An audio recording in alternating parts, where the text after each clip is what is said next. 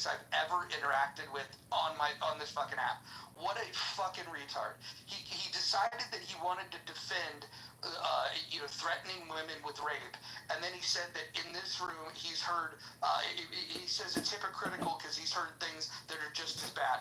When you ask him for an example, I choose not to give an example. That guy is fucking massively low IQ. But that is what chillism is about. If you guys have low IQ, go hang out in chillism with that faggot. Okay, so, Huey... And yes, I removed him because he's a fucking faggot. Right, so let me tell you what Huey's example was that he was trying not to say, but it was emblematic of how people twist your words. Well, hold on. If you're going to defend him, you and I are going to fucking have a problem here. Because he literally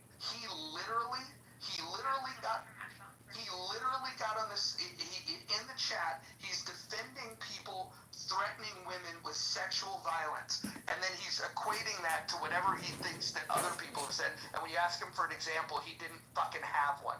That guy is a fucking retard, and if you guys defend him, I'm gonna have smoke for all of you, so tread lightly. Okay, here's the smoke. So, we were having a conversation about our young adults, our young men particularly, not becoming not maturing quickly, that we've infantilized the youngest generation and handicapped them and prevent them from adulting. And I said, during the Great Depression, 13-year-olds would leave their farms and take the train into the city and work during the week and then come home on the weekend to the farm so their family would have money. And Huey says, oh, those sound like your kind of man, huh, Monica? I'm like, well, yeah, like young men doing their job? Yeah. Oh, so you're a pedophile. So that's what he was intimating when he said he didn't want to go there, because that's his most recent example. But it's actually an example of how he manipulates words to take the worst intent and framing of it to own people. So I'm ready for this smoke if you have it for me, sir. Yeah, anyways, anyone that spends too much time in that room will retard their brain. The guy, first of all, he doesn't have the intellect to engage with people properly. And then when he decides that it's time for him to speak up, his defense was of those that want to threaten women with sexual violence. I mean, the guy's a fucking clown. Well, exactly. On a good day, he's an incel. On a bad day, he's supporting sexual violence against women. All right, I'll go after Ann. No, go. I'm good. So you said that he was doing it in the chat, but I can't see where he was supporting it in the chat. That's because he was removed and his comments are gone, you retard. Jesus Christ. When you remove somebody, the comments get removed? Yeah. That's how Clubhouse back there. I didn't know. I did quote tweet one of his comments. I could have sworn people on this stage have defended worse applications of free speech. And that's kind of where I think he was going, is that we should allow Brad to provide entertainment in the form of verbal harassment to people because free speech. But I submit that there's a power dynamic. Miss Shirley did not deserve the comments that he issued to her because she had the temerity to interrupt him yesterday morning. It was ugly and unnecessary. And she might have been condescending and passive-aggressive when she called him, look, hun, and he didn't have to curse at her. He didn't. And he can control himself when he wants to. So Brad's selective outrage is annoying. That's because he ties this performance, this performative, as a verbal abuser, he ties it to himself, and so he feels that he has to perform. I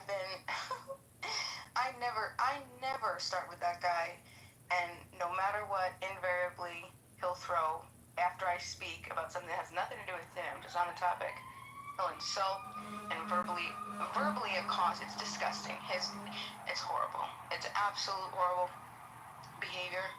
I think that anybody that gives any type of support to somebody like that doesn't really believe in like having a real discussion based in truth, just more performance.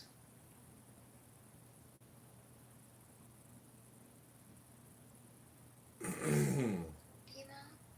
Hi, Anne. How are you? Good. Are you okay? Am I okay? Yeah. No, I don't know.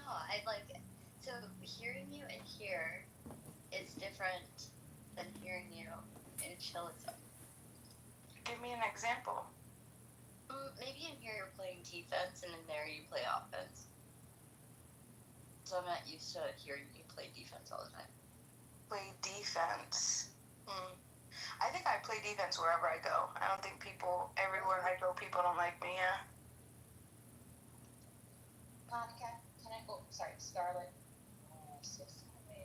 So, I think maybe one of the reasons why people keep talking over you is because the volume on your headset or your earphones is very, very low. It happens. Just wanted to make you aware. She's working. So that's why her mic would be low. Yeah, that's But no, it's not a criticism. It's just, hey, just want to let you know that there's a weird technique. So Kristen, I have to also say, Yes. so yesterday when Serendipity and Monica held that room after like the shit show room, and then when you had said, like I threw Brad down, and then Monica and Serendipity were like, well, when you do that, like zero slowing down, it's fine, like who cares? But like just own it because you did that. Monica, myself, caught the smoke from it. So then when after their room, there was another in the mock room created. Brad came in, you were on stage, and it was talked about again and again. I got the smoke. He thought that I threw him down. I was getting the smoke. You were on stage and you stayed on mute. Why didn't you then own it, or were you just too scared? Because that was really fucking annoying that you literally said, oh, next time I'll do that. And then we had a room, and I caught the smoke, Monica caught smoke again, and you stayed on mute. Like, you didn't even own your shit. You just let us take the wrath for you. And I don't give a fuck about what Brad thinks of me, but, like, you gotta grow some balls. And I have an amazing set. I think anybody who's ever talked to me can tell you that mines are bigger than most men out here. And if I had felt it was necessary to do so, I've already apologized to Scarlett and to Serenity for any misunderstanding. No, but we're So, all not. I'm not done. No, I'm not done. but you did it I'm not done. again. I'm You not done. apologized and did it again. Yeah, I'm not done. So, I wish that you were in this room. Vote for John Kitover or you're not black. You're just I annoying. don't want to, well, that's your opinion. Have one. Not just mine, trust me. I don't care. I have put every single embarrassment on him. And if you think I care, Keep going. have another thing. So, if we're gonna be enemies, okay, No, awesome. you're not Well, even then worth if we're being not my enemy. enemies, It's just that you're just like then low-hanging guess what? fruit. Then guess what? You're just low-hanging fruit. Yeah, you're not. You're low-hanging fruit. It's like, when we're having like psychological warfare, you would definitely not be on my team and like, So, what's gonna happen? are you muting me? Are you You're not muting me? alive, and you're in You're- us. I don't give a fuck. That's what's happening right now.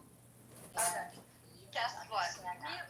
Mute me again. So, I'm a leader in this. Are you a leader in here? you can be whoever you want, but you. So don't fucking mute me. I don't know who you think that you are. Do you want me to respond? Not really. Do you want me to respond? Not really. Because I can. What And you know, and I can. what are you gonna do? What are you gonna Well, do? Kristen, what I would like to know is next time you're in a room with Brad, will you tell him the third time he was moved down, it wasn't Monica, it wasn't Ann? Sure. Will you think about, okay, because I think that would go a long way. Well, I'm not going to speak for Ann. Okay, Scarlett, can I finish responding to Anne and I will Yes. address all of this? Thank you. I have no problem talking to Mr. Mann, but every time that I spoke, he interrupted me. So if there was any chance for me to actually explain that I am the person who surrendered him, and I was There's no real extract or compression that you that can would give. be great, and I would have done so. But does Brad listen to me? Does he listen to anybody? No, he doesn't. I'm not going to argue with people who aren't going to listen. And Who said you have to argue? I'm You not just done. have to own it. I'm not done. I already did. Oh my god, then hurry And up, I've already lady. told it. I've already told it to other people whose opinions matter more than yours. And I have made mistakes, absolutely. And I'm ready to run with it. And I'm ready to be called out, absolutely. Okay, then you I'm should not go very back good and at it. call you out. It's fine. Like, there's different ways of like of of of doing that. So How do you want to be called out? Please tell me your terms and conditions that I know and can remember next time. I don't care to engage in anything else with you.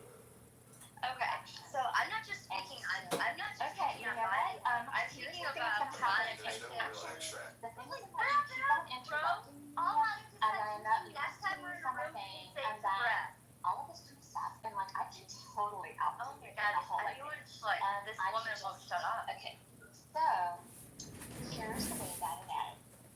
You guys can all not listen to me. I'm just answering the question that was given to me. Okay, so did you answer Monica's question? Because it was really simple. Yes. No, you didn't. Yes. It was a yes or no. Scarlett, did I answer your question? I heard she said she'd be happy to, but maybe. I don't think I misheard. So then why didn't you do it yesterday, Kristen, after we discussed it? Why didn't you do that? I guess I just want to understand why. You just like literally just got back and just let us take heat again, and I just think that like I just lost a lot of respect for you. You never had any to begin with. Well, I mean, So I don't really care. And I don't care to engage in you It's not that I didn't have ever. right. I don't care about your opinion. Right. I don't care. So it's not that Hold on. Can I jump in? Can I jump in? You can. You want to get in the middle? Is that what I'm hearing, Mojo? No, I don't want to hear a male's voice right now. Ladies, continue. Oh God. Listen, I don't think that white on white violence. Except Evans. What? Who the fuck? Definitely not. Definitely If not. somebody interrupts me again, I'm gonna fucking toss you. Listen, if you guys can't fucking do this without interrupting, go to chillism. Go hang out with people that make comments supporting the violence against women. Look, can we just like move on? Why are the white women fighting with each other? I mean, like It's hot. like. No, seriously. Like, did somebody schedule their Tupperware party on the same day? Like what was the grievance that white women could possibly be fighting over today? You're killing all of our buzzes. These are like the hottest women on the app, and they're getting a little spicy. Like, let it happen. Matt, stop. Okay, so what I'd like to know, Mojo, moving forward, if Brad goes scorched earth on a Girl Scout girl, figuratively speaking, I would my recommendation in the room that I don't know if you had a chance to listen to the replay was that there be an informal mod chat somewhere. I know you don't like going off the app, and I can't figure out how to create a group back channel, but I think that would have gone a long way to helping prevent what happened. Listen, you know what else prevents things? Just referring to the rules. I'll read them to you. 100%. So if we were to take a look at the rules of the House, rule number 1, no threats to violence. Number 2, no doxing. Number 3, stay on topic. Number 4, keep your shares brief. Here's an important one. Number 5, do not interrupt speakers, especially mods. Number 6, mods may interject when appropriate. Number 7, the N and K words are forbidden on stage and in chat. Number 8, don't spam chat. Number 9, do not bring drama here from other rooms. Number 10, English only. And number 11, which was added yesterday, keep families out of your mouth. those are the 11 rules of the House. I think if we would have just simply invoked the violations that were happening, there's probably a need for additional rules, but we'll wait until these situations arise. But I think those 11 rules will keep the temperature down in most cases. I thought the 11th rule was to let Hakima speak. I have to change my PTR now. Bummed, it just made it this morning. Need one more for the 12 rules of Mojo. To those rules and what happened yesterday, is there an assumption, because I think that's where there was some ambiguity, if you are not here, you empower the other mods to maintain and enact said rules when someone is having a severe toxic meltdown, as was the case yesterday, or is that not the case? Do you have to be here for that to happen? Yeah, so the rules should guide the room, and anyone that has a mod badge, if you're confused about what to do, just refer to the rules. And the unwritten rule is that mods do have discretion. I probably need to be more careful on who's modding in the rooms. Like, for example, right now we have a conflict between mods. This is not the desired state of a room. You want to make sure that even if there's differing opinions, that they have respect for each other, or at least show it within the confines of the rules. And we haven't said no personal attacks. That's not a rule.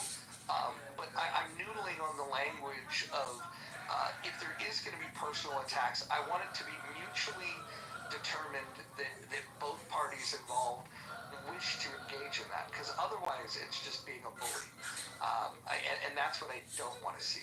But if two people want to go off on each other and they can keep families out of it, not say certain words, I think that's fair game. It's incredible how reasonable and wonderful Mojo could be as long as he doesn't apply it to himself. I actually agree with that. I think that was fabulous. Well said. How would you? Give me an explanation of when I don't follow that. You're joking. No, I'm being serious. You're a huge bully. You're a huge bully. Example? Me? You've bullied me for weeks. That's what you do. You bully everybody. I challenge your ideas, and your ideas are hard to defend, and so you feel bullied. Oh, Mojo. He just came into the room. The dumbest person on the app. Oh, look, Mojo. Low IQ Mojo just came into the room. Oh, yeah.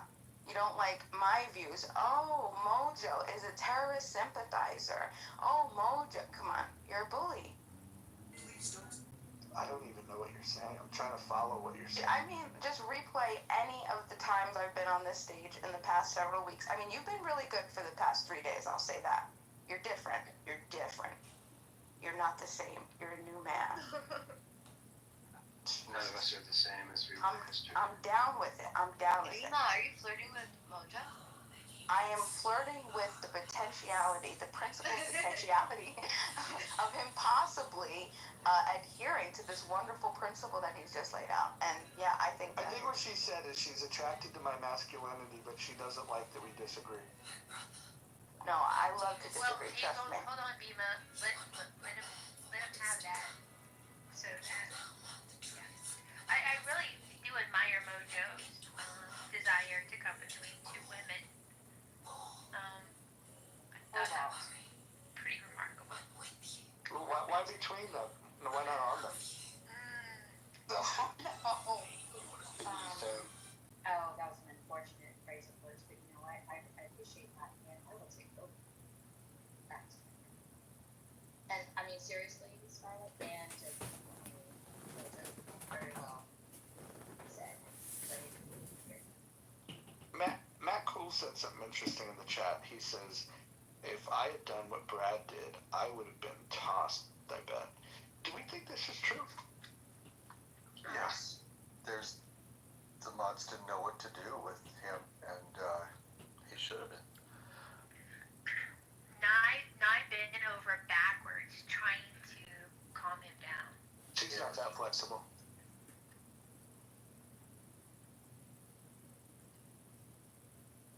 I left because I'm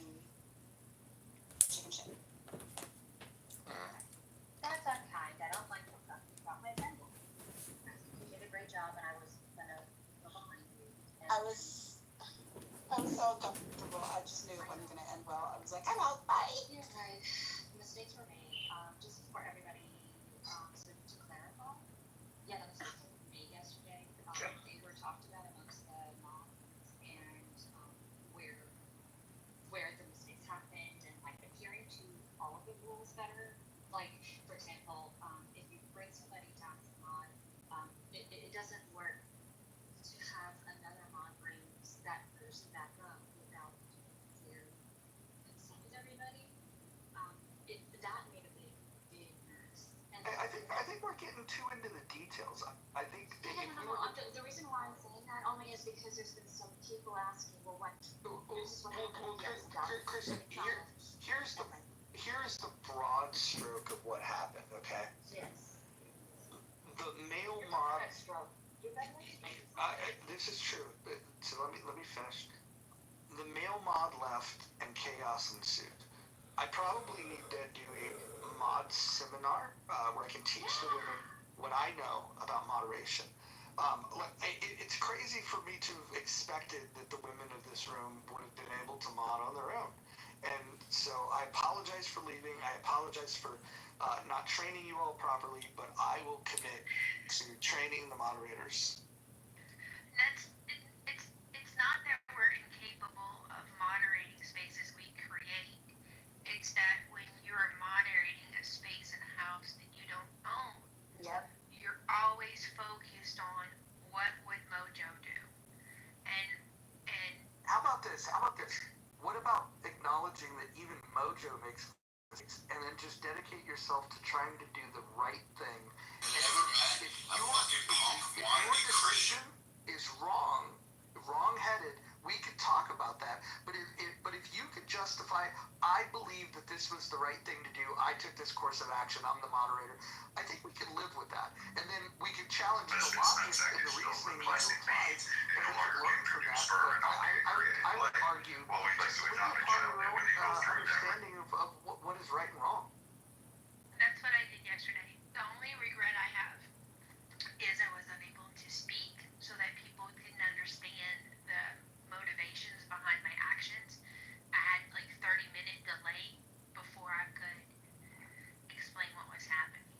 Okay, so here's what would have happened differently if I was there. And again, I don't want to rewrite history, but like, here's what I suspect. If I were there, if Shirley would have interrupted Brad, I would have either said, Shirley, let Brad finish, or if I hadn't got to that point and Brad started going in hard on Shirley, I would have said, Brad, if I needed to, if I maybe would have used tools like meetings or that sort of thing. But my guess is that he would have listened to me, and then we could have just established the order. Let's let Brad finish, then we'll go to Shirley. And I think what happens is when we sometimes we create this space because we want it. Sometimes we create this space and be like, oh, let's see where this goes. Oh, Brad's getting fired up. Shirley's catching strays. This is different. This is exciting. I'm getting my dopamine. Let me just sit back. And I'm guilty of this. We're all guilty of this. The question is, what is too far? And it would be boring if we stopped every escalation before it really gets a chance to mature. But we have to be honest with ourselves. We come here to see some conflict. I just think we need better rules of engagement so when we have conflict, people like Shirley, people like Jane are not told that they're going to get raped and drown in a body of water. I think there's certain things we should be able to agree upon that are too far. I mean, no, I agree. Like, and I think that, like, I mean, people that just go, I don't even know why there even needs to be rules. Like, because people should just, well, I guess on Clubhouse we need rules. But Brad has said these kind of things to a lot of women on the app. I mean, he's even gone as far as saying he was going to bend Isaiah over and shove a crucifix up his ass. So, like, I mean, even a dude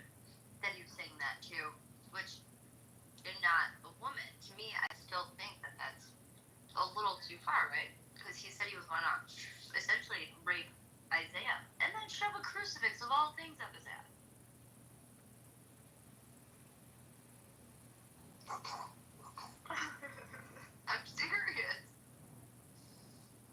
Y'all stop acting like girls. Are you ready for a topic? I mean, yeah, I can. I like that one. I love finding lazy too. I'm sure that very bad. Sometimes I love it best silent. This is candidate Congressman John Kitover. Anyway, Amendment number 25, section 1, in case of the removal of the president from office or of his death or resignation. tolerance, if it's something that is agreed upon, like what the example he just gave, something a woman, anyone, and fine with going to end their life. Yeah, I think that's too far. I think that's zero tolerance. That's not, oh, you're a libtard. No, but that is the stuff, that documentaries and true crimes. That's how it starts. That's exactly how it starts. What was I about to say? You know what? Sorry. How awesome the women in Fremont. Yeah. I was about to say, I was about to say this. So, John Kitover, I just spoke with Lou Fax, and I'm going to give him a call here in a moment, and just want to check your availability because he wants to do an interview I don't know if he's going to do it on Twitter or on here, but he wants to interview the candidate. So I'm going to speak to him and get it scheduled. So just let me know your availability. Oh, I will make myself available at any time to have that incredible opportunity. Yeah, and I don't know if you want to talk in the back channel or if you want to talk right here about issues that I think that his listeners might care about. Things that are consistent with your vibe. Yeah, we can talk about anything here. I'm open to having all conversations in the public. Yeah, so I would think that occupational licensing fees would really, like, reducing and eliminating occupational licensing fees, like, for example, fees for people that want to, like, twist braids or cut hair or cut nails, things like that. I think that would be helpful to his community. I also think civil asset forfeiture, the act of the police taking property from somebody before they're convicted of a crime, I think that's a problem. I think those are the kind of things that if you were to tap into and discuss how not only are these horrible policies, but they disproportionately impact certain segments of the population.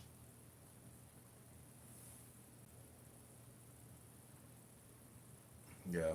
I mean, in Illinois, we have the Illinois Department of Financial Professional Regulations, where if you're a realtor or a hairstylist, you have to get these ridiculous, you have to pass tests, you have to pay all this annual licensing fees just to perform this service.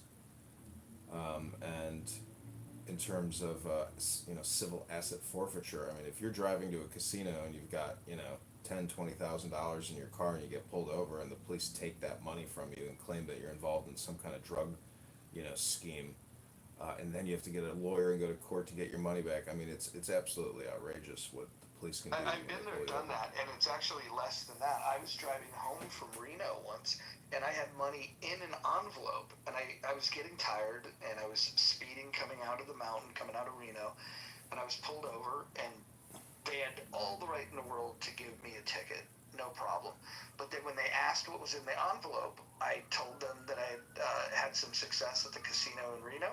They told me to step out of the car. They took the envelope. I had to hire a lawyer.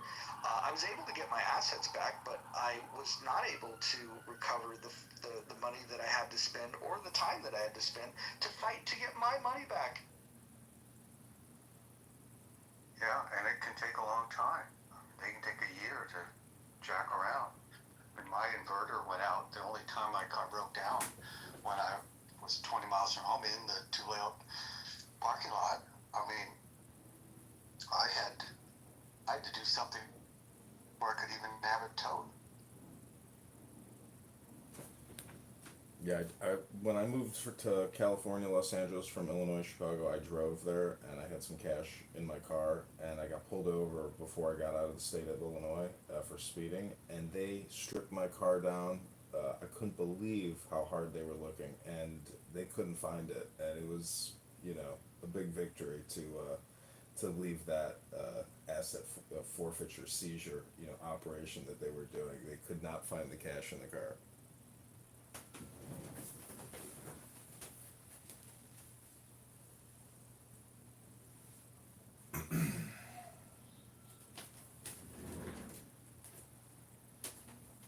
So, Anne, Kristen, are you guys okay?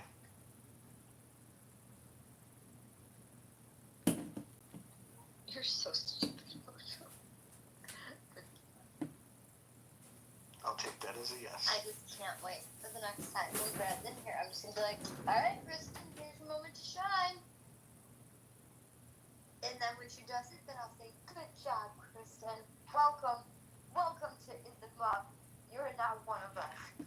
See, the best way to deal with Brad is he is a heat-seeking missile. You just don't want his, targeting sensors to detect you. So, deploying that military asset to chillism is an excellent use of that heat-seeking missile. And I put a clip in chat where you can watch Brad absolutely nuke chillism. I saved it. Thank you for putting that in there.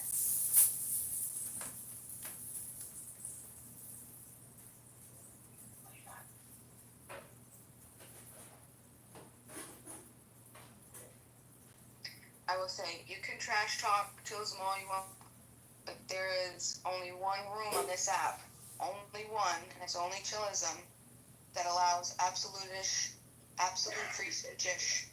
It does not kick people out. Knowledge is the person, not Nathan. Knowledge is behind that genius. You can say anything you want, no bullying, you get to get it out. Wait, no bullying.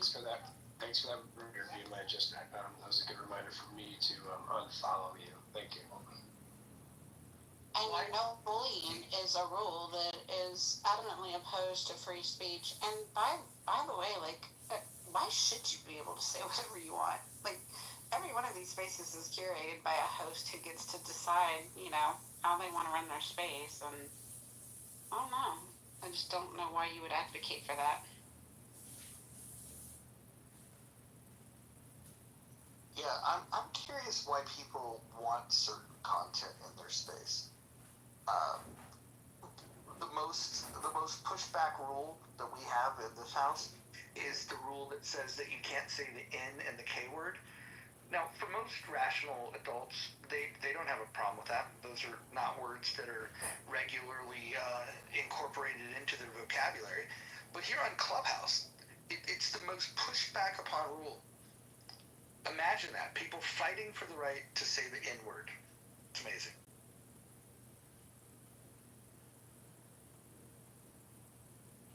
Bima, do you oppose my rule about not saying the N word?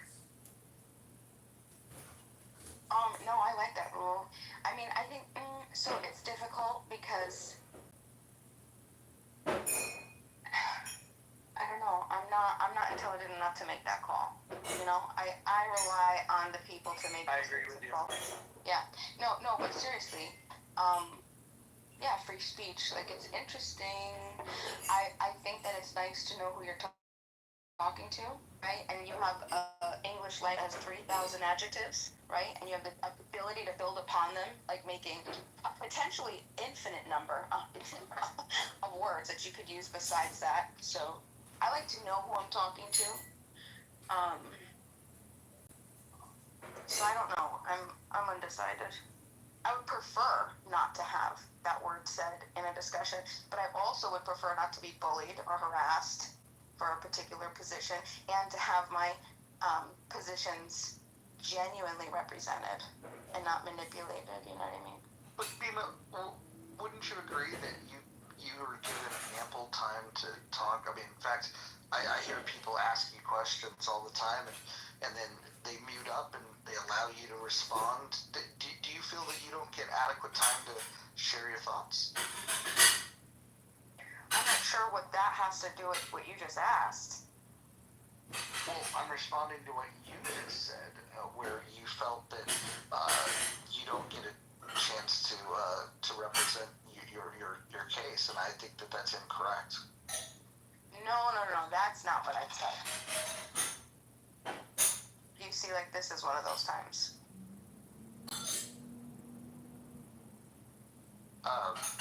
Christy, I never said I don't get enough time. Well, listen, I agree that there's some people in this room, which could include me, that think that some of your ideas are poorly thought out and definitely poorly argued, and so there's definitely going to be a critique of that. Do you think that that's unfair in these discussions? No, I have no problem with that. What I have a problem with is when I've answered enough questions and you know what my position is, and then there's an intentional manipulation of my position for performance or whatever else. If that's your business model, I mean, whatever. I bring myself, I put it here, I can leave quietly if I want, but I still think that it's disingenuous and it's not it's not good for civil dialogue. Or let me ask you this. Which house on this app do you think is the best moderated?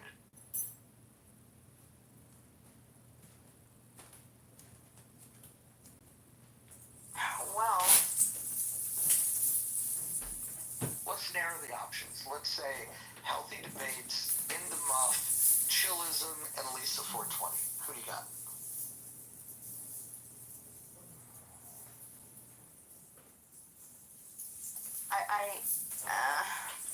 It depends on the goal.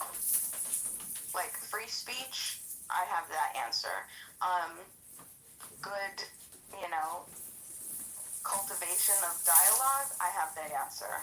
So we gotta set the goal.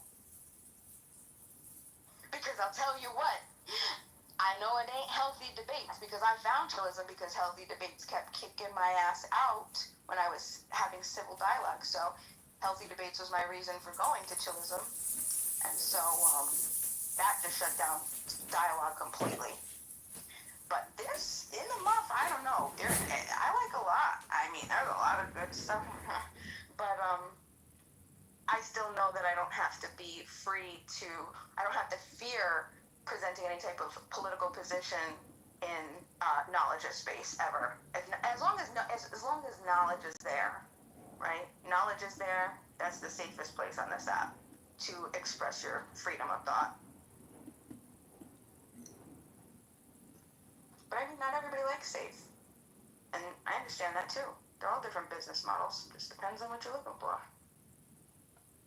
Bima, you don't view the green bean moderator and the design of this app, with houses and rooms as like a way to essentially be free, because if you think you're being bullied or you're getting kicked out of this room or that, it might not have to do with, the moderation or the room. It could be you, meaning that the way you speak or what you're talking about or how aggressive you are. I mean, it's easy to throw stones and call people bullies, but I'm just saying the ability to create here is the ultimate redemption. I think that's out for, to be determined, right? But I would say there's a guy on this app, I don't remember his name, but he streams rooms. And I know that there's I could get a lot of clips, possibly maybe an hour's worth of just not unprovoked insults coming into particular spaces, but not in the last 3 days. And I got my eyebrows. There's a guy on this app that streams rooms. Yeah, on YouTube.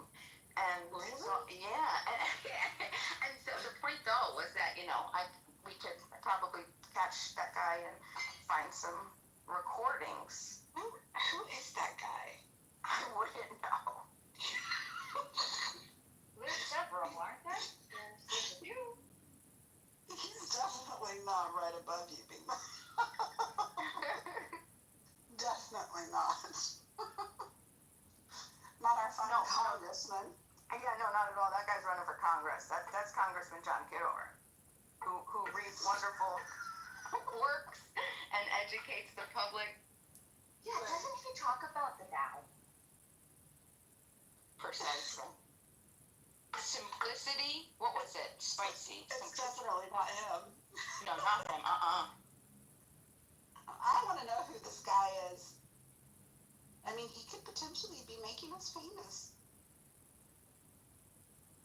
God, I hope not.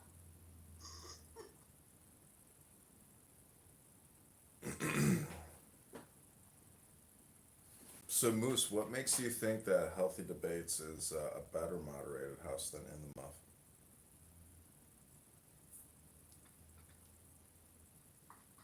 When JB is moderating, he does a good job of giving everyone a chance to speak and welcomes everyone on the stage, regardless of one's political affiliation.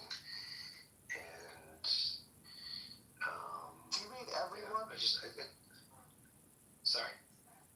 He allows everyone. Everyone, what?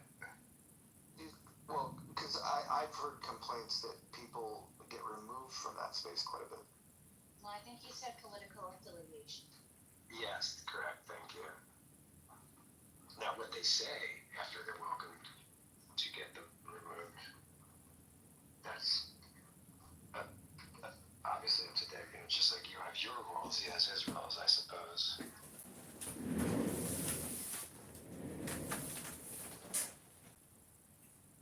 But I've seen significant improvement with your moderating, Mojo, so check back with this poll in another week. Right, that's what I'm saying. I'm saying, like, there's a race to the top, and boy, well, you see where I'm at, right, Moose? I have no idea what you just said or what that meant. So, you choose what space you want to be in, right? And never mind. Right, like you choose to hang out with Mike Chillism where people drop the N-bomb as if they were saying, oh heck. I would say so too. I mean, just speaking from experience, like from my own experience, and the reason why I would go into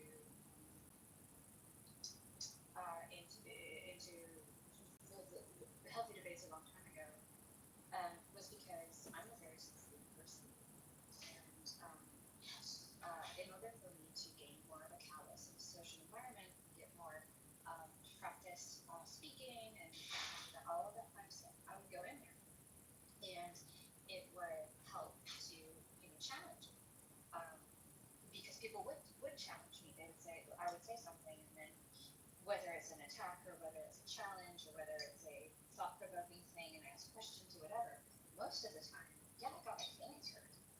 But at the same time, I went into that room knowing exactly what I'm stepping into. And I did that on purpose so that I could better myself, so that I don't get so upset if somebody does say something to me. And I need a lot more practice with that.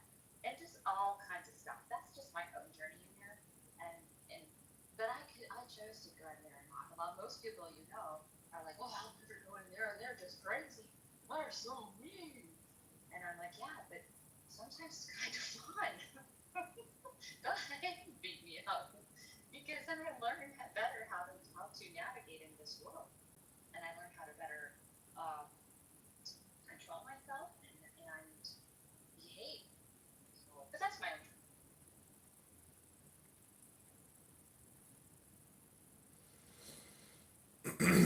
You know, this is like rapid fire Toastmasters. You know, I did public speaking in college, did a course, and that was really insightful. And what was interesting about that experience is I came back from Israel on a birthright trip, and I gave a presentation on the Palestinian Media Watch organization and how they distribute propaganda through fake Disney television programming and all kinds of things. And I got called into the professor's office, and he sat me down, and he was from like Chile or Argentina, and he screamed at me for an hour about how the Jews, through learned behavior, are the new Nazis of the Middle East. and he gave me some kind of punishment of something, and then I walked out of his office, and that was the end of it. But from a public speaking perspective, that was like my first big success in public speaking or gaslighting, to a particular set of audience that has Jewish derangement syndrome or Israeli derangement syndrome, and it's totally all or nothing or one sided. But that's not the point of what I'm saying. What I'm saying here is that Clown House is your Toastmasters opportunity to come prepared to your public speaking engagement. And the quickest and easiest way to do it is to do AI prompts or Grok prompts and just read some data. You need I mean, I don't know if any of you have done public speaking and understand like the framework to a speech, but your attention getter or telling people what you're going to tell them is your introductory statement, and then you move on to your main bodies or your main points. It's the same format as an essay essentially, and then you tell them what you told them and you give them your conclusion statement. But it's important to inform your audience whether you're giving a persuasive speech or an informative speech, and be direct and to the point with regards to which one it is. I mean, they're technically the same thing, but anyways, this is just public speaking, and people take this so personally and road rage on here and make homicidal ideation threats. That is strange, but also because you've witnessed it so many times, it's a lot of just like dopamine creation in the weirdest way possible. But listen, I mean, I hate to say it, but we live in a very violent world and we are all going to disappear. So, if you want to spend your time complaining about bullying, or, talking about the past, my favorite rule in this house is don't bring drama from other rooms in here, because that immediately demands that you're in the now. And today doesn't end up being a bleed over from yesterday and the day before. And so when you're in the now, you do not bring up stories of past drama from other rooms.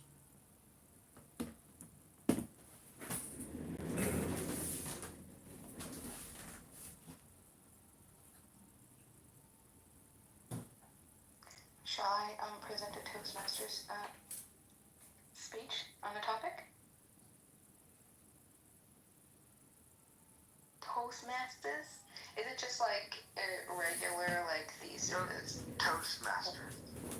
Toastmaster. Is it Toastmasters? Toastmasters. I took it to my business. They had us do it. What was it? Lou Benasuti? Back in the day. You guys want to change the topic or what?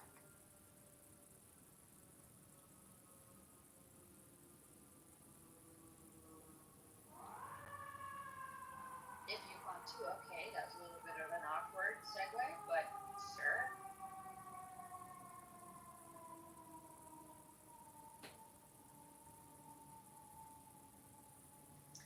I like Roger Spaces in that moderation the best, because I feel like he's got a little something to offend everyone, and if you're not offended occasionally, then you're probably in the wrong space.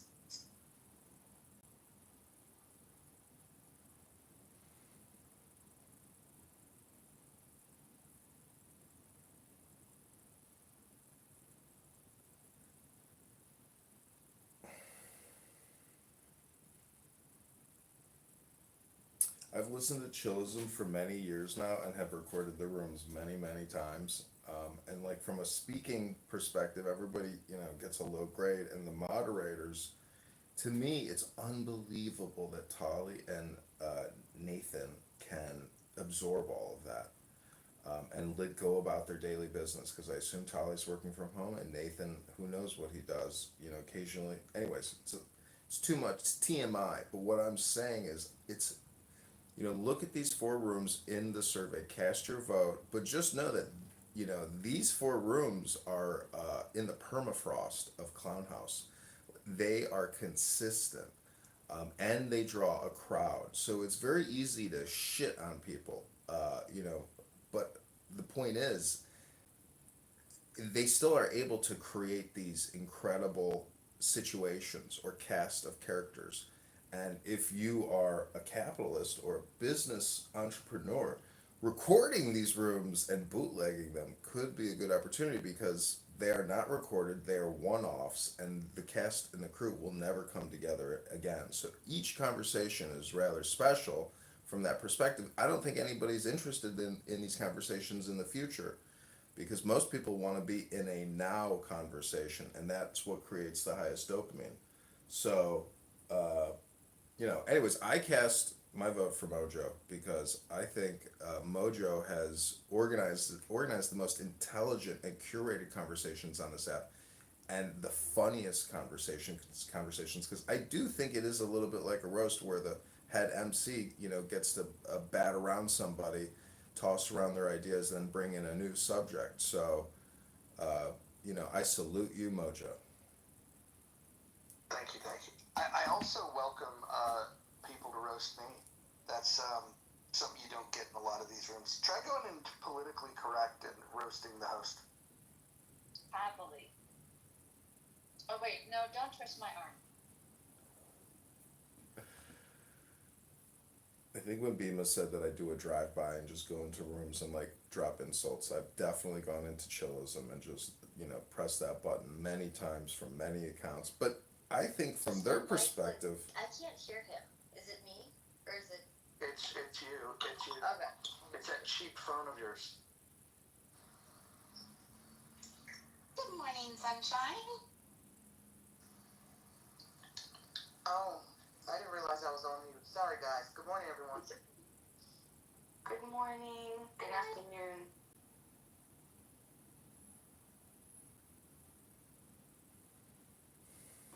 I don't know, Congressman. I would say that I do agree. I do agree with you. I would say this probably is the best moderated, or right now. However, it's not the safest to talk about topics, and that's I think that's important too. So, like I said, depending on your goal, What topic do you think is unsafe to discuss in this room? you already know the answer to that. And I mean, listen to Yui. Like you had a pretty harsh criticism of Yui today, who got kicked out of the room, and you had your opinions about him. Monica has her opinions about him, I'm sure, but we've had plenty late night conversations. Me, Hagap, Yui, a couple others, and they are really good conversations. And I do think that he's a fabulous chess player, and I also think that he has some great argumentation, and I also think that he can, mess up just like anybody else. So I would like to see Yui stay and talk, but like I said, I think his fake accent is the first problem, but the big mistake he made in here was defending attacking women. I mean, you can't be in polite society if you think it's okay to sexually assault women. He thought that there was a moral equivalence between other things that were said in this room and talking about directly sexually assaulting women. And then when he was asked for an example, he couldn't give one. I think that shows that he was a bad faith actor. If anybody is to give me like the abridged version of what happened besides Mojo, I would listen to it. But I mean, Mojo, there is a chance in the future that you maybe become a reliable source, but I've seen you manipulate enough retellings that there's no way that I'm just gonna. How about this? I'll pick the person with the most politically opposite views of me on the stage. Moose, you were here for this. Moose, do you think that? No. Let him tell me what happened. Okay, good. Moose, go ahead and tell her what you observed when Huey was here. Huey came in. I guess there were comments in the chat, and then it happened.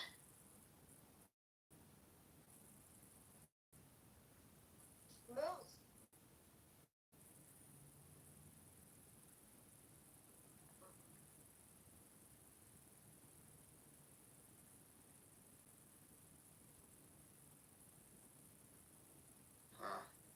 Well, it's all right. There's still a place. There's still opportunity. The what is it called? The adjacent possible. There may be some amazing adjacent possible after Mojo. Past 3 days, it's been pretty nice. Minus today, but I can't make a full assessment because because you I have a get question about free speech and chillism. How come Rich isn't allowed in chillism?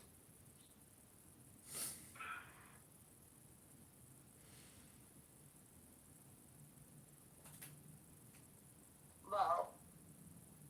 That was a fair question, I thought. He was in there. Am I not hearing? yesterday. I don't hear anybody. I'm gonna. Did your audio?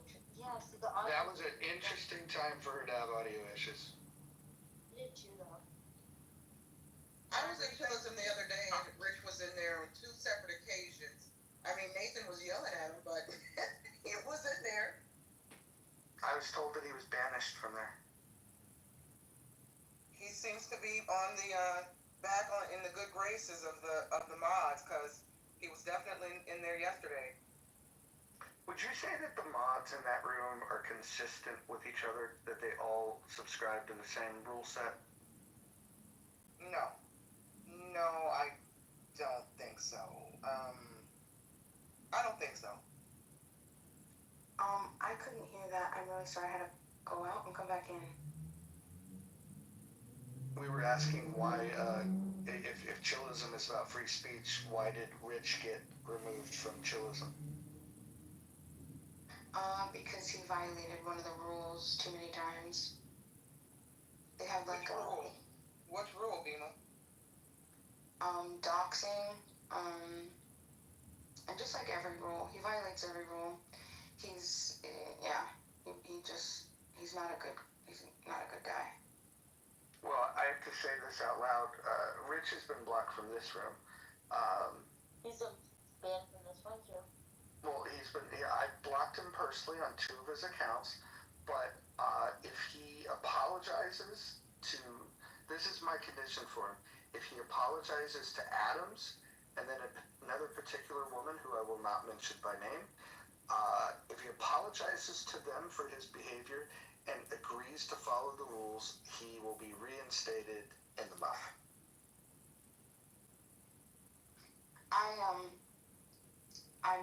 This is not an intention to steer. No, that's a lie. That's a damn lie. Okay, I'm gonna tell you what I think. You want to love Rich because you know when somebody's just off and you just know they're off and you want to give them a chance. And he's admitted like I know that all too well. But go ahead, continue. So thank you. So I think he says like he's autistic or something. I don't know what it is. So you want to like give him chances, but it never changes. It never changes. It doesn't matter. And he's one of the biggest disruptors of good conversation. In most of the best rooms that I've been in, like little teeny rooms, there's no way that people will tolerate him. And I feel bad, because I want him to have a space, but it's too difficult. When he starts to harass people, especially about like their personal life, and intentionally lie. Like he said one time, he kept going between 2 rooms and saying that other people were talking about the other people. Now, I witnessed this, and once I witnessed it, I said, hey, I saw what you just did. You just went over, and now these people are thinking, they're taking it seriously. They're not taking it as a troll. And he was intentionally inflaming and making up just fights between people and individuals. And that's what he likes to do. And I'm like, why do you do that? That's not right. Right? And he's just like, what did he say? He wanted to win the award for the biggest troll or something like that. And that's his intention is to cause chaos. Those are his words. And, I mean, do what you want, but you're not going to have a good conversation with him in the room. I'm sorry. I mean, I don't want to say that, but it's just the truth. Do you know what I did? Listen, I don't like when I mod rooms and I open up a room, I do not move people. If I was ever modded, I'll be the worst mod. I don't move people. Unless they're threatening threats of violence or doxing, those are the only 2 things, right? Only 2 things that that's too far. But, Bima, can I just pause you there? So, yeah, go ahead.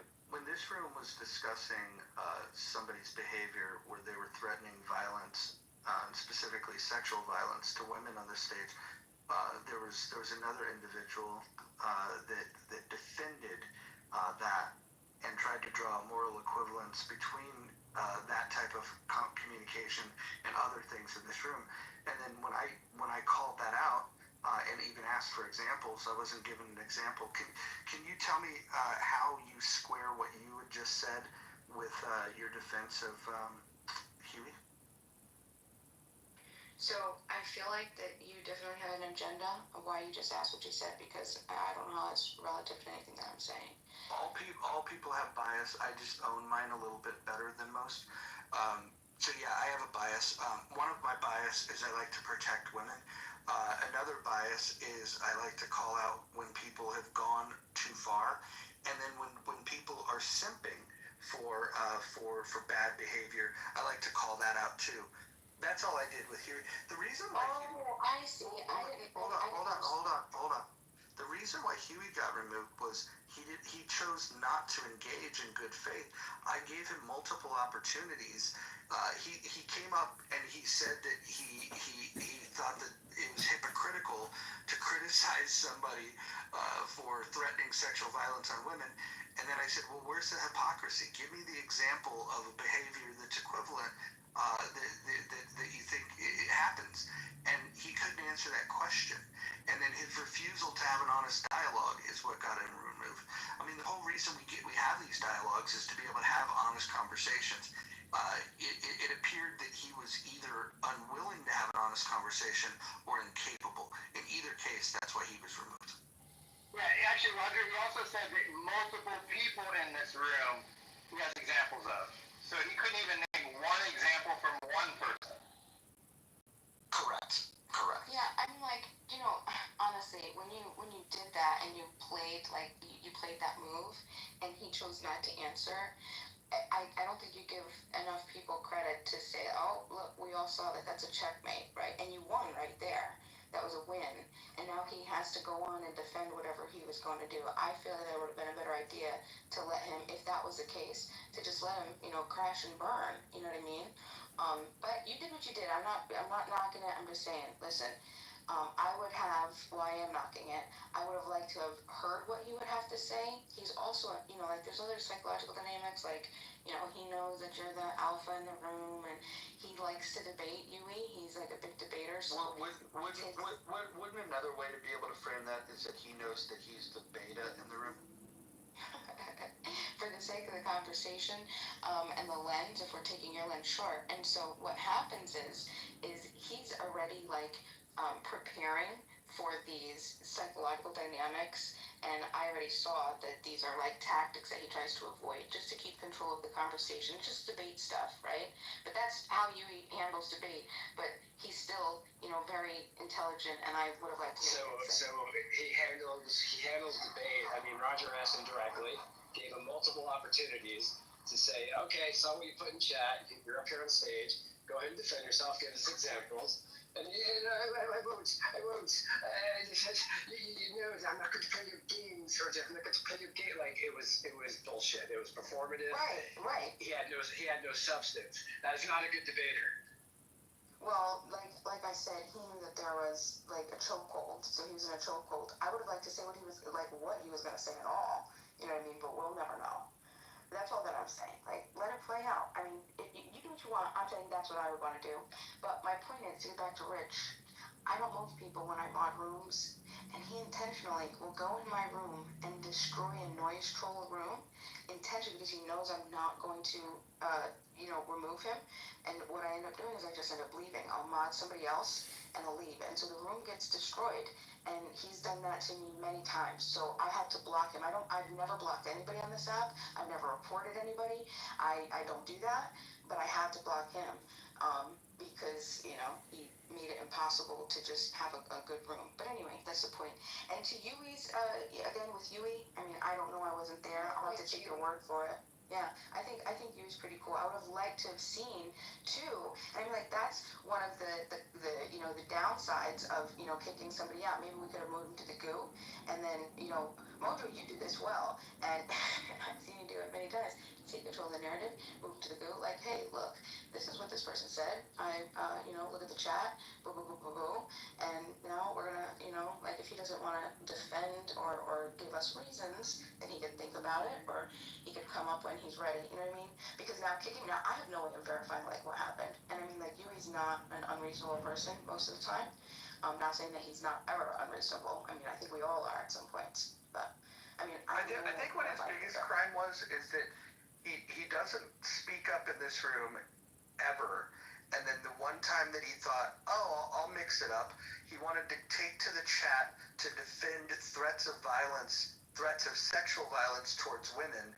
And then when I brought him to the stage to defend his asinine comments, he couldn't do it. He said that there's a hypocrisy and that equally bad things have been said. And I said, who says equally bad things to threatening sexual violence to women? Call it out. And he couldn't give a single example. Like the entire engagement was very bad faith, but that's what you get when you bring people from chillism. Like there's a culture over there of bad faith. There's a culture over there of people that don't want to stand behind the words that they say. They'll type something in chat, and when you ask them point blank, how do you defend this? They clam up. And so I think that he's a midwit. I think that people confuse his accent with being articulate, and I think ultimately what he was guilty of is showing that the only conversation he was interested in engaging with was support of threatening women with sexual violence. That was his position.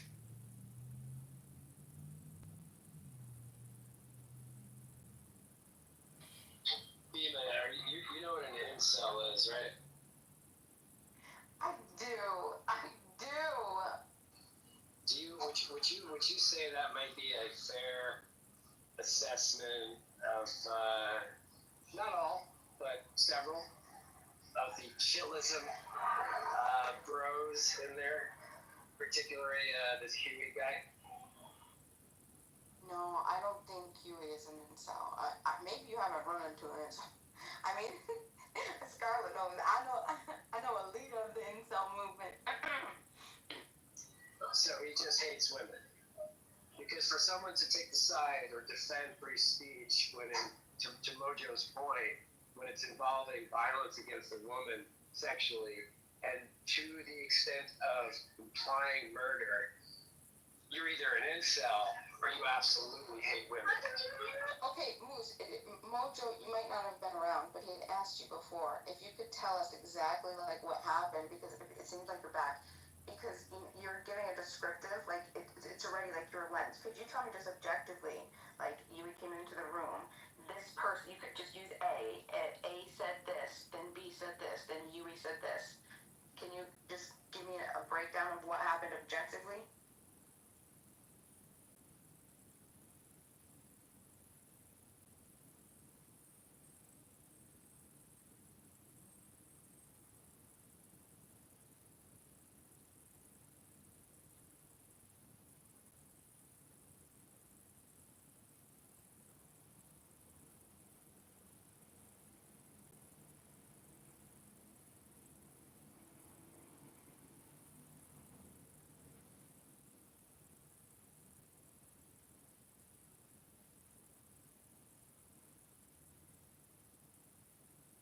It's moments like these when I take the deepest breath of the day.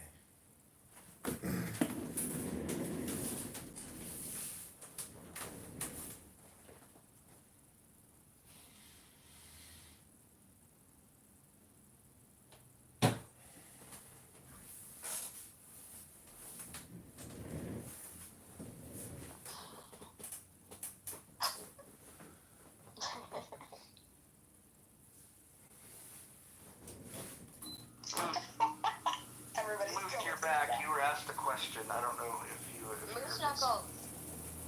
What's up? You were asked a question and What was the question?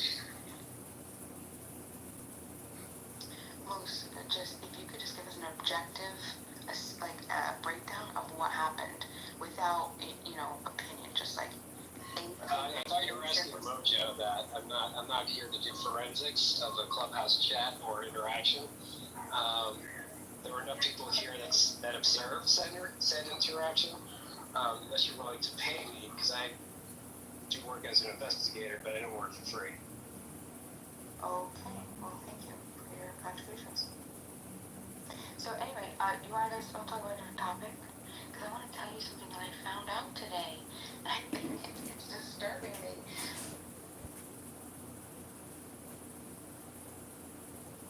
Okay, thank you. Okay, so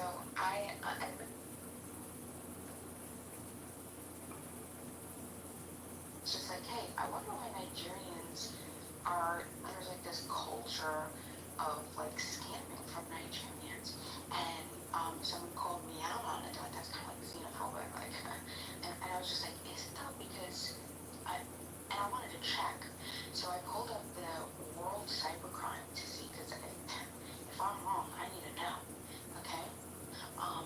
Would you believe what country is number one for cybercrime in the world? North Korea. Everybody guess. North Korea. It depends on how you Shit, I can't hear anybody again. Hold on. North Korea! Yeah, it depends on how you define cybercrime. So it'll be interesting to see what her answer is. I'll fact check it.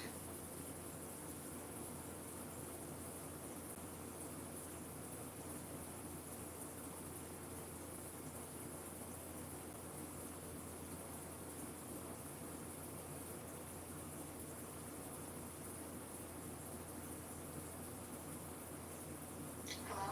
Can you guys hear me? Yeah, the North Koreans were screwing around with you, baby. Dang, I was going to just say North Korea, because they're in that top 10. I'm sorry, I didn't hear. Did you guys, what do you think is the number one country that commits cybercrime? Illinois. No.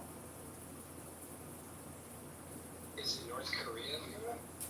It's not North Korea, but they're on the top 10. Well, hold on. Where are you? Ukraine or Russia? Hold on. Where are you getting your statistics from, first of all? Because I can point people to the better statistics around cyber attacks. Okay, yeah, thank you. This would be World, it's like the WCR, hold on a second, let me bring it up.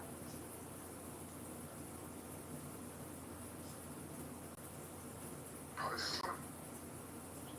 It's called the WCI. It was done by the FBI, and is it called the World? What's it? Something Crime Index. You're talking about the cybercrime index? Yeah, the Oxford 2024 World Cybercrime Index. Yeah, I wouldn't say that that's the best indication, because the thing is when you talk about cybercrime, there's the prosecution of cybercrime, but then there's the events themselves. And some events go unmeasured. Other events are measured and not reported because a lot of brands that are attacked or government agencies that are attacked don't want to report that they've been attacked because there can be a brand implication. You know, if let's say if it's a company that's been attacked, if they announce that they've been attacked, then their customers will say, oh, well, you're receiving attacks, maybe I should not trust you. So a lot of this stuff goes unreported or underreported. Where you get your best intel comes from companies that are providing solutions that monitor for this type of thing, and then they aggregate it. They don't call out the companies directly or the other entities that are being attacked. But consistently, Russia is always number one. Like that's been true since I've been tracking this stuff. China has flare-ups, and they're capable of doing some pretty massive attacks, specifically on the DDoS front. But when you look at some of the more sophisticated stuff, like some of the bots that are utilized for web scraping and things like that, you can get sophisticated people that can create bots that don't require an army of infected machines, and it can literally be one person that's creating this havoc. But I'd be interested to hear the list that you were going to give. Typically, you see in order, usually it's Russia, China, and then the U.S. Ever since the conflict that's happening between Russia and Ukraine, Ukraine has kind of moved up the list. But I'd be interested in hearing what your list has to say. Yeah, that's exactly what I had. Same. But then I got curious and hold on, let me look here. Hold on. Yeah, so you're right. Russia, Ukraine, China, US, Nigeria, Romania, North Korea, UK, Brazil, and India. But per population, because I was just curious about that. I mean, like that, you don't really, what it's worth. India, Brazil, and China were underrepresented per population. But then there was an overrepresentation of Ukraine by like 16 times. Like 16.7 had an overrepresentation of 6 minutes. It's like a lot of cybercrime in Ukraine. But also, they separate the crimes in different categories. And I did happen to be right for online scams from Nigeria. But see, and I want to say this, so it said, I mean, this is that report, so we're only taking this one report, and that was the advanced fee scams, like online scams, like Facebook Marketplace, stuff like that. That was like 50, it was a very over-representation of Nigeria. They did most of those crimes. But then also, I was looking up some other, because I wanted to see why everyone's focused on Nigeria, and then there were actual studies saying that there might be a bias of just people like doing studies for Nigeria, like too many studies focused on Nigeria and not appropriately. Do you guys understand what I'm saying? Roger, do you understand what I'm saying? Could you say it better? I do. No, we understand.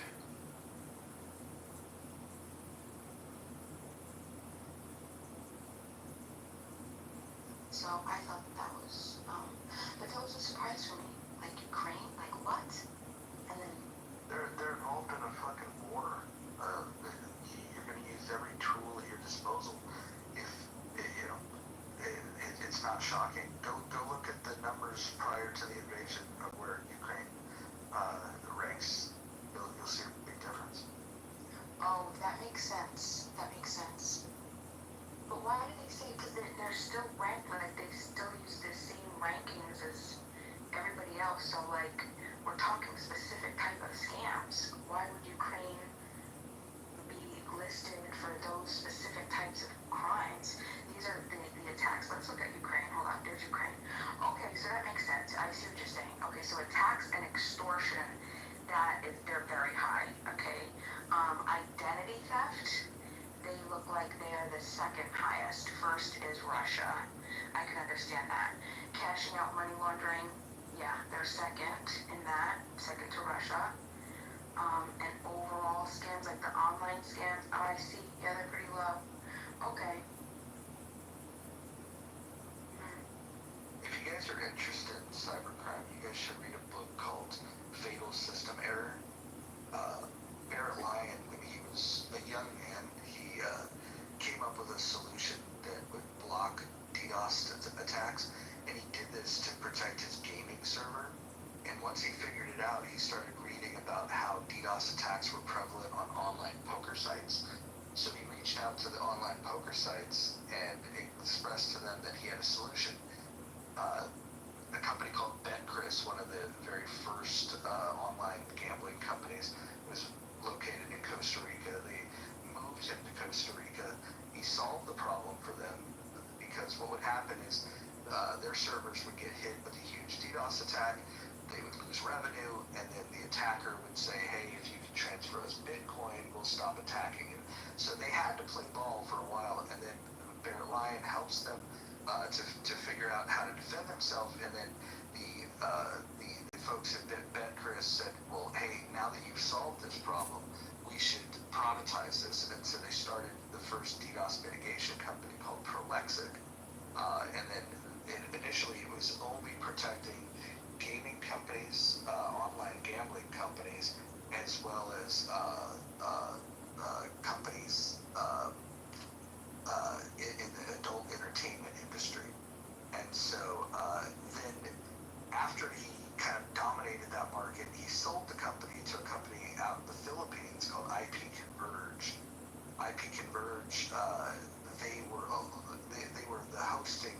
company for the movement of online gambling to the Philippines.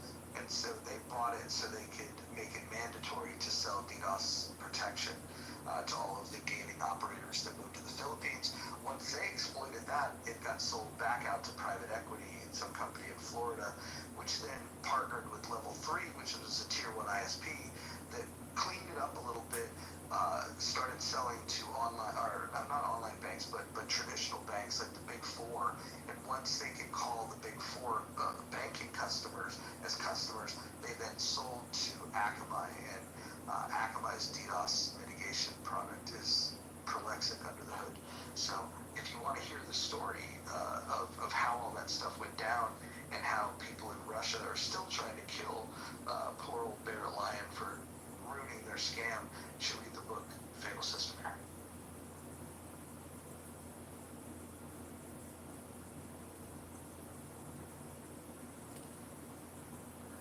What's the gross national product of California? It's I think 5th or 6th largest in the world. Interestingly enough, Texas is as big as Russia. Just for perspective. So wait, Beam, I don't even know if you ever said which country is the biggest purveyor of online cyber fraud and crime, but I put it into Grok, and I'm wondering, what was your answer, Bima? Russia, according to that Oxford 2024 World Cybercrime Index report. Is that what you got? What's the source to share? I'm trying to find it in Grok right now. One sec. I was gonna say India. That was my guess. And do you know what else? I was surprised, like I said, that they're like underrepresented according to their capability in the population. So just because of how big they are, it's just, yeah, very interesting. The expected amount, like if you made a pie and made the slices according to, you know, like one person, like you had a slice of the pie representing each country, and according to the population, you would think that they're supposed to have like one slice. Like they have less than a slice, and I thought that was so interesting. India has 52 political parties. Figure that out.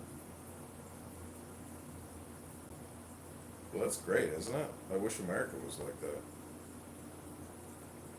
Well, it reduces their collaboration. Everybody wants their biggest piece of pie. So it dissolves their validity in terms of they don't have the reach they could have if they were united. Do you have, to the whole stage, do you have 52 things in your life that you even worry about? I mean, what could be the subtle differences or even the gross differences in freaking life in general that require 52 different reasons other than some unhealthy reason? What the hell? I agree. I think you need a political party for each to represent each week of the year, as opposed to use vary. They must have 52 sundogs or cow dogs or something. I mean, what the hell would they need 52 parties? Well, it's a regional thing. It's not national politics per se, what she's saying. It's probably regional, right, Joby? Well, yeah, they're not all in the same unit, but there could be crossover. I mean, you got Tamil Nadu, you got Bangladesh, you got New Delhi, you got a lot of extension within that 52 air quotes states within their own country.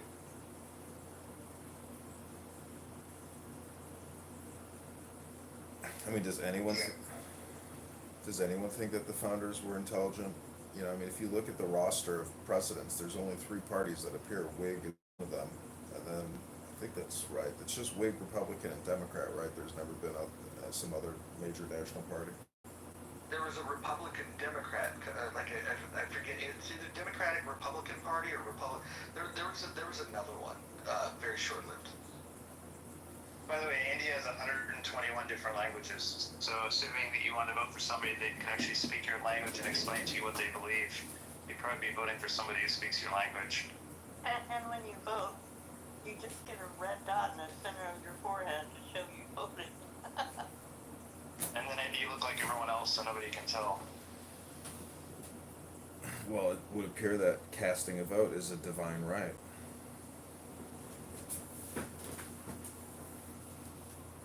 Can't afford machines either. Or some don't even have electricity. Mike, did you mean 22 or 121? I see 22 different languages. Before you answer that, I just wanted to say the poll is up, and poll's not going to stay up all day, but there's people on the stage, even moderators, that haven't responded yet.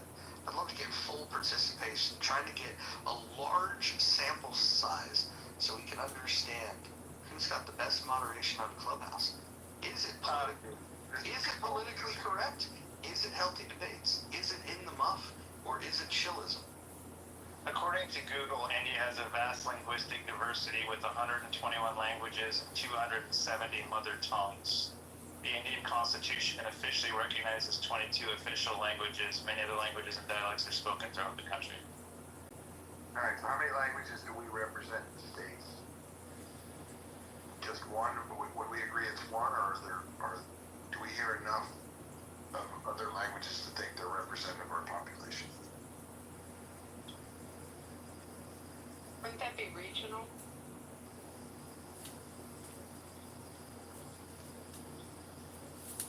I don't know, but these are different languages. So I guess America has primarily Spanish and English. I mean, those are the two that are like large enough to be officially be counted. I mean, when I worked on Depot Corporate, we made signs for Spanish and English. And I don't know if you were hanging in Dearborn, Michigan, you might do another language. maybe America has 21.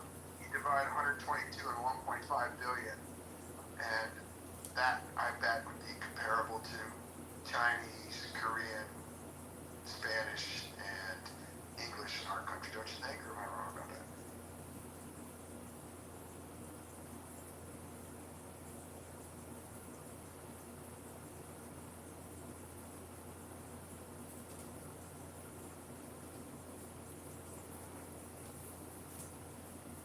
I guess I'm not that concerned about the language. I'm more concerned about the message behind 52 political parties, to be honest. Yeah, I agree with you on that, Joe. I just think that Mike brings up a good point. Do you think it's the language itself that's, leads to the proliferation of political parties to make a country that could be, significantly more powerful, important, governed so, inefficiently?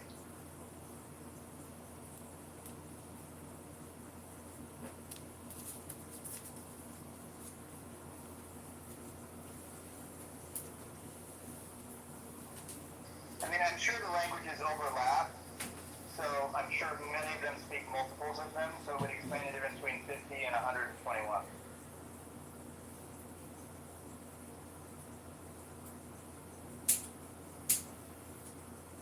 Oh, Joe, are you modding all the women? Yeah, we're in the muff. It only makes sense. Okay.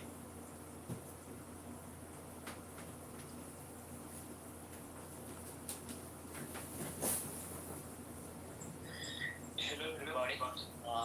What does it mean in the muff?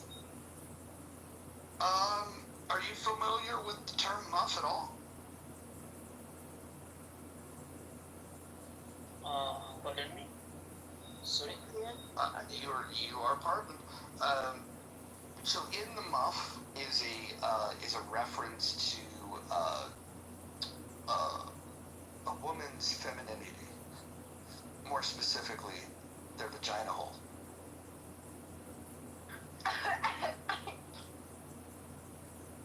That was typo. Seriously? Are you kidding? Just... Do you think I would joke about something like this? I'm a feminist, for fuck's sake. Okay. Let me search in Google. No, you don't have to do that.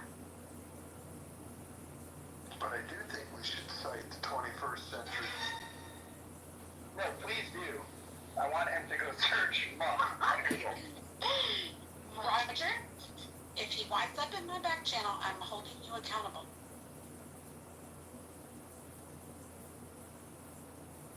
We'd actually like to hear chapter guy. What's something mentionable or notable in your life today that you can share with us? Anything? About me? Yeah.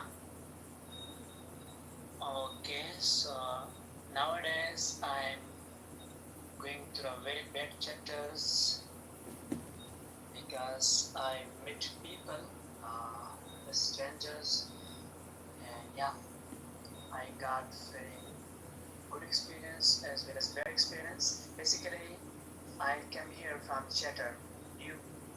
Anyone from Chatter? Oh, Chatter. You mean the Jonathan Bing app, where Jonathan Bing says really dumb things and people sit around and they clap for him. That app? Yeah. So actually, Hold on, real quick. What is your opinion of Jonathan? I don't want to lead the witness any further, but what is your opinion of Jonathan Bing and the Chatter app? Okay, to be honest, it's been 3 weeks since I'm using that app, and I have got very good experience. They're very professional and kind people, but now as not all the finger of our hand are not equal, so the same thing happened to me. I met with a woman, a lady, her name, maybe you know her, Marcela. She's what we can say is, she believes on magic, palm reading, astronomy, and maybe I don't know what did she spill over me, and I just asked one question, and she just scolded me, and something like that, and I had just I just what we can say cut out from the Chatter and come to Clubhouse. But yes, I am there. I'm still there, but there are people. Most of the time, 70% people are very good, and 30% people they are pride. They have pride. They I don't know how they attitude. They judge people by their name, by their religion. Yeah, but as far the education is very good because I meet people from Africa, from England, from Canada, and they speak very kindly and very humble way.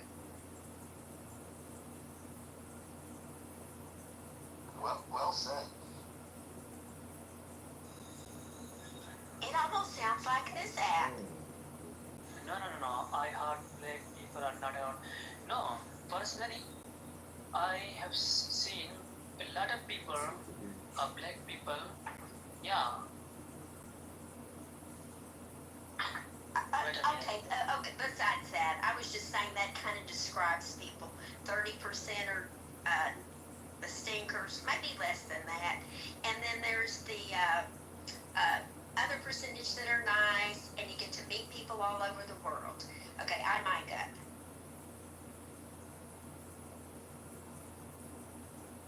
Wait, I was in the chat, and all I heard was black people with this accent. What about black people? I probably should ask. Lord knows I don't care. But I'm just curious. Chapter, what about blacks? What the blacks do now?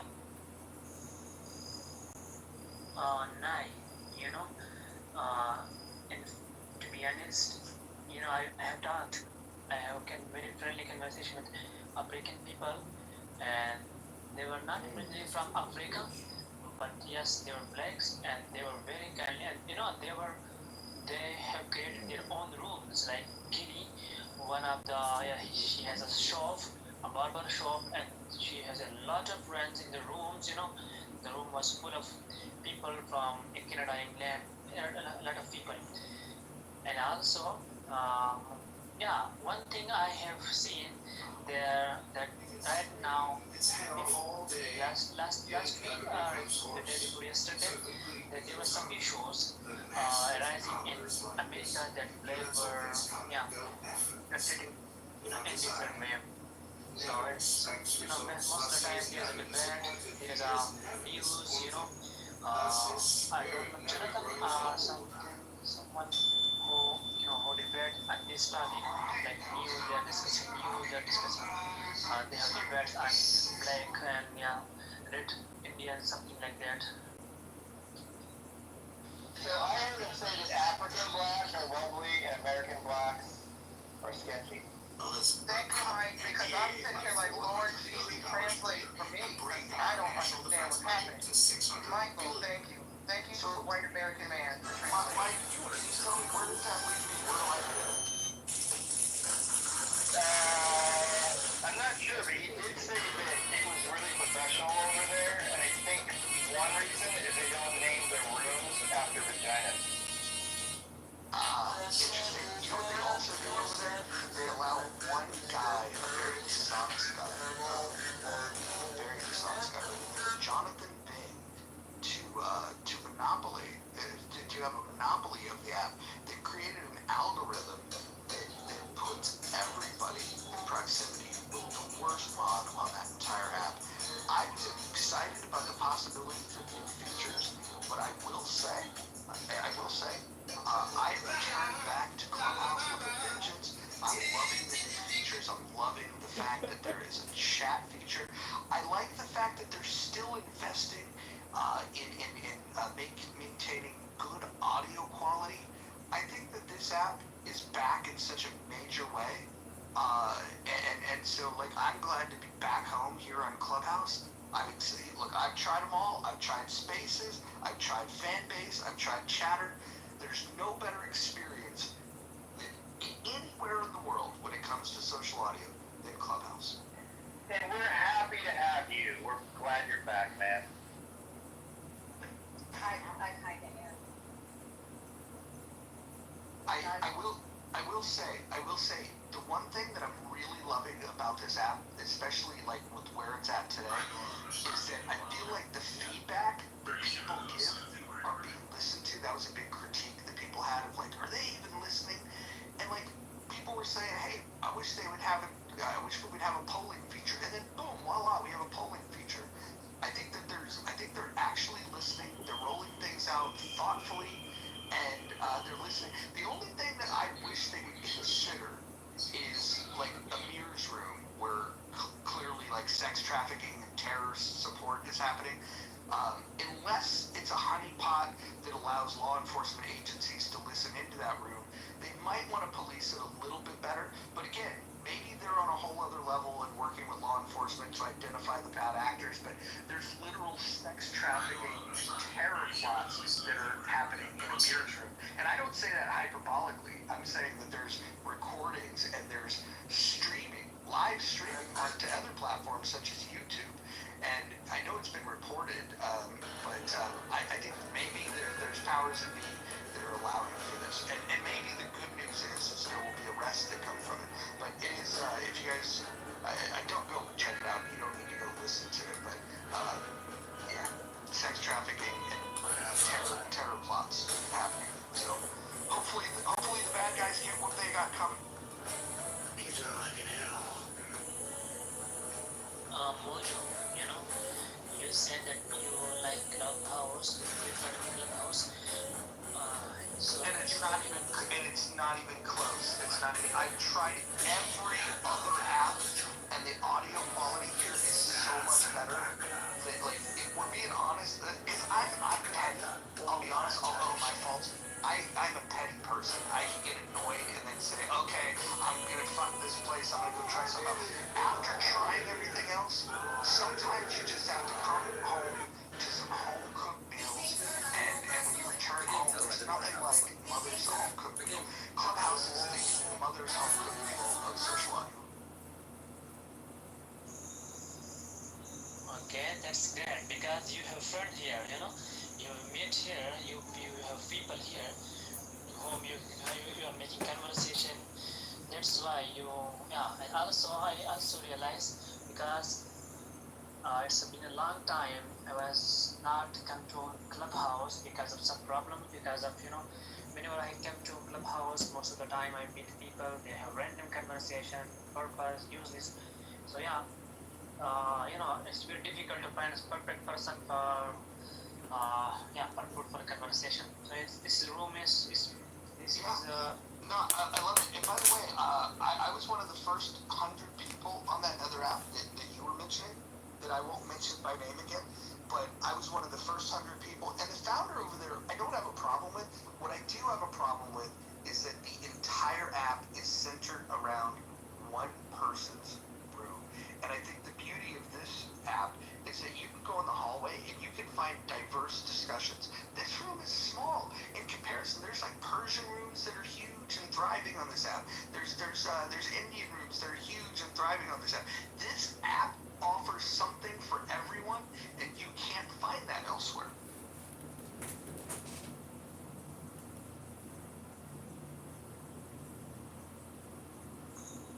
yeah I agree because you said courage because I have also feel such thing like one room has colonized by one person and he is running the whole room like he's commanding people you should need to listen more than speaking. Speaking of diversity, I have a comment that has nothing to do with diversity, but a chapter question. Are you familiar with the begonia rex in India? What? The begonia rex?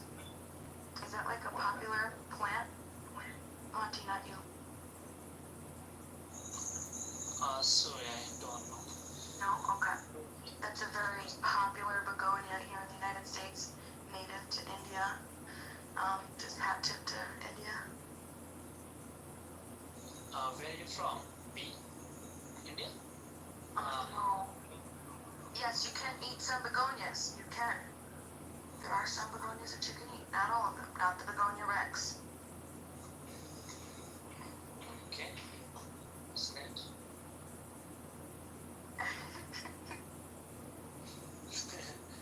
Actually, I can't get what did you say. That's why I say.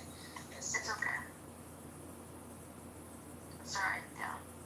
It's a plant. The best plant, begonia. Is it the family again? It's a family? The family is the Begoniaceae, and then the genus is the begonia, and then the species, 2,000 species of begonia. Begonias. Oh my God, stop it. Serenity wants to see my begonias. I'm gonna show you my begonias. I'm gonna show you my begonias. Hold, please. Yeah. I'm gonna pass on seeing your begonia.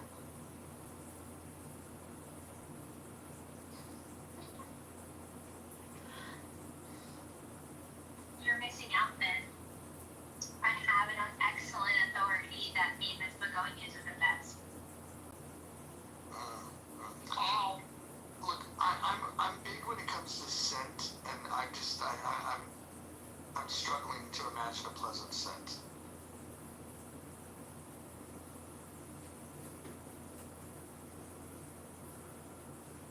So, Chapter, you voted for Healthy Debates as the best moderated house on Clubhouse. Why is that, Chapter? Perhaps he likes spaces in which white people are not allowed.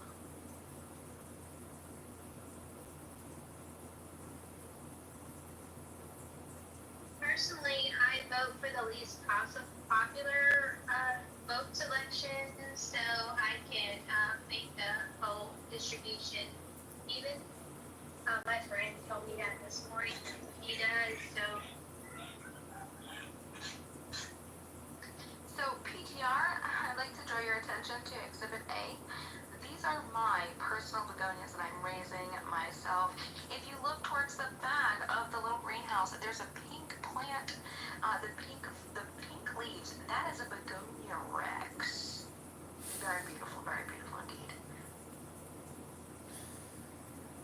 That is the begonia that you can't eat because it's toxic. Potentially, yeah. I don't think that they're toxic. They might be. These might be. Yes, these are not the begonias that are edible. The begonias that are edible are like the flowering Can I begonias. just say that Akima doesn't eat begonia? Oh, Be right. Those are some beautiful pink begonias you got there. It was after he listened to Easy that he gave up eating begonia. not too much on Easy E.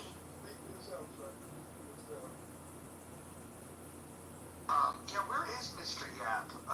That guy was great. Michael Yap, clubhouse legend. He should have been an icon.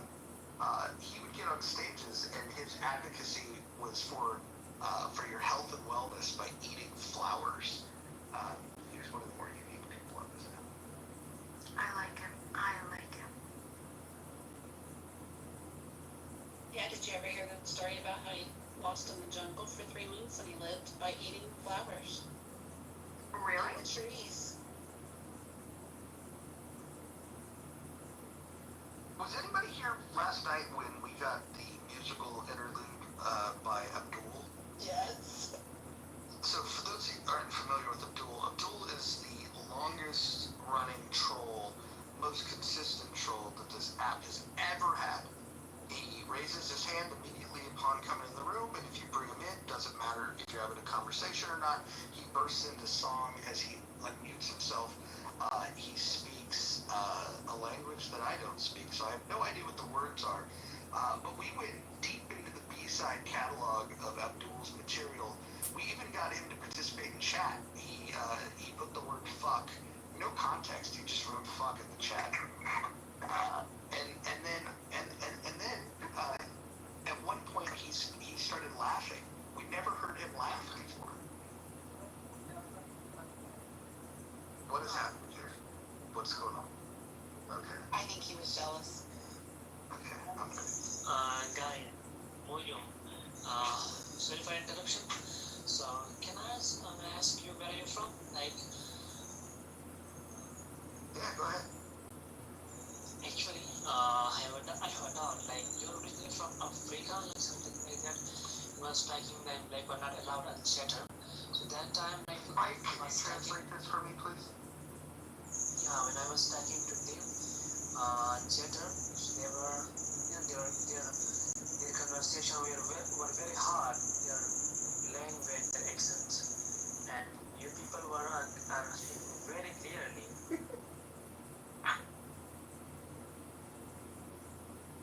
Yeah, he wants to know where all the black people are from on Clubhouse because they speak with what he thinks is a weird accent, and he doesn't understand them. Well, I think that we're going to get into dangerous territory here, and I'm just going to shut down this conversation because I want everyone to feel welcome in this space. Thank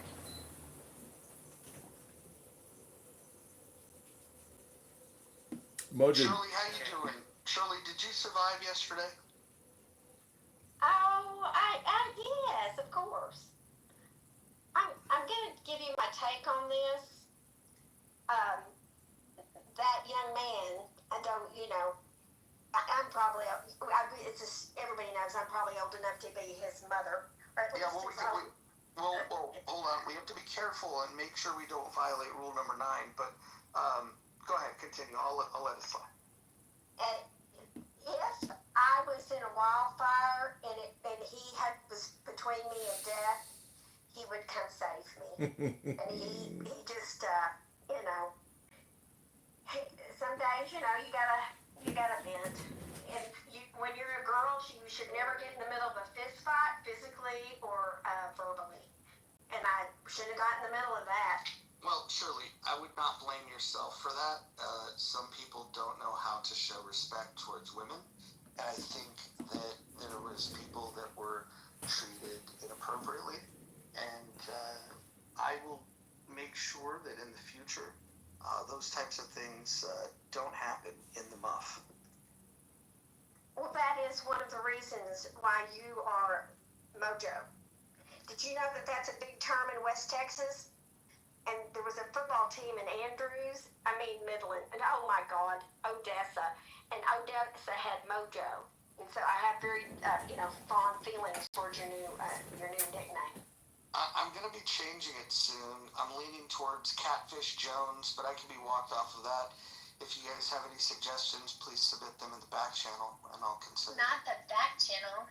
Raphael Sabatini. What's Valentine? Is it Valentino is the new AI Grok male companion on X? Valentino? How about Maverick?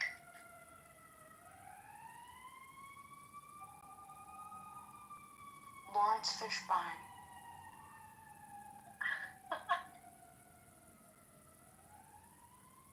Have you guys ever seen 1,000 Clowns? Well, I have, but it's been a while since we've gotten 1,000 people in this room. But, we're working to get back to those numbers. If anyone's interested, you can YouTube it. It's an old classic, so it's black and white, and it's called 1,000 Clowns. And I gotta tell you, it is my favorite movie. Do they all come out of this little car? No, it has actually nothing to do with clowns. Wait, no, I take that back.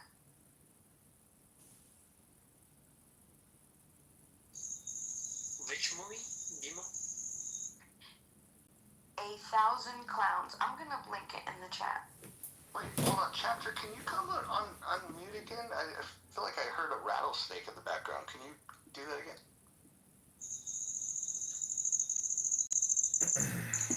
Mojo, I got a question for you. I believe in defending women as well, but I have also read a lot of cult material and observed cults. I'm just wondering, in the muff, like if you are a cult leader surrounded by beautiful women, why does that natural formation seem to happen with strong, intelligent, liberated men? Well, let's see. Forgot Daryl. Whoa, hold on. I gotta mute.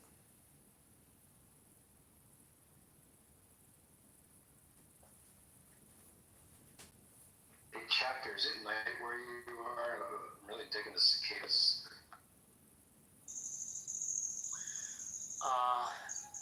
Mojo, actually, I am residing in hostel, and in my hostel, there are trees like what we can say a jungle, forest.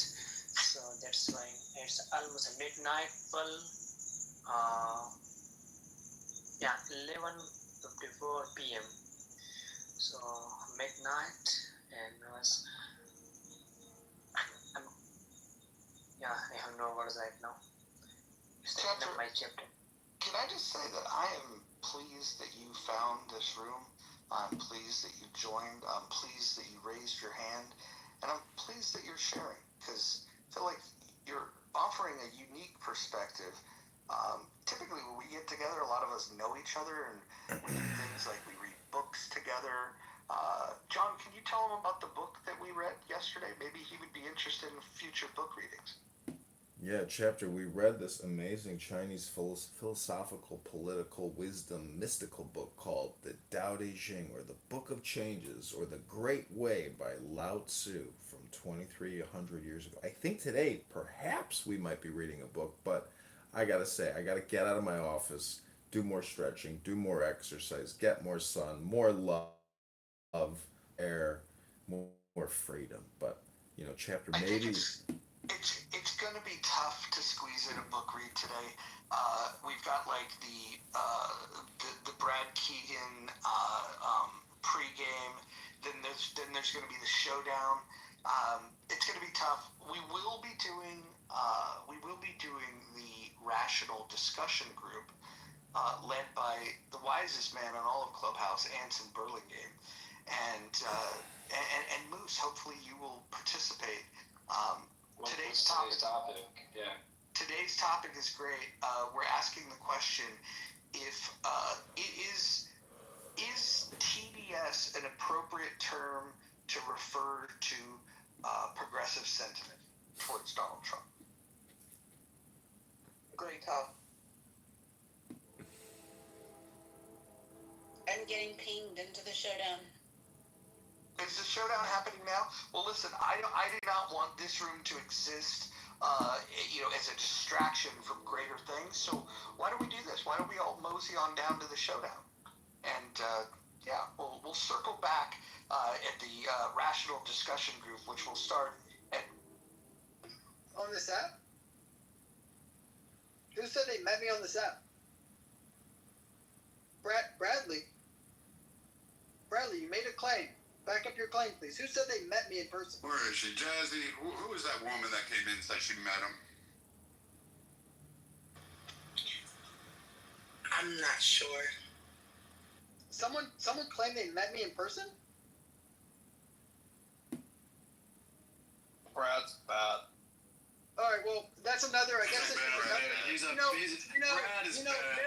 there's someone, alright, I don't know if you guys know this, and this is a very, late Gen X, early boomer type of way of thinking, which is like this narcissistic way of thinking, which is, I'm going to make a claim or a promise and never follow through. And a lot of older people do this. I've noticed this. They make claims or promises and they follow through. And so he's making all these claims, and I asked, who's the person? I don't know. Do you have the proof that I said that by your deceased? No, I don't, but I know you said it. Okay, I guess. I don't. What do you want me to do? I don't know. So we have 3 minutes remaining on the clock. Are we playing the clip at 3 o'clock or? Yeah, 2 minutes on the clock. 2 minutes until the clip will be played. Okay. All right. I will be starting a room. I probably should go start it now. I will be starting a room.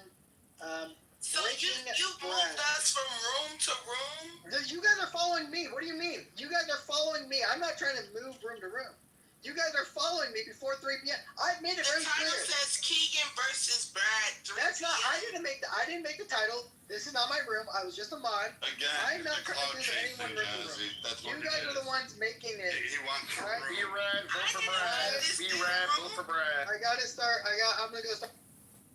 You're gonna beat him, Keegan. All right, before we go, everyone put a 1 in the chat if you think Keegan is right, and he's a put in the bad chat man, bro. if you think Brad is right. The poll 1 for Keegan. Oh, I didn't update my app on this phone. I gotta get on another phone to do the poll. Yeah. But for the people that didn't update, can I get a 1 for Keegan and a 2 for Brad, please? All right, so we got Brad, 1 for Keegan. A man who has good.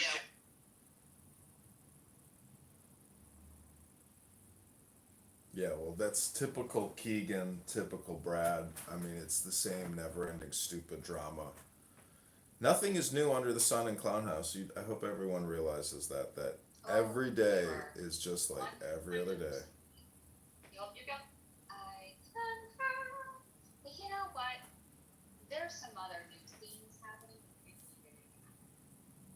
Well, I think the only new scene is reading a book, because like if everybody was a book, it's the same book every day, and unless somebody reads a book on this app, you'll never break the vicious cycle of people just booking themselves. That's it.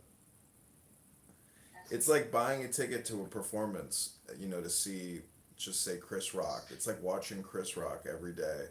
It's like, if you want new material or a new script, you're gonna have to bring books into the equation on this app. Otherwise, it literally is just a repeat of every other Clown House day. It's nothing new under the sun. I don't think you were here, so forgive me if you were. I wish I could. So there's actually a lot of really good feedback in the room chat. And Roger makes fun of me when I call it the back channel because it's all like burger. and so is and Dippity. She's, oh my god, 2 babies from her. So funny. But anyway, so the room channel. I wish I could record it because if we were talking about books. The coolest thing about books is you're able to then build ideas and build minds. And I think that losing the room chat is sad. so funny. People are so funny. Anyway, it's just, I kind of feel like, oh my gosh, oh, it's all documented and everybody has to move this stuff. Guess we'll just have to rely on them. Yeah, if you actually break down what Brad is saying, because he says it so quickly and it's hard to even remember what he says, but if you actually listen to the clip yesterday of him and you break down the death threats, if you were to just create a still of, say a 6 second clip, or it sounds so bad and so horrible that you don't want to think about it, let alone you don't even want to go back and re-listen to somebody screaming, vulgarities, profanities, and death threats. So it's like, you know, people are here for this short-term dopamine drama game. Um, I'm surprised he has as many followers as he has because of all the death threats and that his profile is actually even still active. But I think that's because people probably don't report him because they play with him, and I can see it from his perspective that if you were to listen to all the things that have been said against him because his wife has passed on and people say these horrible, vulgar, profane things to him about his wife or his children, like he is on an aggressive stance, and he does call out all these things. So it's like to judge him but not judge the environment or the audience or the other speakers is ludicrous because many people who are criticizing him have also, made profane remarks about him. So it's hard to know who is right and wrong, but, if you are an intelligent man, human being, you essentially disengage from this and pick up what's called a book. Because instead of using a sword and a hammer and an axe to go to war with people on this app, you should just use a book, because it de-escalates you, it de-escalates them, and there's no winners in this. So it's really like an insane anger management test simulator that people are being victimized in. Yes, I concur, and I don't know, I would say, okay, so yes, and I have learned to better myself through it. I have learned through my own, because when this began, I was dealing with I was healing, and I had been hurt, and it was not okay for me to act like I was. It wasn't okay. It was justified, but not okay. And I have thus learned since and done better. And I'm still doing that. So people can use it how they need to. And I don't like, just for me, I don't like the dopamine. I mean, I definitely like the dopamine of like talking to people and having friends that are kind and contribute to my day. Yeah, conflict, no thank you. No thank you. But that's just me.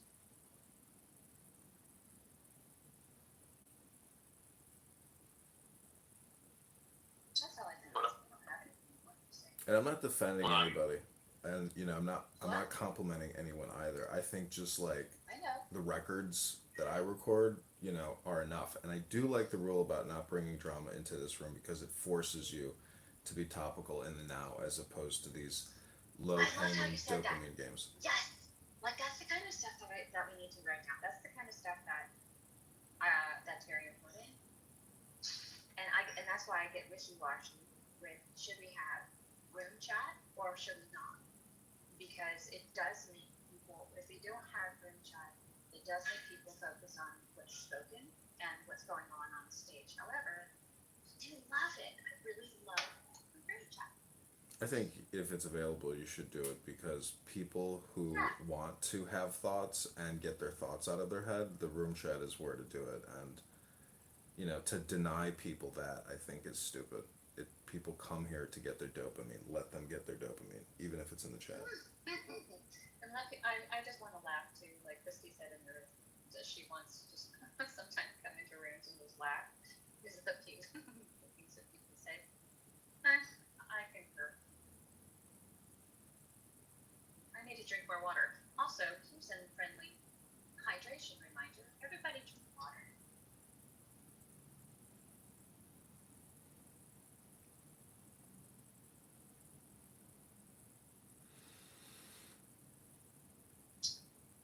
See, quick. Go ahead, John. Go ahead. I was going to say something about water. I was just going to say something very quickly. I was surprised by these people that I'm going to use the term banging, that are banging. Don't notice how the platform has them behaving probably in a way that is not core to their nature, or I'm just going to give them the benefit of the doubt. That is not their nature. And it's almost like with any sort of thing, like alcohol, for example, when it changes your personality,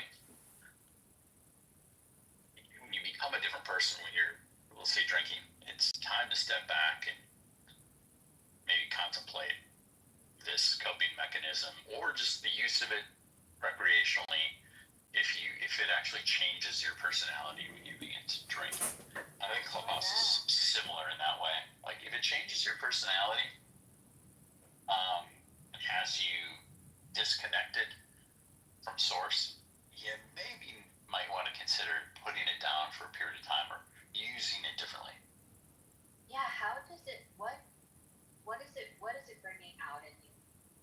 What, and of course that can be, there's so many nuances of that too, like what rooms are you using? Who are you interacting with? Are you letting people get your go? Yeah, and I think that's what I learned too. I started yeah, I didn't like how I was in particular rooms, but I think you did hear me when I talked about I went into certain rooms on a purpose. I won't go into it, but I did go into them intentionally to better myself and to learn, even if it was like crash and burn, which Roger likes to. He likes to remind me once in a while of my crashing and burning, and it's all good too. Yeah, I think you're right. It is like about, and actually, I did do that. I did take a sabbatical from it in February for Lent because I was just kept on feeling badly, and I'm like, I just needed to get away from it. I needed to have a fast, so I understood like I just not to take it so seriously, but and also to be more mindful of when I am interacting. The end. You may not be able to hear me. I'm on a bad location, but yeah. There's other nutrition on the plate, right? The platform is not all bad. It's what you seek from it. I've benefited from the peace of other people. Certainly, John, you included. Just you get to pick up and put down what you like, and so if you're looking for something more healing and peaceful, and it can come in the most odd, strange ways. It doesn't need to be like in some hippy-dippy room or anything like that. But there's a lot to offer. So you don't have to reach for the toxic beverage, which is sort of conflict. There's a lot of different things that you can experiment with. But it's not all bad. It's how you use it. But you got to watch your own behaviors. It's hard to have a perspective on yourself. It's like the one place we have a blind spot. We see out our own eyes, but we don't often have the ability to sort of truly, objectively step back and look at our own thinking, our own mental models, and get a separate perspective. I concur.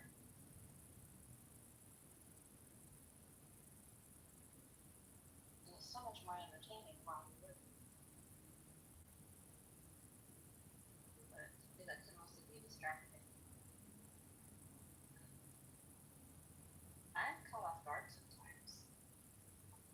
Can I say, having said all that, I might be inclined to go hop out of this room for a second and go get a dopamine hit real quick. Yeah, oh my god, yes. I'm surprised that, and if anybody wants to close it down, that's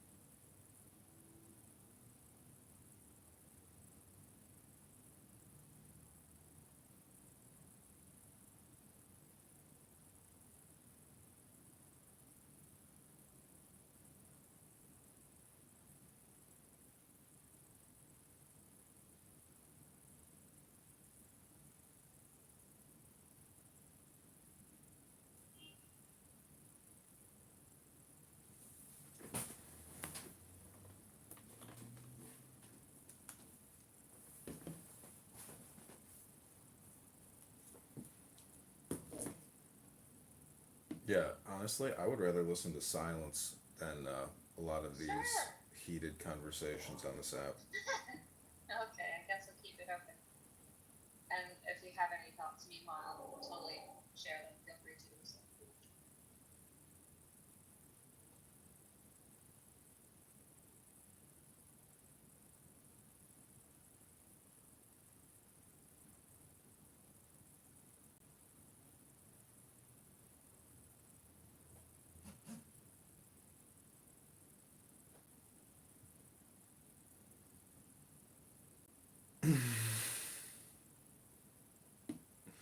But the room title is called Breaking Brad. You know, Breaking Bad. It's kind of a funny No. Oh no. title. That's so cool. I really like David. I love a big Person. Second of all, if anyone didn't hear in the clip, Brad said when your daughter turns 18, I'll break her in. He didn't say anything about sleeping with the 2-year-old child.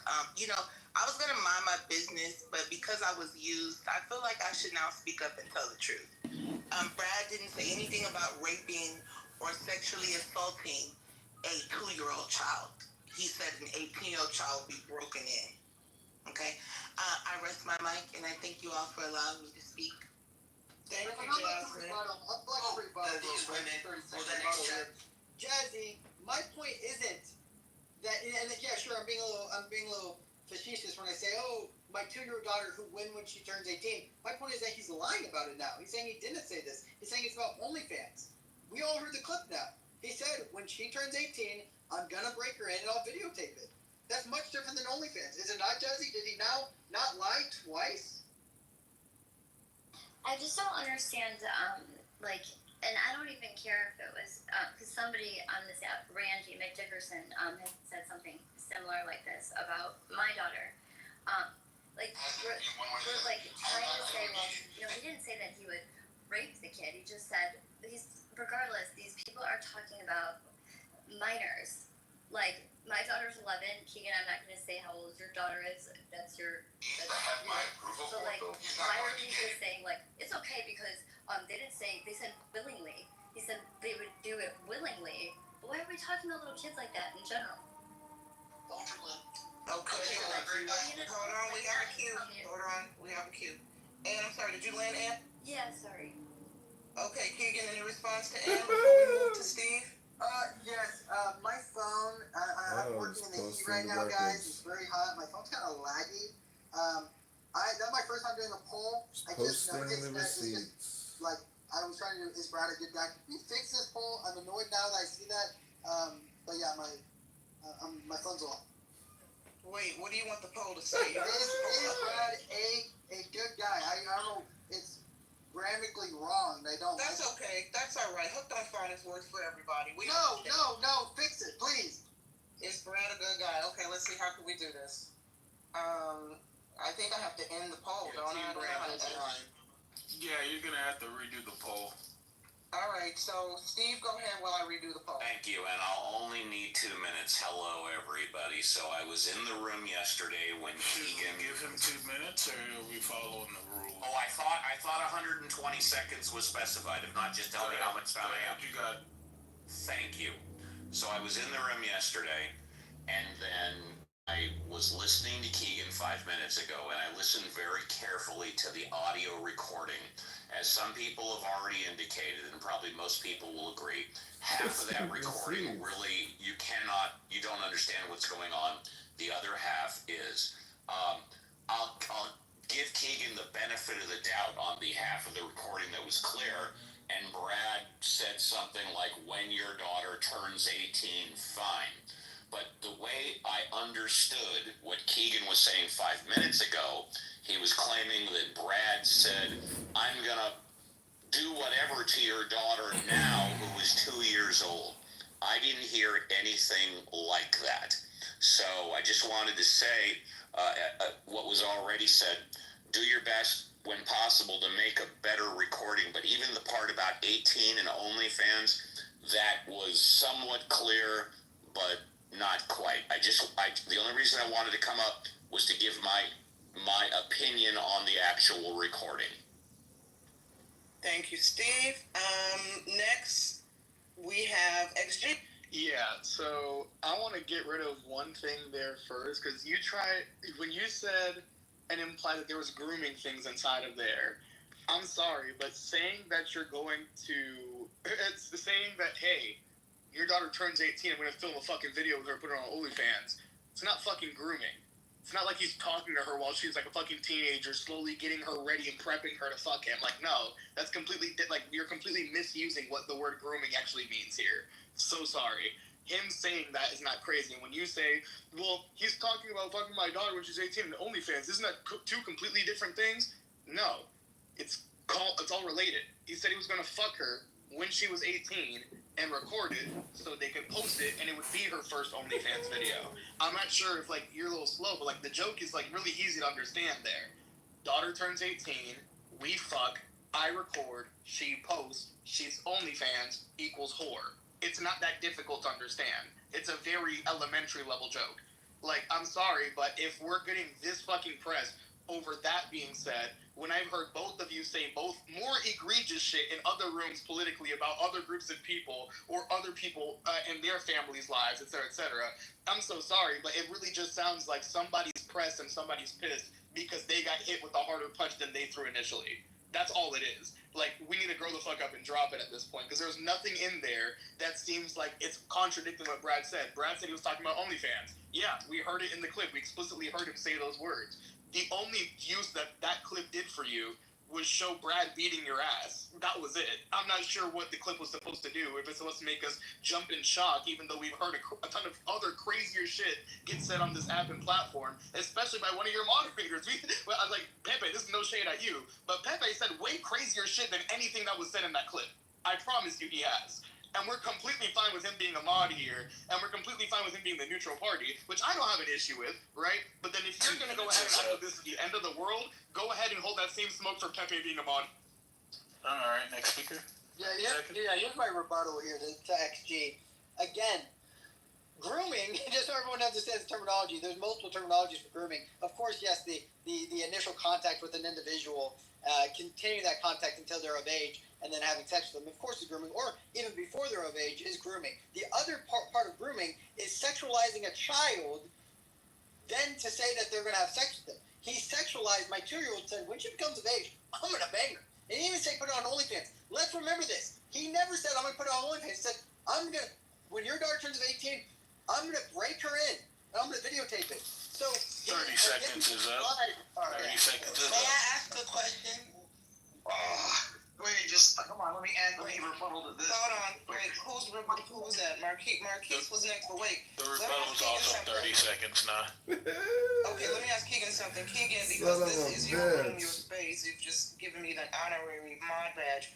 Are we allowed to mod other people or no? Who wants to be a moderator? I just want to be, again, very fair, impartial people. Who wants to be there's some requests that Jasmine and Shy be mod. No, it's okay. We're gonna do our own room because I think to solve the problem, there's too many outside voices.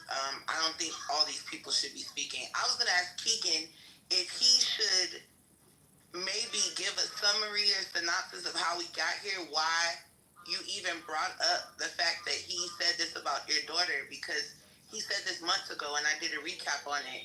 And now it's being brought back up. So maybe you can enlighten some of the people that don't know why, like tell them about the argument that got you here. I mean, I did that a little bit earlier, but by the way, make sure you give props to In the Muff, because this all started again yesterday in the Muff. Now, Keegan, if you're gonna do this rebuttal, you don't want to be timed, do you? Because you're trying to. Let me kind of. And again, this isn't even about. It's not just about me, guys. Brad was saying egregious things to a lot of women. But the what he said about me and my family, my kids, is listen. He was saying some egregious things about my wife. And before this, the whole beef with Brad, because before me and Brad even had beef, about 2 years ago, Sig did a room on Masculine Mansion. And in the Masculine Mansion, we were talking about relationships and how traditional men should conduct themselves in a relationship. And what I said was that in the marriage or in a long-term relationship, you should want to be respectful to your partner. You should, and your partner should be respectful to you. And they should, and the essential question was, should you dictate what your woman wears in your relationship? And I said that if they want to be respectful towards you, you should be like, hey, you can't wear that out. That's too revealing. And I said that whores, like, you don't want to have your wife be dressing like a whore. And someone said, well, what does a whore dress like? And I said, and again, I probably shouldn't have mentioned someone's name who was on the stage. But I said, well, look at KK's PTO. She's dressed like a whore. So once I said that, Brad got really mad, got really upset. KK got really mad, got really upset. And to this day, I've had smoke with both of them. I haven't heard from KK for like a year, and then she finally started talking to me today. Put your tampon in, Keegan. I'm about to bleed. Whoa. One mic, KK, love and respect, but just one mic. Keegan, the room not gonna work if you don't allow. Like, you can't just talk about people. This is what I'm saying.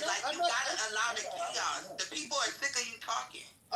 You told me to lay it out. Dr. Jasmine, you said lay it out. Well, lay it out quicker. That's all. Come on. Well, that is the quick version. What else do you want me to say? I'm trying to lay it out. Go ahead. I'm not lying about what I'm saying. I'm not going to say, oh, King said this or KK said. I'm going to say what I said, and then we'll let to that point. I'm trying to be as honest as possible. Keegan. Okay, wait, hold on. Why isn't Brad coming up? I've invited him. I mean, he is the centerpiece. They want me to open the room. They're all gonna be pissed until I open the room. Oh, here he is. I'm not going to. I don't want to do that. One mic. Please allow my client to speak. One mic. We have a queue. Marquise wants to speak next. Who would like to go after Marquise? Okay.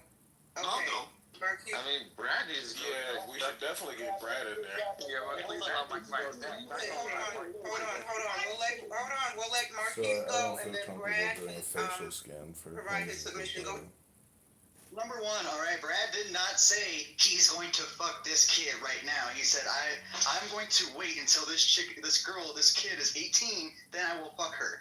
That being the legal age, right? And that's the joke. He's literally saying it as a fuck you to you. He's not being literal. And if you're really taking that as being literal, that's the problem. It's getting too fucking petty. XG was on point with everything. And I think that with that clip and with the quality included, it was made to make Brad look like shit. But in reality, it was so garbled, everybody still has questions. And I'll land. Okay, now we're gonna let Brad speak, and Brad, Pepe and or Poochie are keeping a timer. No, don't time Brad. No, let Brad. Don't time Brad. Okay. Give Brad at least let's go 3.5, 4 minutes. This is all about Brad and Keegan. Why are all these other people? Yeah, I agree. I think we should let Keegan and Brad go back and forth, and then Poochie said that he's going to do the timer, which I'm very glad. That means I don't have to do it, and so we'll just keep the peace. You know what? I'd be happy to go down to the audience and make space for other people. I'll do that right now. Bring as many people as we want here. We're not here for peace. Okay, They're here for chaos. Ladies and gentlemen, please, if anybody doesn't want to be on the stage, you can go ahead and go back to the goo. That's no problem. No one will be offended. Oh, I'll stay up. Just let me know if you want me to go back. I think everyone should just let Brad and Keegan have it right now because the chaos will ensue as soon as they start talking. Yeah. They can't do that if everyone keeps speaking. That's what I'm saying. I don't understand why we have all these extra voices. I just don't understand why we have all these extra voices. Go ahead. So, before I get in and pack up Sheegan for the 15th time today alone, I just want to promote for those of you that think Keegan wins these crash out battles or these battleground fucking verbal assaults, you need to participate in Cray's course. He has a course that will teach you how to bang properly. Some of you need fucking help. I would recommend it. Cray is an OG. He's held those spaces. He's ran them well. I promote his course, I believe, for $99. He will teach you how to come up with a catchphrase, a model, and he will teach you the subtle art of banging on Clubhouse. With that said, I'm going to go after Sheegan here and the cuck that he is for the 15th time today. So as you probably listened to the clip, You will hear in the very beginning, and though it's garbled, you can make it out where it says, oh, you want to talk about kids or daughters? I believe it says daughters. I believe I stated, you want to talk about my daughters? And then I proceed to take him down to the seventh ring of hell. I am not a nice guy. I don't really fucking care one way or the other. And Keegan, being the softest of what any male version could be, is a guy that probably, again, lets other men own him, nut on him, and then he sits there and asks daddy for another. He's the same guy that probably lets his wife, fuck other guys out jerking off and begs to lick the stain off the sheet. This is Keegan's mentality. He's gone around this app. He's called KK whores. He's called Jazzy whores. He's called Shy Shy. He's attacked multiple women's children. If you don't know who Shy Shy is, he definitely attacked her kids. He's done this repeatedly under the guise of Christian nationalism.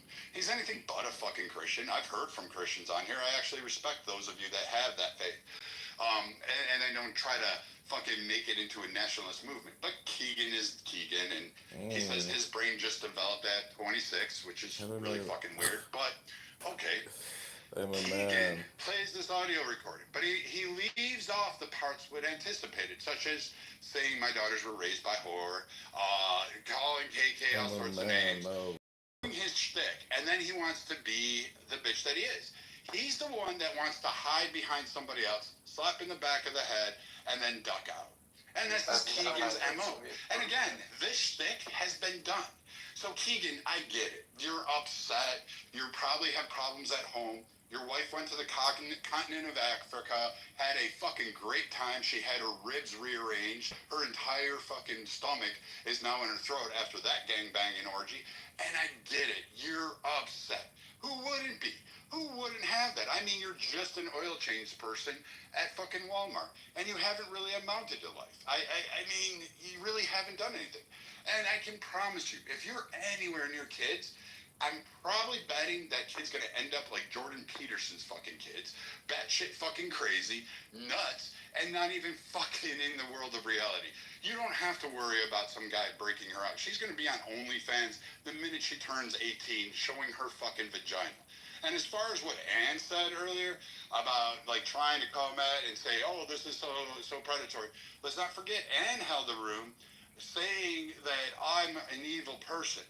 However, when they were threatening to kidnap her kid, it wasn't her boyfriend she called. She came to me, and I offered her help. I offered her a home. I offered her money. I offered her to build a cabin to protect her. She didn't get that because she lied about it. So again, he was going to build her a cabin to protect her. Anything else? Because like, this is boring after, what, a few hours? He was going to build her a cabin. Done. This is fucking mind-numbingly bored.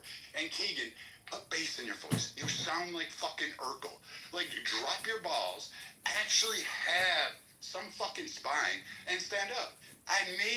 Maybe you would get a modicum of respect. But right now, you sound like a Christian cuck who just believes that you're going to get everything after you die. Anything else? Is there anything else I need to address with the court? That was a perfect 4 minutes. So do we want to keep it at that time frame, Keegan? Keegan needs to tell the room. Hello? It should only be me and Brad right now. I'm so sorry. Yeah, but I'm saying, can you tell the room what you want to achieve from this room? Getting his ass whooped publicly. Fuck you, Keegan. Real quick though. Wait, one mic on Keegan, please. Go ahead, Keegan. Yeah. So here's the thing. And my point is not that I care that Brad said this. Brad says the most egregious things of all time. Like, we all know this. Brad goes, I'm not willing to stoop this low. I'm not willing to say the things about his daughters and what I know personally about him. I'm not willing to do that. Right? He can say that I said these things. He doesn't have any of these clips. Again, everyone can go actually listen to the 3-hour replay in it's Oscar's house called Dr. Jazzy's Recap. Go listen to it. And guess what? You can make the determination on whether or not what I said was egregious. All I did was say Brad is my dad's age. My dad, first of all, would never even be on an app like this, but my dad definitely wouldn't say these things at all. And I guess Brad can be like, well, your dad's not a man. Maybe, I guess he can say that. I would say, my dad's done probably more things than Brad. It doesn't matter. It doesn't even matter. It's just weird that this is my dad's age and I'm talking to him about this. what I want to get from this is that Brad is not a man of his word. Can you just get to the point and stop Brad, please, I didn't talk about your list the whole time. I guess I could, because we all can hear it. You can say that you don't have a speech impediment. I can hear the list, buddy. I can hear it. But what I want to say is that what I want to get from this is that Brad's not a man of his word. Until we heard the clip, Brad wouldn't say that he did say that he wanted to have sex with my daughter when she turns 18. He said that, no, I wanted her to be on OnlyFans. Well, now you're changing it, and now you know that you did say that. And it doesn't matter about the context in it. You've been lying about that for the last day. And then the second thing is that, again, he's not a man of his word. He has multiple. Number one is that he says that he's now. You stuttering, bro. Get your facts. KK. What I mean, mods. If another person gets on my, drop them down to the goo. Yeah. What are we doing? All right, guys. Shut up. Called my name.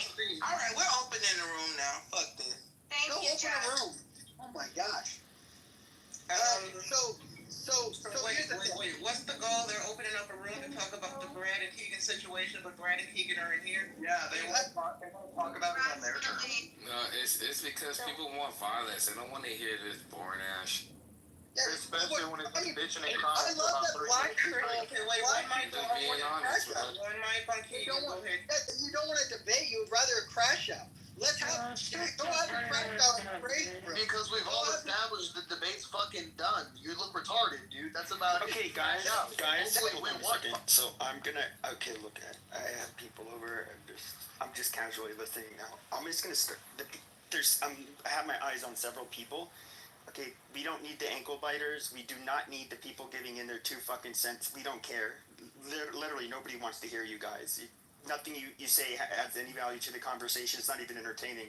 So I'm just going to start kicking people when you guys start doing that. Just shut your fucking mouths and let Keegan and Brad go back and forth. And that's that. Pepe, just like I can't do this stuttering thing for 20 minutes at a time. Brad, Like, I mean, you say you're a man of your word, though, Brad. You say you're a man of your word, Brad. You don't pay your bets. You lie about what you say. So will you now say that you said that you were going to bang my daughter? Hold on, Brad. Stand Like, down. 2 things I want for Brad is for Brad to confirm whether or not he truly did say he was going to bang my daughter when she turns 18, and then whether or not he actually owes $1,000 to Diogenes Spooner. Brad, can you say yes or no to those questions?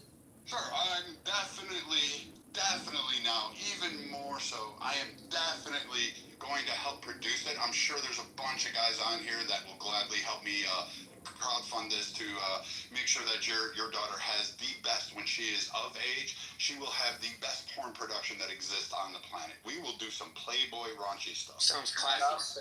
Hey, we're gonna make it classy porn. He's my dad's age, everyone. Dude, literally, shut the fuck up, Brad. Fuck you. Guys, I don't want to move anybody to the audience. I don't want to move anybody because I understand that everybody has grievances, but if y'all talk over the main attractions, we're going to have to move people down. And I really don't want to do that because I understand everybody has something to say, but if anybody interrupts Brad and Keegan, we're going to have to... Who is that? You got to go. You got a problem, you got to go. Nobody. I ended up moving a few people down right now. But, yeah, so Brad, you still didn't answer the question. Did you or did you not say that you were going to bang my daughter? Yes or no? Easy answer for a man of his word. Bradley, speak now or forever hold your peace. Bradley! Keegan, I told you, I'm not going to let you suck me off. I promise you, there's not going to be a tap in the back of the head. So, I'm bored already. Anything else you have, dude? Like, so why won't you talk about all the shit you want to? You say that you're a man of your word, but you're one of the back. Why not back your word? Okay, wait. Are you gentlemen trying to reach a resolution? Like, no, I don't. I think we should just let him go. They're trying to get a reach around. What I want to know is whether or not Brad. Hold on. I'm this stuttering fucking idiot with Brad is a troll, just as I am, and I think that we need to acknowledge this. So again, we're gonna sit here and listen to Keegan cry his entire time while he's going. Be a man of your word. We'll do another fun room. Keegan can have his like fucking whatever you want to go win or whatever pole he's got. He's like sliding up and down on, but that's about it. I mean, Keegan, you got packed up like what, 15 times today? You lose. You lose. I'm sorry you're not man enough to stand next to me. You can't even sit in my fucking shadow. You are. Brad, you're not a man. Brad, that's the thing. Nothing. You're not a man. You're my dad's age. You You are act like nothing. this. I don't care. I hope to God I don't end like that. I don't really fucking care. I hope I don't end up like Your you, buddy. dad can I'll join tell you the that. fucking video. We'll have I'll that tell one you on right there, now. since it's your fucking. I'll tell you right now. I hope I don't end up like you. I thank God you're not my dad. I can't believe you have daughters my age. No, I think I cannot it's been a lot of fun, but again, as Craig can attest, Are you out of breath already? Are you out of breath? And I'm already bored. Right now, what are you doing? You take a phone call. Well, the people wanted a Keegan and Brad bang fest on the stage. I don't think it's going to happen. Brad is tapping out. He said he's done. No one's going to reach a resolution today. I know no one wants my advice, but if I can say in parting, can we leave the babies out of the war? Can we leave the children out of the clubhouse sparring? Keegan? Yeah, listen, at the end of the day, it's just that I want people who are not trolls, who take themselves serious on this app. I say no one should take themselves serious. This app isn't serious. There's 4 rooms in this in Clubhouse. It's race, politics, religion, and drama. That's it. That is all the rooms. Oh, I guess you could also add like the sex debate, right? It's women versus men. So there's 5 rooms on this app, and everyone wants to act like they're so serious. When we're all trolls, we all joke around. But Brad, for some reason, says, I'm a man of my word. And then when I try to say, well, then did you say that? No, I didn't say that. I said it was OnlyFans. Well, then I play the clip. Oh, that doesn't matter. And then it's on top of that is, well, you've also made bets on this app, man, and you've never paid up on them. You're not a man of your word. You're my dad's age. You have no integrity. You have no virtue. You have no good morals. You yell at me for being a racist. I got a clip of Brad saying the N-word hard R. Guess what? No one has a clip of me saying that. No one has a clip. I'm the most racist man on this app, allegedly, but no one has a clip of me saying the N-word. Guess what I have? Another clip of Brad saying the N-word. Everyone, like, this is what I'm talking about. This is so dumb that Brad wants to act like a serious man, call me out for being a man of God, because I troll, and then, again, he has nothing to stand on. He has nothing to stand on. Well, so let me say this. Oh, sorry, Craig. Yeah, Keegan, what we're not going to do is you're not going to sit here and act like you never hosted racist ass spaces, bro. I've literally sat in those spaces, and the only reason why there's no audio of you is because a person like me doesn't run content no more.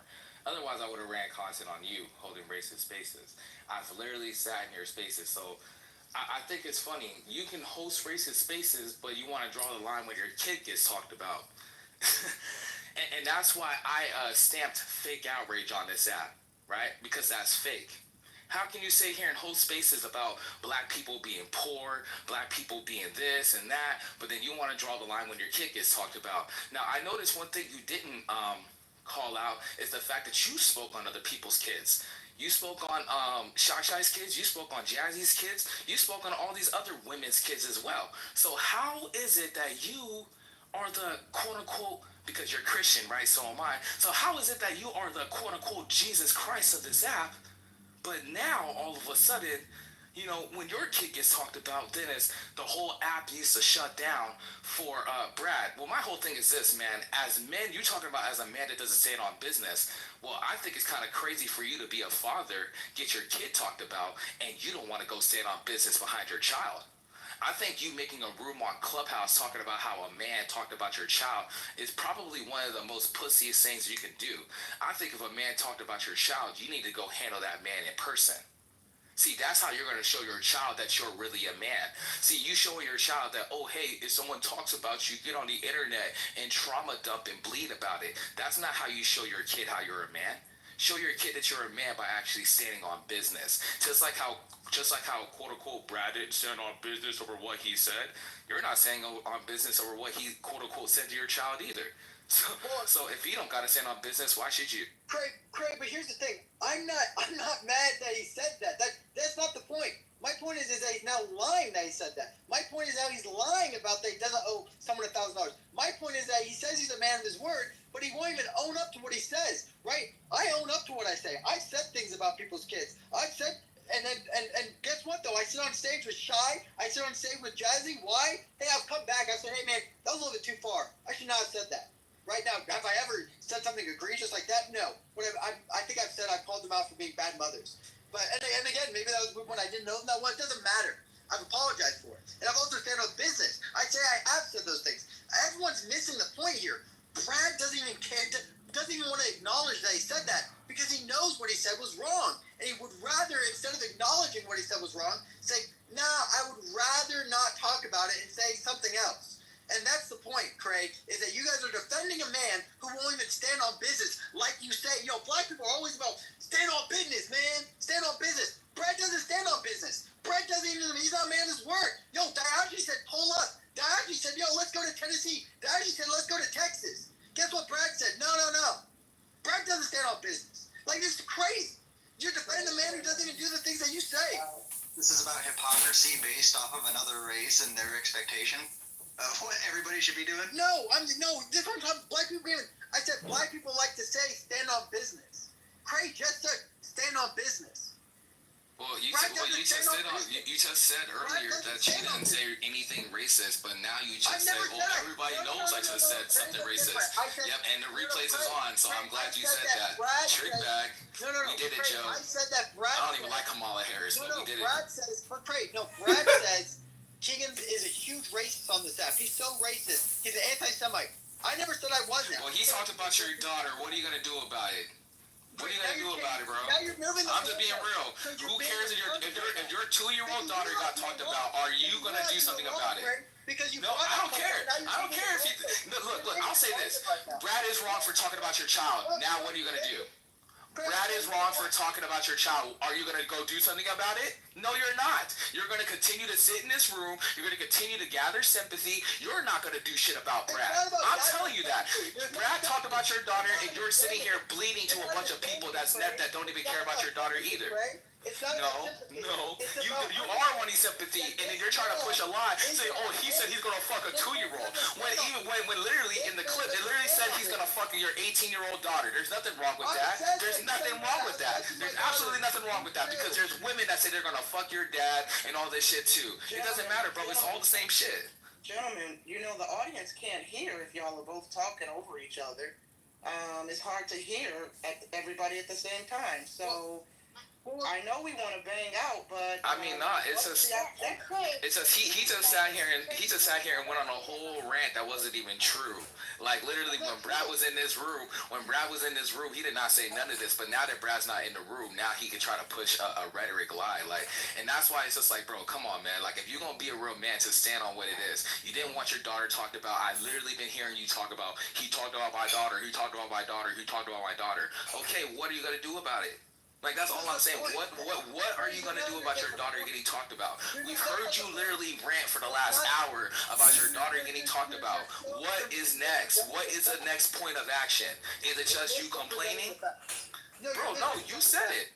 I don't have an issue with what, I have an issue, of course. I think it's disrespectful and egregious and whatever. My point is that Brad's not a man of his word. Brad doesn't stand on business the way that you say he does. But you didn't stand on business either. I'm not denying anything I've said. You just said that you didn't say nothing racist until I came up on the stage and called it out. You just said there's no clips of me saying the N-word, there's no clips of me saying anything racist, but there's clips of him saying something racist. The replays is on. I'm going to do my own recap. Just know, I'm going to do my own recap after this, bro. I'm going to really take this shit to the dark side, and I'm going to really give the smoke because you're lying. And I'm glad the replays is on. Craig, what I said. And you better not have them, and you better not ask the mods to boom the replay. You better not. I don't better not. Craig, what I said, and I made sure to say it. No one has a clip of me saying the N-word. Why? I've heard you say the N-word. The only reason why there's not a clip is because I didn't record you. I stopped running content. That's why.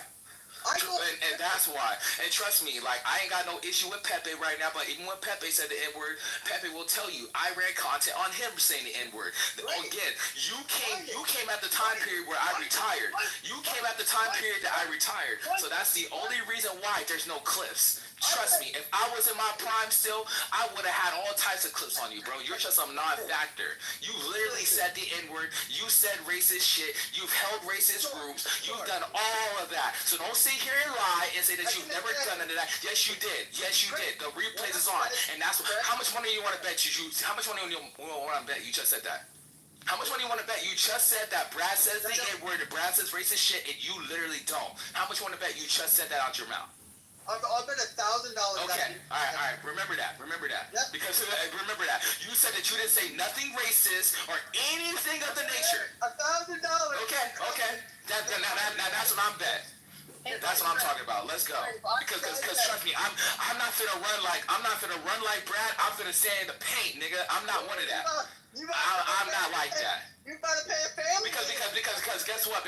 Your daughter got talked about and you ain't did shit about it. You're your biggest pussy of all. The fuck? And guess what? When your daughter turns 18, I'm gonna fuck that bitch. Damn. Now what you gonna do? Now what you gonna do? I'm gonna fuck that bitch too. And I'm gonna throw up the set when I'm begging that pussy, nigga, on 30 crib. Now what you finna do? Okay, hold on. Nothing. You're not gonna do shit but keep sitting in this room and bleed out your fucking pussy. That's all you're gonna do. You're not gonna do shit. Hold on. Just hold on. Okay. Hey, am I running the timer again? Because I gave up on that. Are we going back to... I don't think we have a timer. Yeah, I think it's wide open now, right? Yeah, the main attraction has ended between Keegan and Brad. Now this is the after show. The unexpected, surprising after show between Keegan and Craig. This turned out way better than the Brad situation. I mean, yeah, Brad tapped out. Keegan, would you like me to give you the mod badge yet now? Because there's an after party happening in the muck. So I'm gonna go hit up the Brad and Keegan after party in the muck. Allegedly, that's happening right now. I saw it in the hallway. So would you like the mod badge? Yeah. There's a Brad and Keegan after party in somebody's muck. Craig, I want to make this is Craig left. Of course you left. You know what's interesting is that $1,000. Everyone was here. What? Oh, I'm going to my own. It's my after party. I'm going to my own after party. Yeah, but see, that's that shit you talk about, right? You who the fuck is gonna run from a pale-faced faggot like you? You bleach roach? Niggas don't give a fuck about you. You can't even stand in the sun for more than 5 minutes. You pussy-ass light-skinned bitch. I will literally walk up to you and slap the fucking faggot out of you and make you a real black man. I will literally beat your fucking pussy-ass black and blue. Fuck you talking about, you motherfucking bleach monkey. You motherfucking pale-skinned bitch. Fuck you talking about. Bitch, you can't stay in the fucking pain with nobody. You sat here and fucking bleed about motherfucking Brad fucking your daughter. Nigga, I'm gonna fuck your daughter when that bitch turns 18. I'm telling you right now to your pussy ass face. When she turns 18, I'm gonna put black ass dick in that bitch. He needs a moment. For the record, the after party is not in the month, so I retell you. Sorry. I'm gonna bring it back up in a moment. He needs a moment. He's big miking. He needs a moment. Craig, I just want to make this clear because I do like a good bet. I want to make this clear. You said that I said that I've never said racist things. I want to make that very, very clear, everyone. Not that I've said the N-word, because that's what I said. I said I've never said the N-word. You're never gonna see a clip of me saying the N-word. He says that I said you're never gonna get a clip of me saying something racist. And that's for $1,000, everyone. I'm a married man. I need that money. I need that money. It would help out my family. I'm a poor white. I need money. I'm a poor white, but Craig can come back up if he wants to come back up. But yeah, I mean, listen. Craig's weirdly Bitch, you're mad because I pat your faggot ass up. You're a bitch and I really beat the faggot out you. You already know that shit, nigga. You're not a married man. You're a fucking pussy, nigga. I fuck your wife and your daughter, nigga. You ain't finna do shit. You're a pussy as fuck. You're a pussy as fuck. You're a bitch. And who the fuck is afraid of you? Nobody. I'm gonna give you my loan, nigga.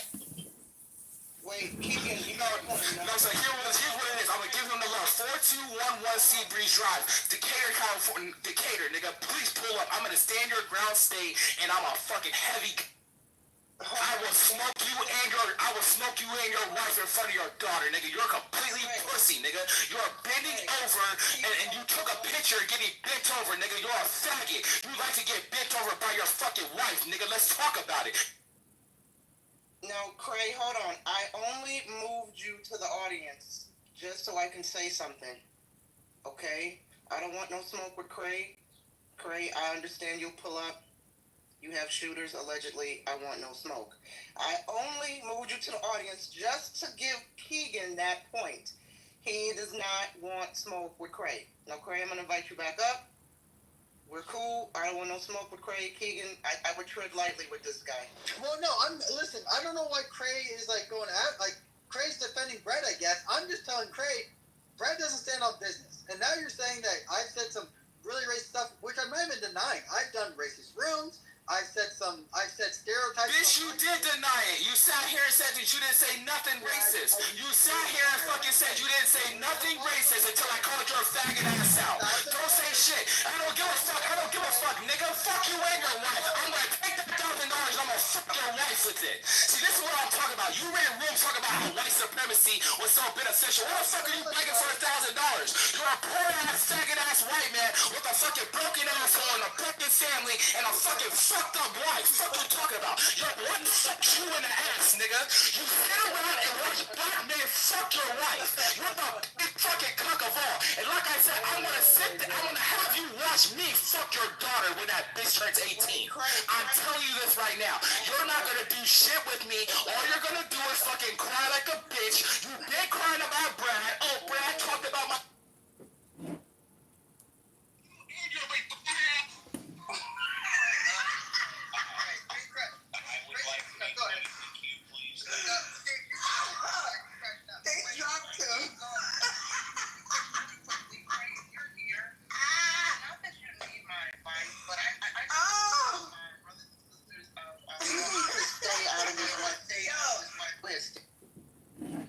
Thank you. Firstly, NY, I think you've been doing a very good job moderating something very difficult. What I don't understand is why Cray was given more than 15 seconds. And by the way, I've never heard him speak before. I have no idea who he is. I don't know who his friends and enemies are on Clubhouse, if he has any.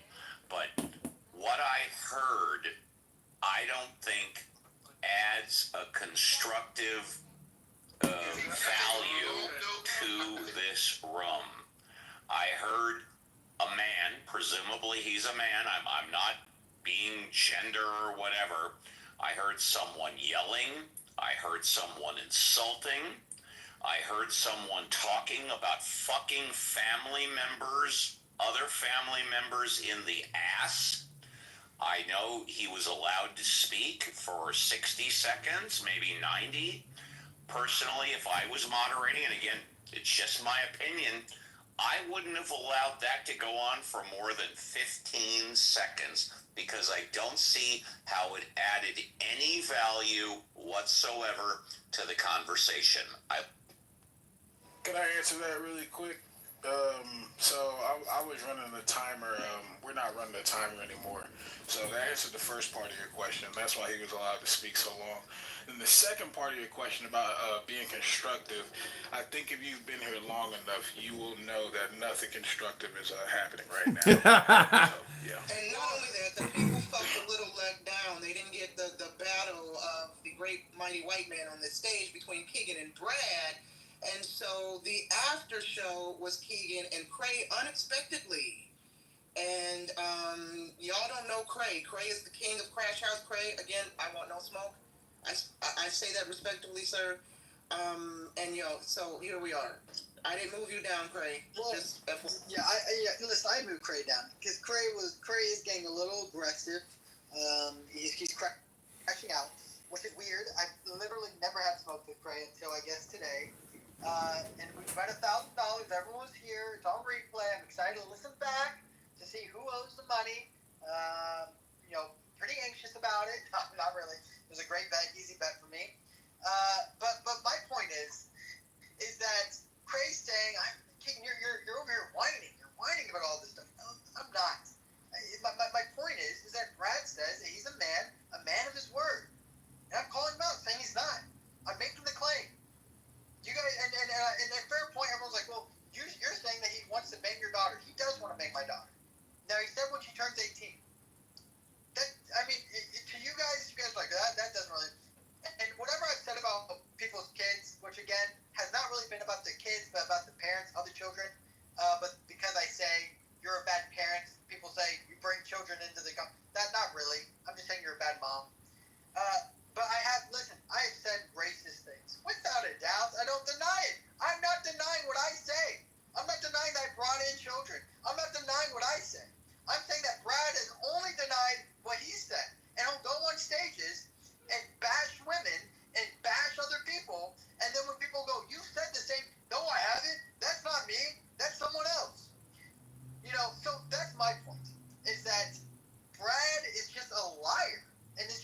like I don't. He's not standing on business. Stand on business. Be a man of your word. Say, yeah, I did say that. Yeah, I did make that bet. Yeah, I don't care. That's what I wish you would say. But instead, he goes on stages and lies. It's weird. Keegan, if you don't mind, if we can give space to the main attraction of Clubhouse, one of my favorite new cast of characters on this app, the leading star of Clown House, Congressman, please, you have the mic, sir. Yeah, No one interrupt Congressman. I don't know if anybody here actually has an undergrad or a graduate degree, but spent years sitting in a classroom, reading, writing, researching, listening to a professor, taking notes, taking tests. That's called academia or college. This is called Clown University. And if you think that by, defending yourself or attacking another person makes you a better student in Clown University, well, just remember you're a clown. And if you think you're not a clown, I encourage you to go to my YouTube, my Instagram, my Clown House, my X account, and listen to yourself talking about what you talk about if you're unaware of what. I did it. Oh, why would you do that? I have a question, Keegan. Brad would like to speak to you in the other room where other people would like to talk as well. Are you willing to come migrate rooms? No, Jazzy, this is weird. She's trying This to. got She's really trying. weird. Most people would like. Jazzy, you know what you're doing is not cool. Yeah, it's you're Well, being. first of all, I know you saw them begging me in the chat to open the room. Miss Nye, did you not see them begging me to open the room? I didn't want to open a fucking room. And they say to And then jump you off told the me cliff. to, and then you jump told off me the to cliff. shut. You told me to shut up. And that really just ignited the fire for me to go open the room. Wait, who I didn't want to did? open the room. I didn't tell you to shut No, up. Keegan did. I saw the calls for you guys to open up another room. I didn't want to do that. And I even suggested that maybe we mod the two women that folks were saying that they should hold the space. Keegan said no. And so here we are. Keegan, would you like to merge rooms in some type of way? But the way you're running your room is too strict for what you're trying to do. Well, and Jazzy, but here's the thing, Jazzy. You came to the Hurry up! Stop with the long talking. Say what you gotta say quick. That's why. Yeah, you kind of would just. Shut up! Jazzy. And if you care about egregiousness, why is Pepe modded? He's the most egregious person on Clubhouse. No, it's not a. Man, shut up! You're a This. fucking loser and a liar. You don't give a fuck what Brad said. You're just Yeah, mad at that's Brad. not the point. The point is that Brad What's doesn't the settle point business. then? Come Brad get your lied. ass packed up Brad in my lied. room. Brad What's the lied point? yesterday about what What's he the said. point? Jazzy, you That's need the to. point. Jazzy. Why You do need to quit flapping your with the fucking phone time? glaciators, you goddamn hood rat. No, you fucking wildebeest. Don't come up in here acting like a fucking gorilla smashing everything up. Shut the fuck up. Show some decorum. Hard face. Hey, hard face man, fuck you. You fucking brick face ass cracker bitch. I don't give no fuck about nothing. What are we doing right now? You're in here trying to pack Brad up, and Brad is in my room waiting on you, bitch. Okay, I have a Now, if you want to come Why over, did we leave you? bring your bitch ass on. And if you're not gonna come, bitch, stay your funky ass right the fuck here. I don't give a fuck. Now, fuck off. Why don't you go pack up that yeast-infected Yeah, fucking pussy? a little bit, Jazzy. You just came to the room just to say all those things. But Jasmine's mad, and I don't know why. Jasmine's mad that I went into her room this morning, and all I said was, hey, I'm making a room at 3 p.m. And she asked me a moderator. I said, maybe. I never even gave her a yes or no. Chai was there. And now they're like saying that they are owed moderation. They're owed. It's weird. This is weird behavior. Very weird. And here's my thing though, and this is no disrespect to Jazzy, Sha, y'all know I don't beef with black women on social media. But I'm just curious. I mean, the grievance seems to be that this room was boring because no one would speak, and no one could speak. And I think the rule was just let one mic at a time, and let's just have some orderly fashion. But if the goal is to get everybody in the other room so they can yell and scream over each other and have a one-sided conversation, I don't understand the point, and I ask that respectfully. I'll go on mute. Well, and again, my point, and I don't know how many times I can say this, and everyone just go listen to the replay at the beginning. My point isn't that he's saying these egregious things. He says egregious things. Brad, that's who Brad is. My point is that Brad will say these egregious things, and he doesn't stand on business. Brad has said that he never said that about my daughter until I showed the clip. Brad says he does not owe that house $1,000, even though we have the clip. So Brad says egregious things, and he's not willing to stand on it. What type of man are you? Brad is not even here. Brad can come to the front and back up. Everyone in the audience, you all are some pussy too. You think niggas talking about Brad? Brad's not gonna upset you, Future. Yeah, you're still talking about Brad.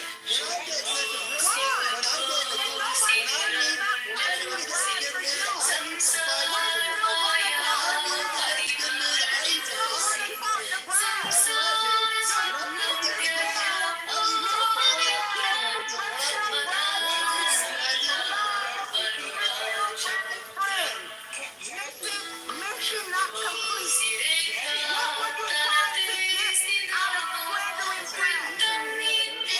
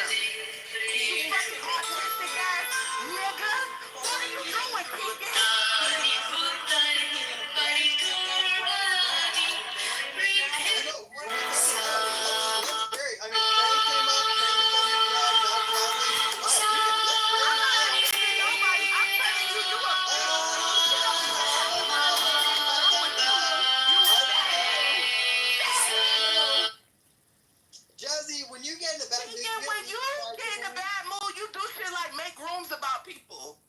Dumbass nigga. You and Brad Ben said he wanted to fuck your daughter 6 months ago in my room.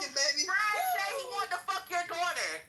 And you said and did nothing about it. Nothing. Now all of a sudden when he pisses you off, now you gonna bring it back up. You a bitch. You just like Sig, nigga. A fake ass fuck nigga. That's exactly what the both of you pussy niggas are. And then you was mad at Sig, right? You was running around crying about Sig. Oh, Sig's not gonna help me. Sig's not gonna help me. Yeah, cause he's a bitch too. Both of you are two bitch ass niggas. Bitch ass niggas. You a bitch. You a bitch. Marquise, you a bitch too. Marquise, you a bitch too, nigga. That's why I didn't matter. Pussy, single mama, wife, nigga. You mad cause don't know black. No black bitches wanna marry Sig. That's a fact. He sure as hell did. Shut the fuck up. You can never talk to me, Probably Sig. like he's still Never, happily bitch. married, and I've been Wait, I was married to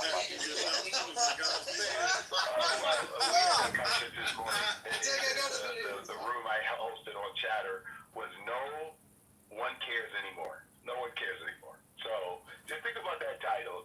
And we had a very robust room because honestly, no one cares anymore. I don't think they care about anybody. I think everybody's out their own Lone Ranger and everybody got their own truth and everybody's missing out on the community that we can have. And here's where I'm going to disagree with you. I think everybody cares. Where you say nobody cares, I take the exact opposite. I think everybody cares, but to what degree do they care? To that degree, how does it affect their lives and how much time does it take up? That's the individual. But where you say nobody cares, I say everybody cares and we part as friends. And I would say to you that people care to the extent that it benefits them as the individual, not as America. I'm so glad you agree with me, my friend. Yes. So what I'm saying, go ahead, Roger. Guys, I just wanted to say, yesterday was one of my favorite days ever on Clubhouse, and we raised $1,000 for Congressman Kitover, his campaign to change the world. He's going to change the world one election at a time. And we raised $1,000, and on this app in the declined state that it's been in, I think that's pretty impressive. And so we're going to continue to do more money bombs and raise more money and hire volunteers.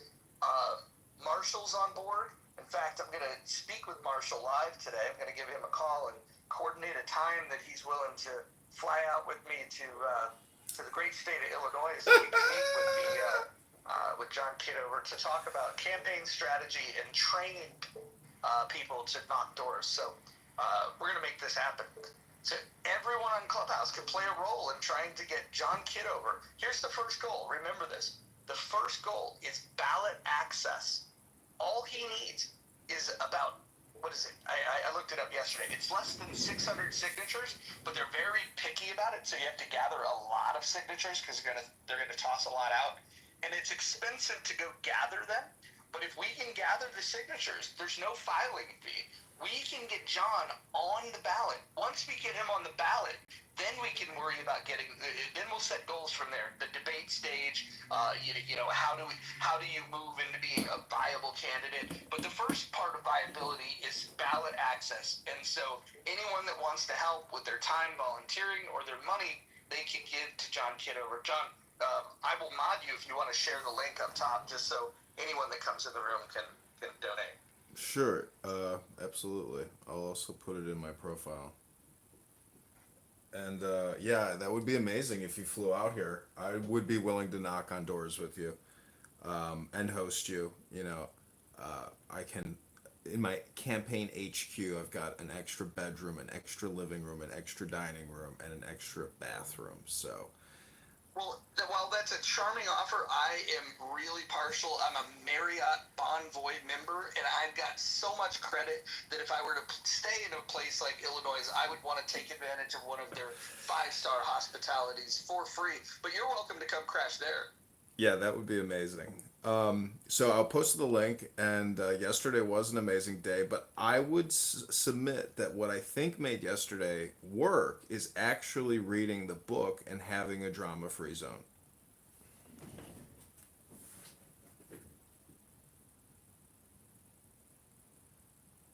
Yes, major breakthroughs yesterday.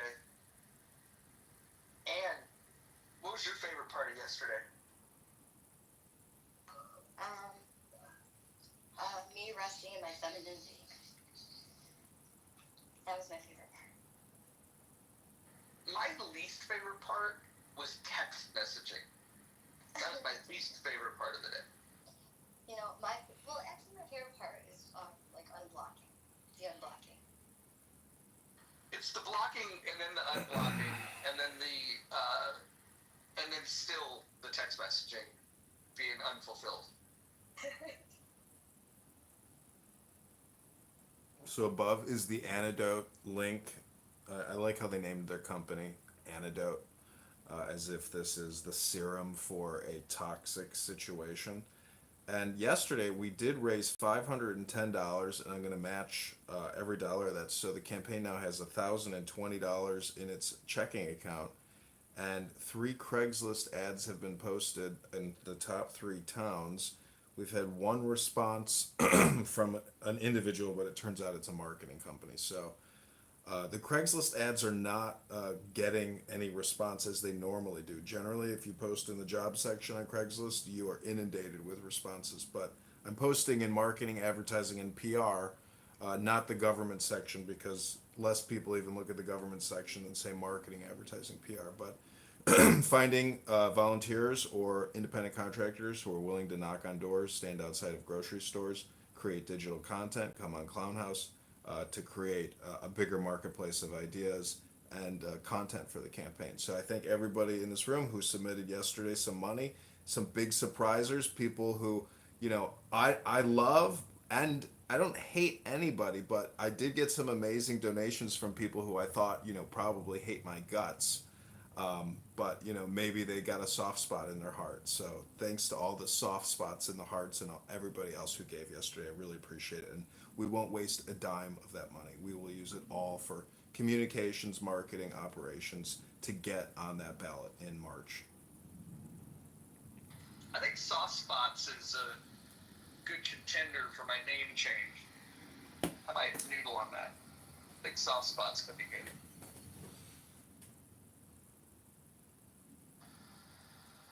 Steve, have you had a chance to look over the Congressman's platform? I know you were in that room yesterday. Are you inspired to take human action?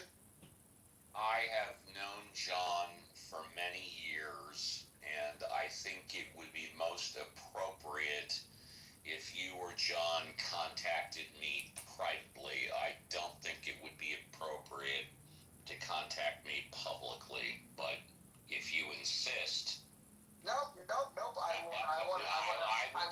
would do it privately. Thank you. I will take your lead. By the way, I have a call coming up later today with Lou Fax, world's famous Lou Fax, about doing an interview, and we're going to talk about the details of which platform. Maybe it'll be multi-platform, but he's very excited about the opportunity to interview somebody that's running for Congress. I would love it. I can't wait to do that. In my PTR, this is a press release I wrote for a news company here in Chicago who wanted to do an interview with me. This was the response that I gave them. It might be a little small to actually read, but this is something I wrote personally. It's not done with ChatGPT or anything like that, but it's addressed to the voters in the 16th District of Illinois.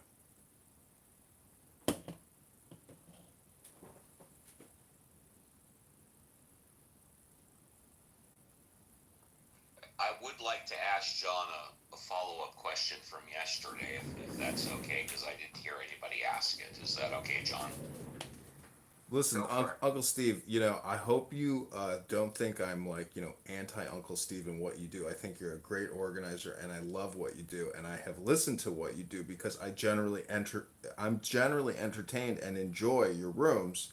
So I hope there's no bad blood between the two of us. But go ahead, Steve.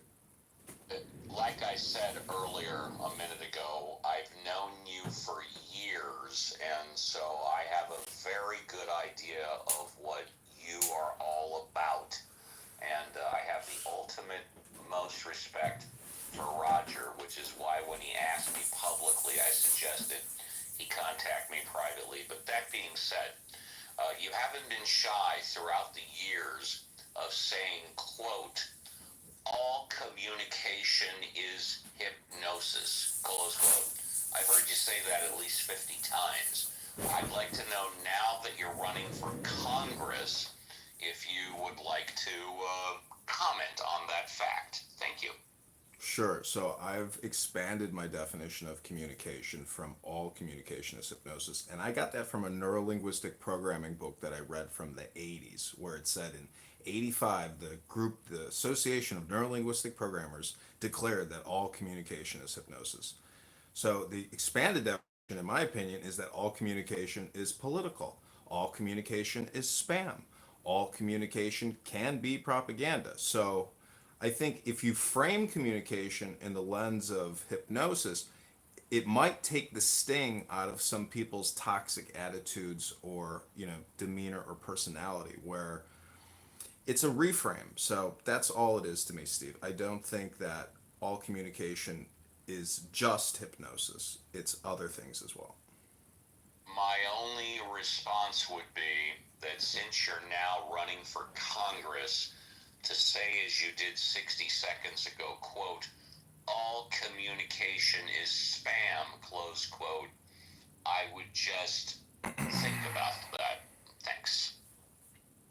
Oh, I have. That's why I said it. And I could tell you that if you come on this app and you listen to a lot of the communication on here, it's up to you to determine whether or not it's spam. If you want to have spam for lunch, feel free. It's up to you.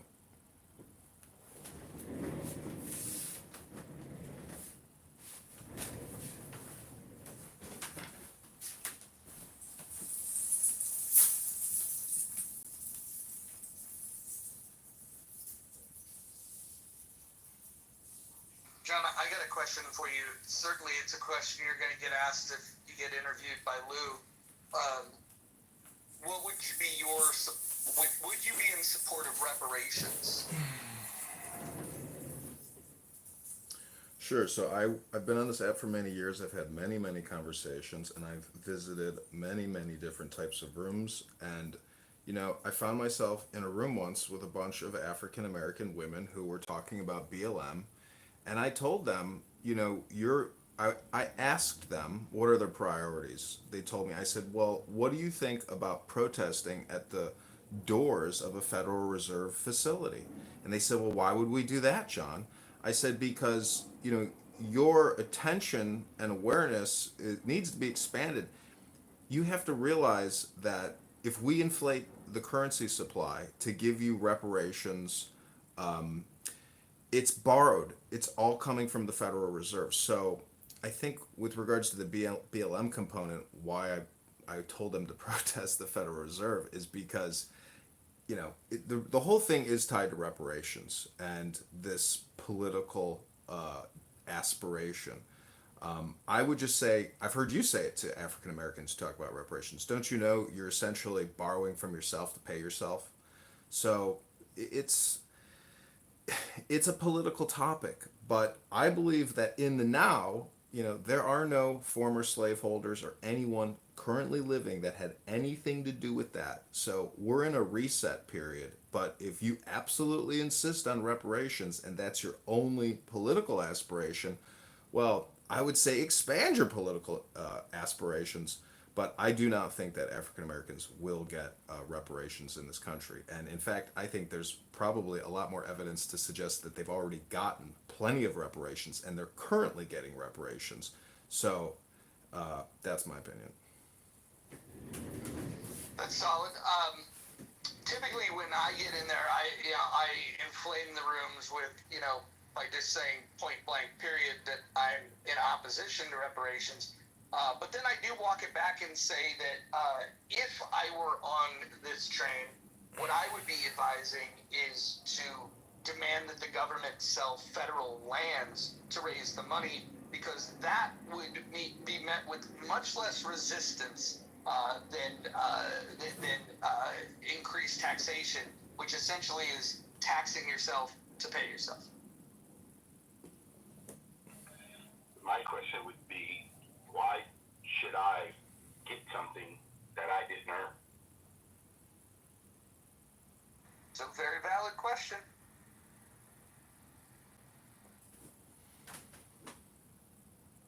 Well, I mean, I've sent invitations to people down in the guild. If you'd like to come up, just accept the invite. Come on up, join the conversation. My father was born in 1919. My grandpa was born in the late 1890s, and both of them taught our family very well that they themselves never met a slave, didn't know a slave owner, and that they still made it in America. So I'm just trying to figure out, are we really saying that someone deserves something even though they didn't earn it? And to my knowledge, every single slave owner purchased their slaves with their own money. So if I go and purchase something today, should then I be guilty in future generations because Edward purchased something and other generations should have rights to what I purchased? I don't think so.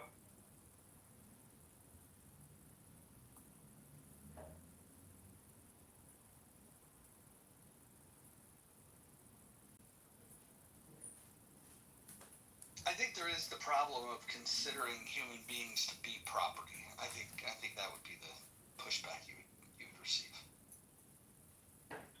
Roger, I agree. But where in human history that another human being, they purchase another human being? This is on every continent.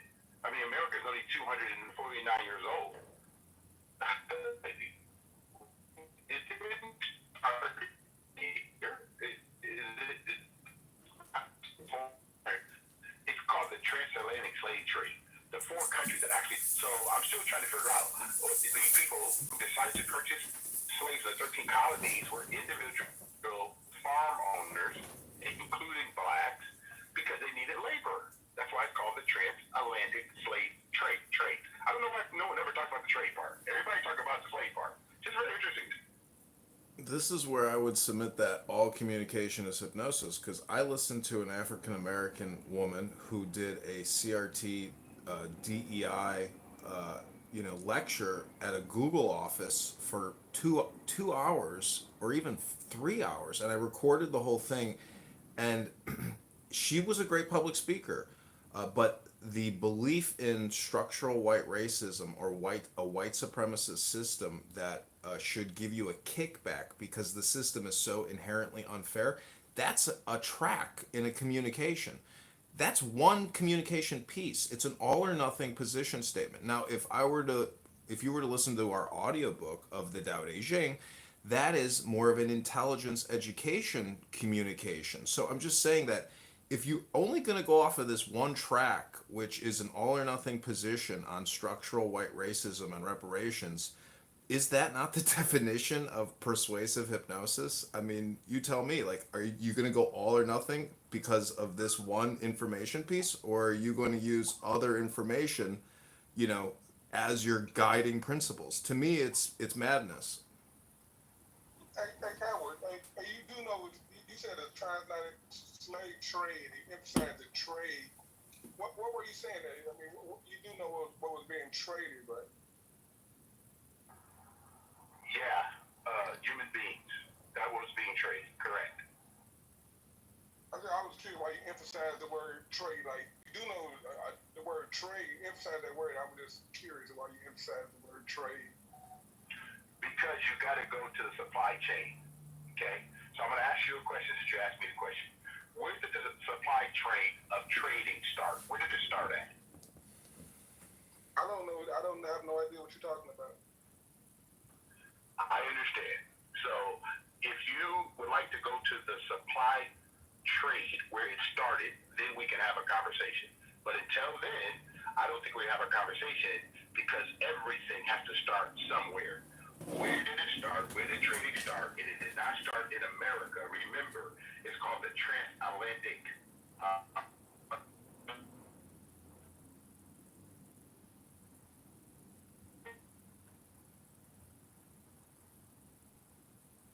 Is that me or him?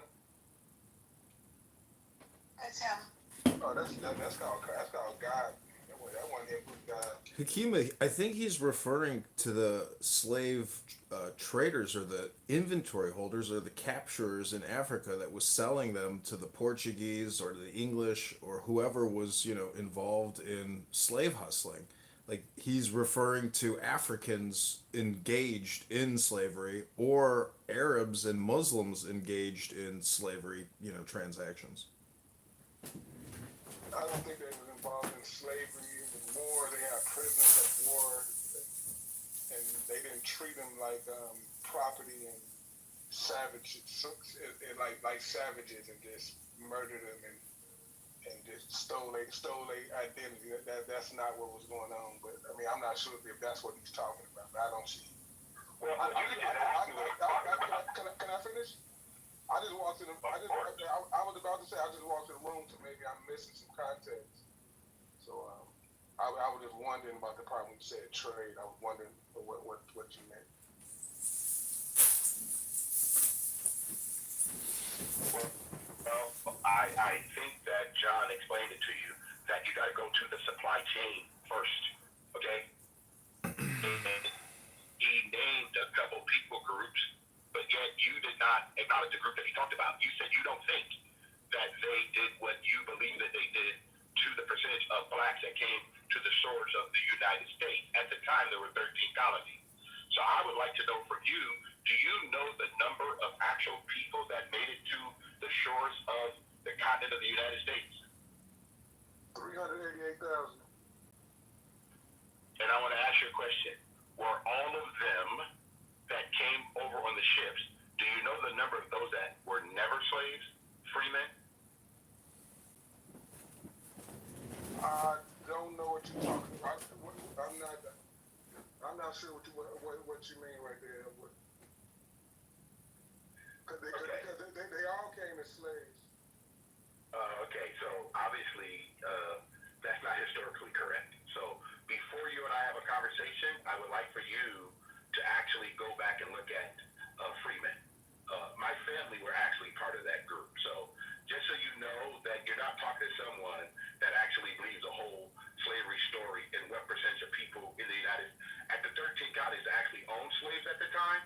and what people groups owned slaves at the time.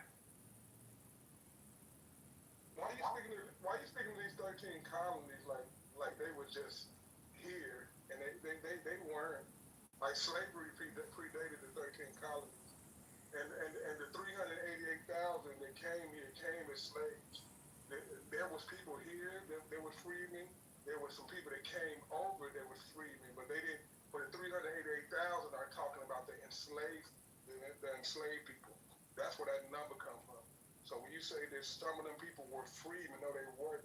The 388,000 particularly talk about a group of people. It was the ones that was brought here as slaves. That is that number, the 388,000. And I agree with you. Those were the ones who came here that were traded before they got here. Okay? They were traded before they got here. My question is, could you go back to the supply chain of who traded them and sold them into slavery? You're making up a whole term with this whole supply chain thing. Like you're literally making up a term that is not spoken of in history. Like you're trying to complicate something that's not complicated. Like did some Africans? May I finish? May I finish? Thank you. Like did some Africans maybe sell some prisoners of war to some Europeans? Yes. Did they start it? Was that their goal? Did they seek out the Europeans to sell these people? I don't think that's a part of history. So to act like that, like they just offered up this commodity to sell, and like they the ones who started it, like somehow this so-called supply chain, whatever you're talking about, is the root cause is the Africans. It sounds like that's what you're saying. If it is, that is nuts. Well, I appreciate you saying that something is nuts, but I would like for you to do some more research, brother, because what you're doing right now, we're not having a real serious conversation. Because I've been to different countries. I've been to 54 countries, and I'm sorry to tell you, what you're talking about is absolutely asinine for you to actually think I'm going to sit here and listen to someone tell me something when they themselves did not do the history and the study of what happened before America was even in inception. This empire has been around for thousands of years before America was even thought of. Okay? So when you have these conversations, man, you got to come with more than just emotion. I'm sorry. I mean, the emotion comes from your side. Like you're making that. Like I'm telling you exactly what's wrong with what you're saying. Like you're telling me I'm wrong without telling me what I'm wrong about. Like it's you that's come with the emotion. Clearly, I'm coming with factual information. I'm directly talking to you about what you're saying. I'm not saying what you're saying is wrong. I'm saying what you're saying is wrong. Plus, I'm telling you what's wrong with it. But you're acting like you're the super educated guy, and I'm the one who needs to do more research. Yet you're not telling me what I'm saying is wrong. Okay, I got a question, Edward, in regard to this. They had on the shore. Was it where were the docks where the Spanish came and picked up the slaves? Because the biggest amount of the slave trade started, as you say, before the 13 colonies, because it was done by the Spanish. And they came up to these docks. How long had those docks been there, Edward, and who all were they doing business with? Shirley, great question. The difference is, Shirley, I think that people should do their own research with the 4 countries that started the transatlantic slave trade, which were not here in the United States, and then the African countries that actually participated in trading of slaves. Okay? Just go back. It's so interesting. I'm not going to sit here and spoon feed people because everybody has a different narrative. And I like the fact that he said that I did not explain. No, I'm going to say it again. You got to go back to the origin of the transatlantic slave trade. That's what you got to do. And the really nice thing about this is now we can ask Gemini that very question, and it'll give you probably a pretty concise answer. I'm not trying to be smart. Yesterday, I got in the middle of two men having a conversation, and got bludgeoned. I shouldn't have done it, and I shouldn't be doing it right now. But it's such an interesting topic, And I had, before I read what you're talking about, Edward, I just thought that the 13 colonies were the terrible people who, the only terrible people who participated in slavery. And found out that we were not the only, it's a terrible institution. We're so glad that we aren't practicing it, except we probably have economic slavery. I don't know. We won't go down that line. We won't go down that. So Edward, which African countries was a part of the slave trade? Be precise. And I just said to you, and I don't know why you did not hear me loud and clear. I'm just pulling to you part. I mean, I'm just asking you a simple question. This is the last question I asked you. Like, which African country was a part of the slave trade? Do I have a right to say I'm not going to answer the question? I mean, if you don't know the answer, that's fine, but yeah, that's cool. All right, thank you for making an assumption. I appreciate it. Yeah, it's clear you don't know. Yeah, I know it's clear that you like to make assumptions. So, you don't know me, I don't know you. Let's just make sure we keep it there. Stay in your lane, because I'm okay, bro. I'm good. My lane is Clubhouse. We both in the same lane right now, in the same room, on the same stage, and we're talking about the same topic. And you asked me a question, right? And I said, I am not going because you don't know the answer. Okay, you got it. I don't. Just go ahead and take that. If that's what you want to say, go for it. Because I do know this. You don't know about supply chain. You don't know the origin of it. I know that. You just made that shit up. All right, hold on, guys. I just wanted to say that this has been a good discussion, but in about, oh boy, what's it, 15 minutes from now, we're going to mosey on over, those that want to the rational discussion group, where the topic is going to be, is Trump derangement syndrome, is that a proper framing of the progressive sentiment towards Donald Trump? And if not, what is? If we don't like that term, if that's not a good framing, we'd just like to know what is. I'm gonna answer that question real quick. It's called a rational discussion. It's ironic. The room of your the name of your room is the exact thing that people are doing when they talking about Donald Trump and all the fuckery he's doing. They are having a rational discussion. It's not TDS at all. Interesting. Yeah, so the room will really be an invitation to people that are critical of Trump, which invites me because I'm critical of Trump. I don't think that I have derangement syndrome about it. I think my criticism of him would be similar to any criticism that I would have of any president when they do things that I think are outside of the bounds of protecting individual rights. I think that markets and people should be free. And I'm a bit of a zealot when it comes to those things, and that's why I don't get caught up in some of these movements. It's also why I'm inspired when someone that's running for Congress, even though it's not my district, is saying that they want to bring attention to the debt, $37 trillion in debt. So that's why I support John Kitover for Congress, and there's a link above if anybody wants to click on it. They can give. By the way, this is not a contest of how rich you are, and a smaller donation doesn't mean that it's smaller support. In fact, every dollar counts in campaigns like this. And so, if you have $1 to give, if you have $10 to give, if you have $100 to give, all of those are appreciated, or any denomination in between. I would just ask you to prayerfully consider it. Say a prayer, open the link, and then listen to the Spirit. Let the Spirit guide you on what you should give. And if the Spirit tells you to give nothing, well, then so be it. How can the Spirit be wrong?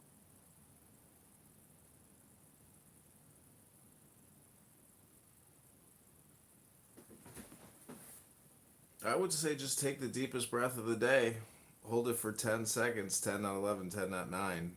Click that link above. Your money will be allocated absolutely transparently. We need people on the ground. And Mojo has volunteered to fly out to Chicago, stay at a Marriott, and knock doors with me to get the required number of signatures, which is about 600, but we'll probably need thousands. And your money will help this campaign. This is not a joke. I know many of you know me as a joker, a comedian, a troll, a clown, somebody that likes to have fun on this app with you. But, this is a real campaign. It has a real checking account. It's got a real EIN number. We're really in the FEC website. And your donation probably will actually show up in the donation reports. So just FYI. But johnforcongress.com is the website, and the antidote link above is the payment platform and landing page that we're using to generate funds for this campaign.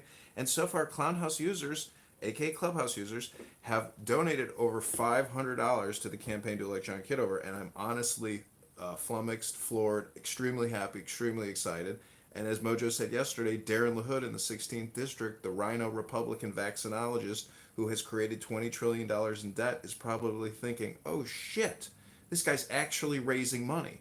So we do need to open up that muff and create a bridge or an opening to the voters of the 16th District. And hopefully this type of economic and fiscal conservatism, aka common sense, will be able to create, a group think, a herd psychology effect.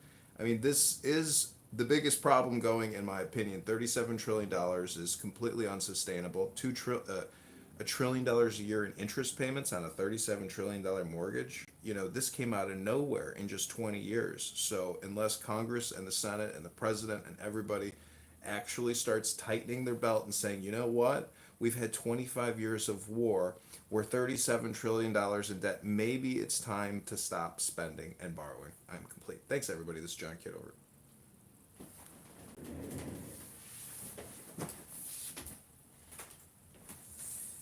Okay, we've got about 10 minutes before the rational discussion group is going to open. I know this is going to be a great room.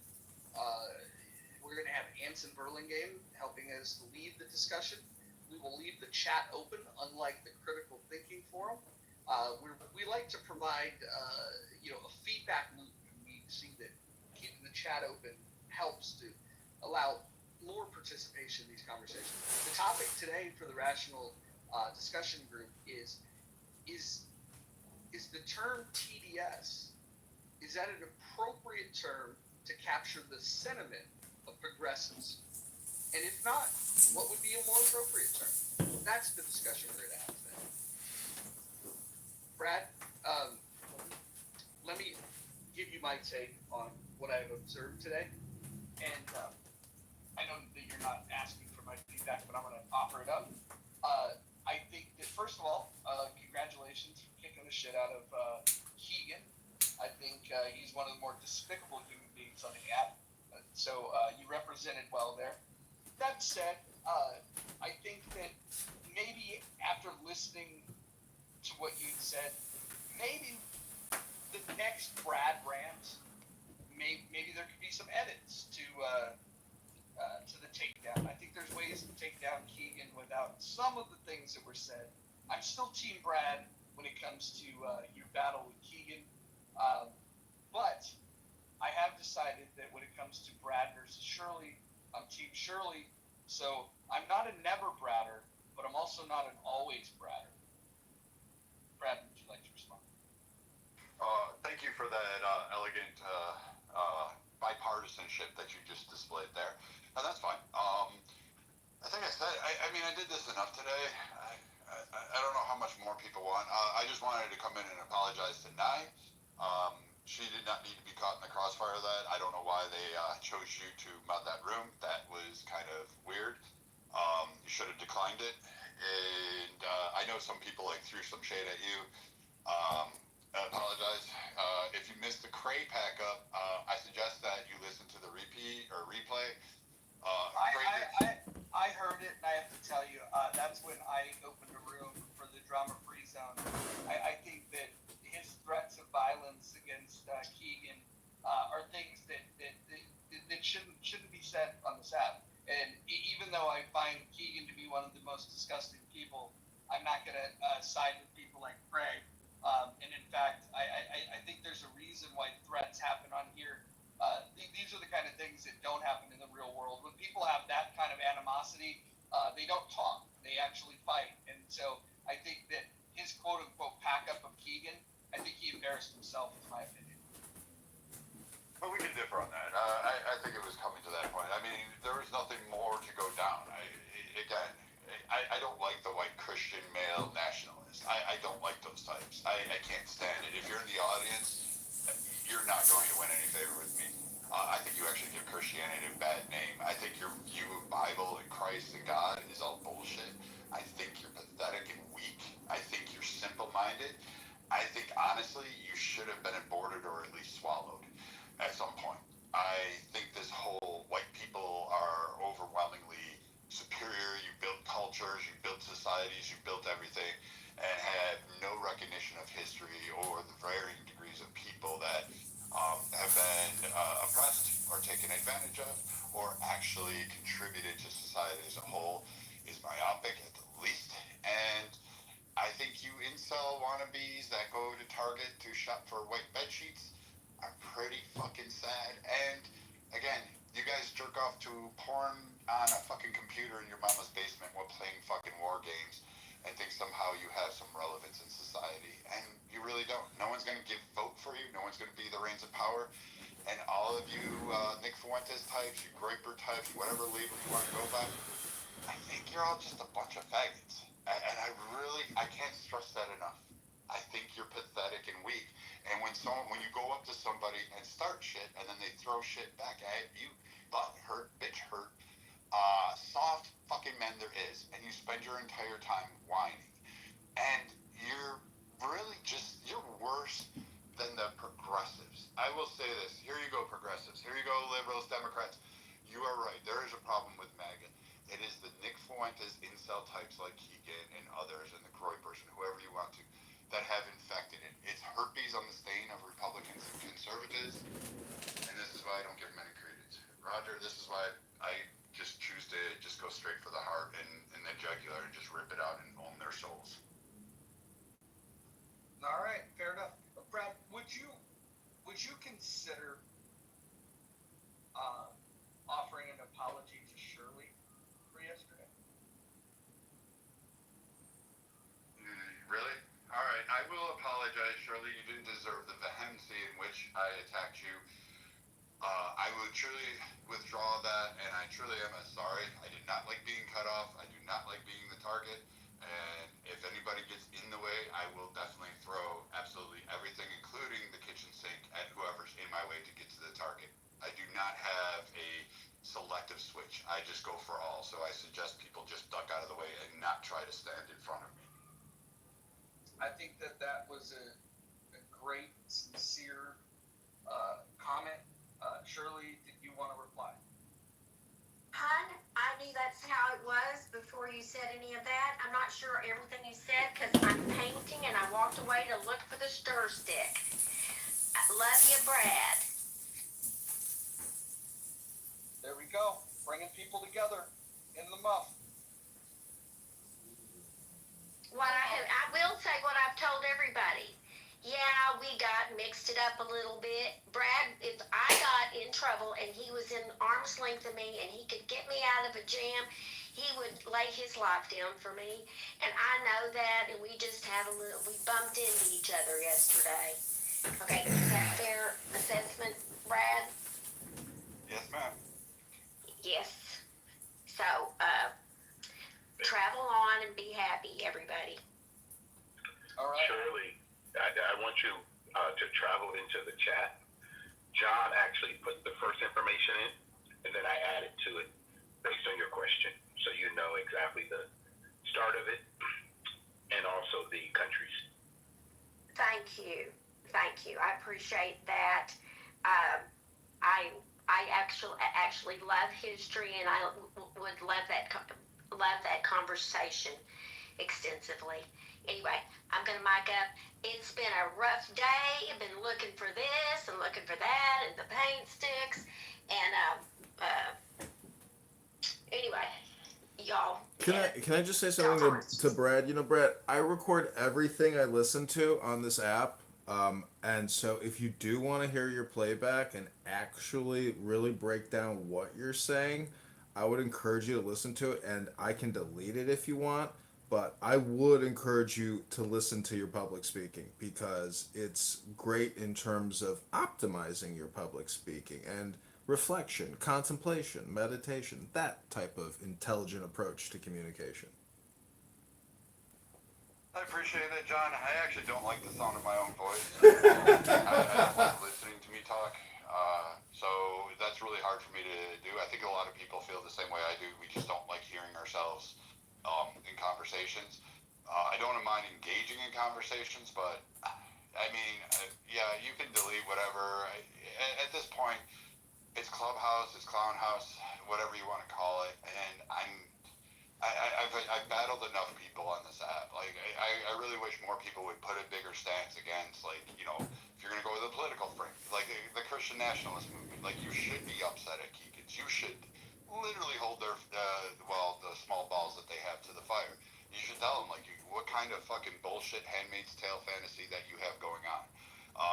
You know, black people shouldn't be segregated from voting. Black people shouldn't be separated from having infrastructure projects of their own or their own creation. Oh, you're the ocean now. You've transformed back to the ocean. Interesting. Person in the fucking country and deport them.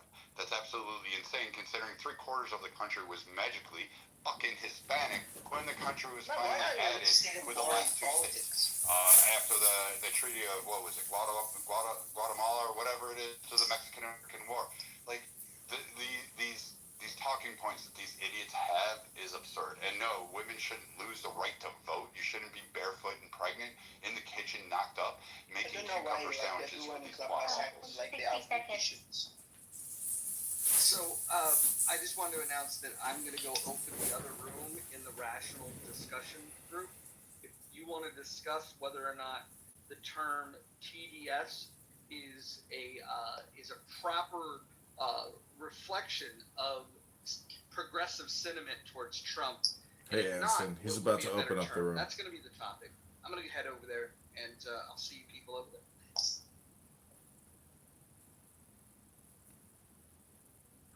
So I can pin the link to this room, and everybody can click through, or you can go to your hallway and see the room with Anson and Mojo. Anson is in the campaign to elect John Kitover. He's headed over there now.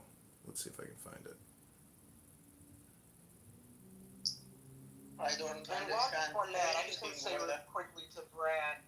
Brad, I heard what you said about me.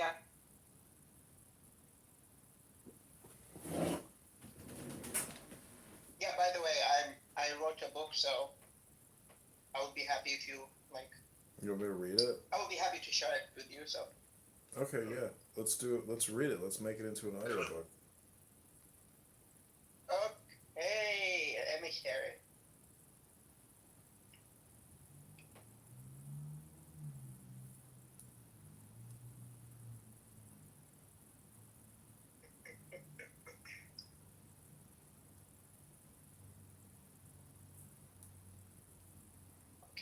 I sent it in the chat, brother. Just read me the first 10 sentences. Okay. Alright, I'm going to go ahead and mod up Anson here. We're not going to get started right away. We're going to let people pack in. We will make sure that we start right at 2 o'clock Pacific time and 5 o'clock Eastern. You do the conversion if you live elsewhere. Not the world clock. But let me see if I can bring some people up. We'll just have a little bit of small talk, as they say, until the room really gets cracking. So the format for this room, this is my preference. Alright, I asked you for 10 sentences. You didn't give them to me. First framing of the question, and then he likes to hear what everybody has to say, and then towards the end he kind of offers his response to things, although he may interject. This is supposed to be interactive. This is not one of those rooms where somebody's given endless amount of time to drone on and then they're moved to the audience. It's also encouraged to participate in the chat to whatever degree you would like. Just be polite and respectful to people. We're going to have this conversation. I love this question, by the way. I hope you guys are enjoying these rooms. I know that I've been getting a lot of positive feedback for these rooms. And if you have topic suggestions, please back channel me, back channel Anson. We'd love to hear this stuff. But let's just get a little bit of small talk going. We got about 7 minutes before we officially open. Let's hear what's on your mind. I'd like to go just super quickly. Anson, these last few rooms have been very informative and very enjoyable, and I was just going to beg you guys to turn the replays on, and I see that they're on, because you're just that good. Thank you. Yeah, that's the kind of feedback loop. You were not the only one that requested replays to be on, and since the rooms stream to YouTube, there's no reason why we wouldn't record these rooms. So replays are on. Well, I just want to say really quickly, I think this is a great topic. I'm very excited for this discussion, especially to hear the thoughts from people who dislike Trump. And perhaps they'll share why. And why, if they are offended by the term TDS, I hope we get some explanation on that too. Thank you. Absolutely, and I hope for those that pick the choice in the poll that they prefer a different term. I'd hope for them to offer up a suggestion. If the TDS term is not the proper term, then maybe we can figure out what the proper term is. And I don't think that this conversation is going to be the end of this. I think this is going to be the beginning of talking about the impact that Trump has politically as well as socially, and the way that people now engage with politics because of this Trump phenomenon. And his supporters, his detractors, they're very passionate about things, but this will be, I think, the beginning of a mature dialogue to bring people together that love, hate, or are indifferent to the guy, to figure out, can we have a fair framing of what the critique is? That's my hope, that we're going to start that process. We got about 5 minutes before we really kick things off. Wanted to just welcome everyone. If you want to join the stage, please raise your hand. It's open to everyone that wants to participate politely. So this is great.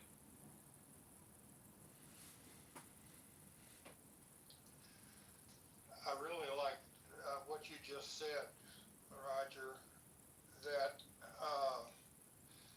I would hope, you like it or you don't like it, you come up with a new name if you want to, but the bottom line is there is a strong sentiment by a lot of people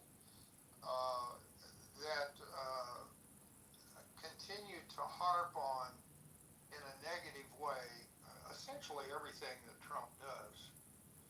And if we can somehow figure out how to better criticize Trump, but more important, move beyond criticism to a constructive alternative.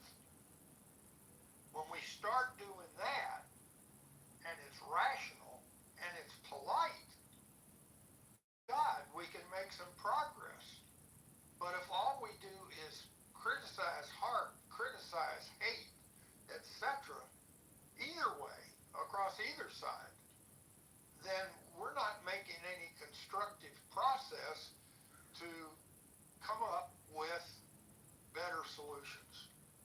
And that's the reason I'm looking forward to this, particularly if we can take it to the point of what else can we do besides just hate, whatever. Yeah, so been thinking about this all day because I got shit to do, but I divide the TDS problem because Roger asked earlier, or Mojo asked earlier, how we could think about TDS. And I think there are two camps. There are those that are fundamentally opposed to the policies that any of his initiatives,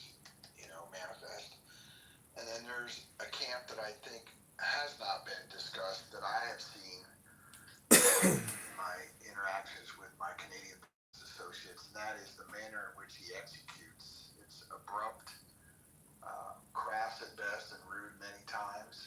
And by anyone who, even if you're the staunchest of Trump supporter, you could always say there was another way of handling it. Now, when the electorate elected the guy, we did it with our eyes wide open, knowing that it wasn't always going to be the way you would do it.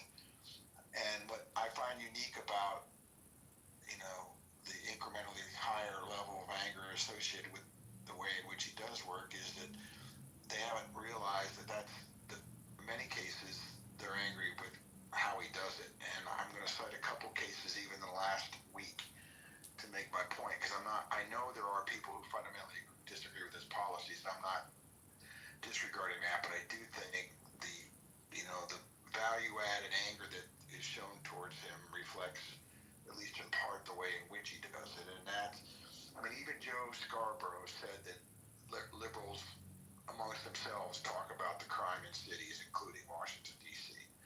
So that's just the one in this particular case this week. And even Democratic senators, most notably Fetterman,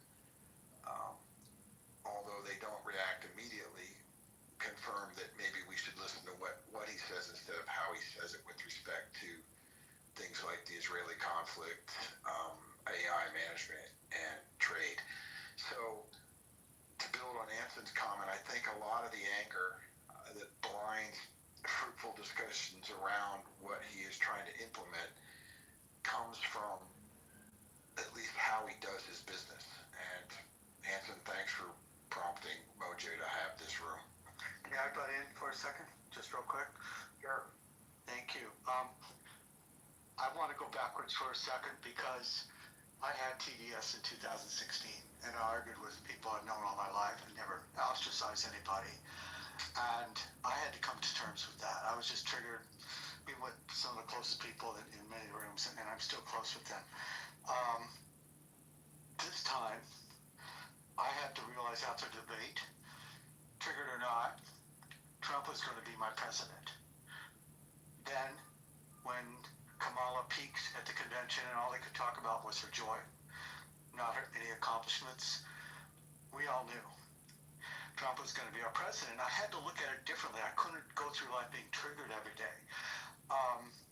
So the only thing that I wish that the people on the conservative side would do is when you're in a conversation with them or online, they don't just come right out, you have TDS, because it's a catch-all phrase now for anything they disagree with.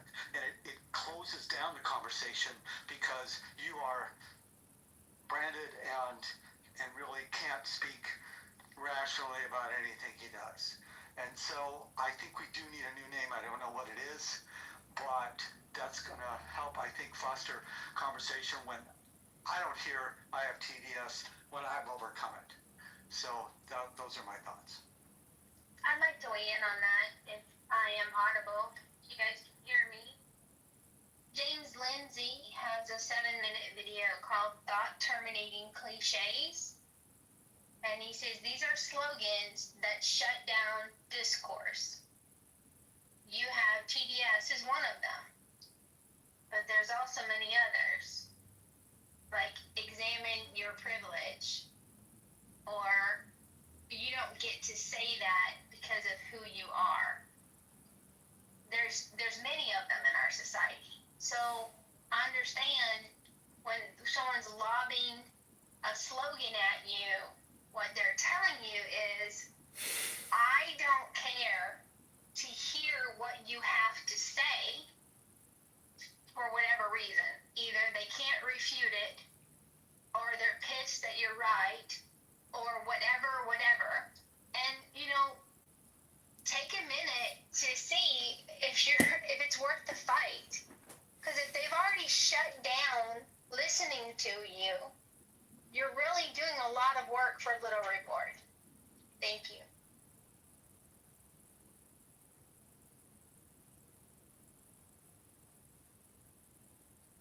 You ready to start the room, Roger?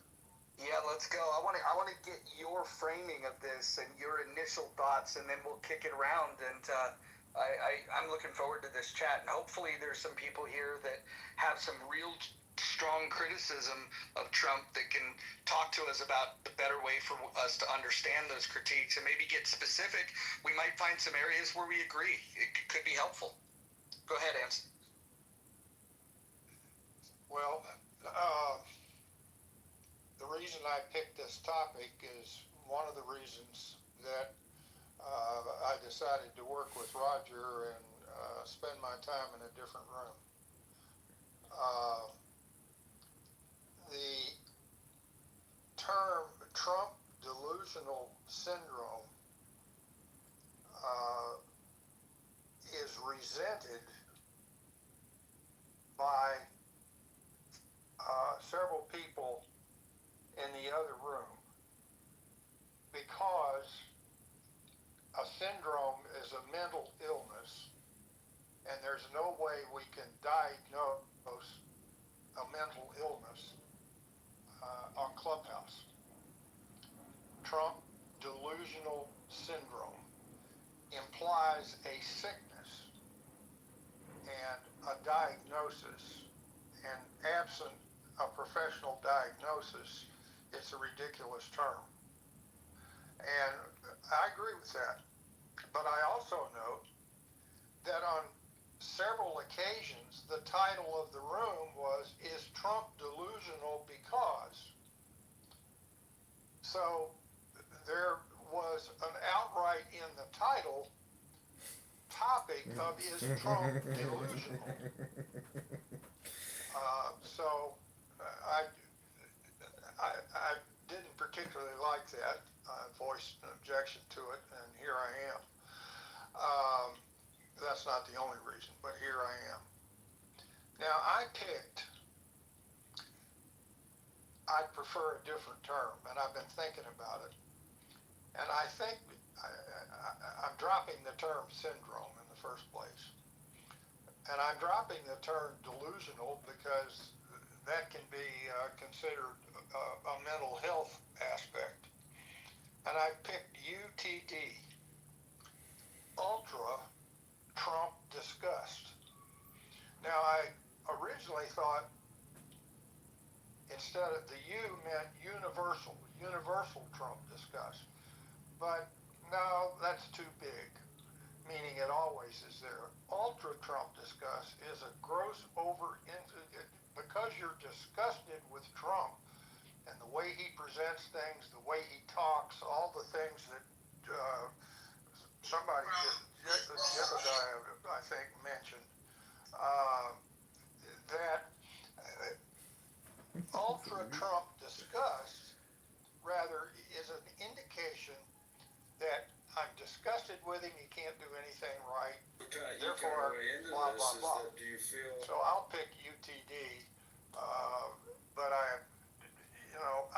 what I'm hoping that we go from is rather than accusing someone of whatever phrase, ultra, UTD, TDS, whatever, I agree with the observations by a couple of people that have already spoken, that it shuts down debate.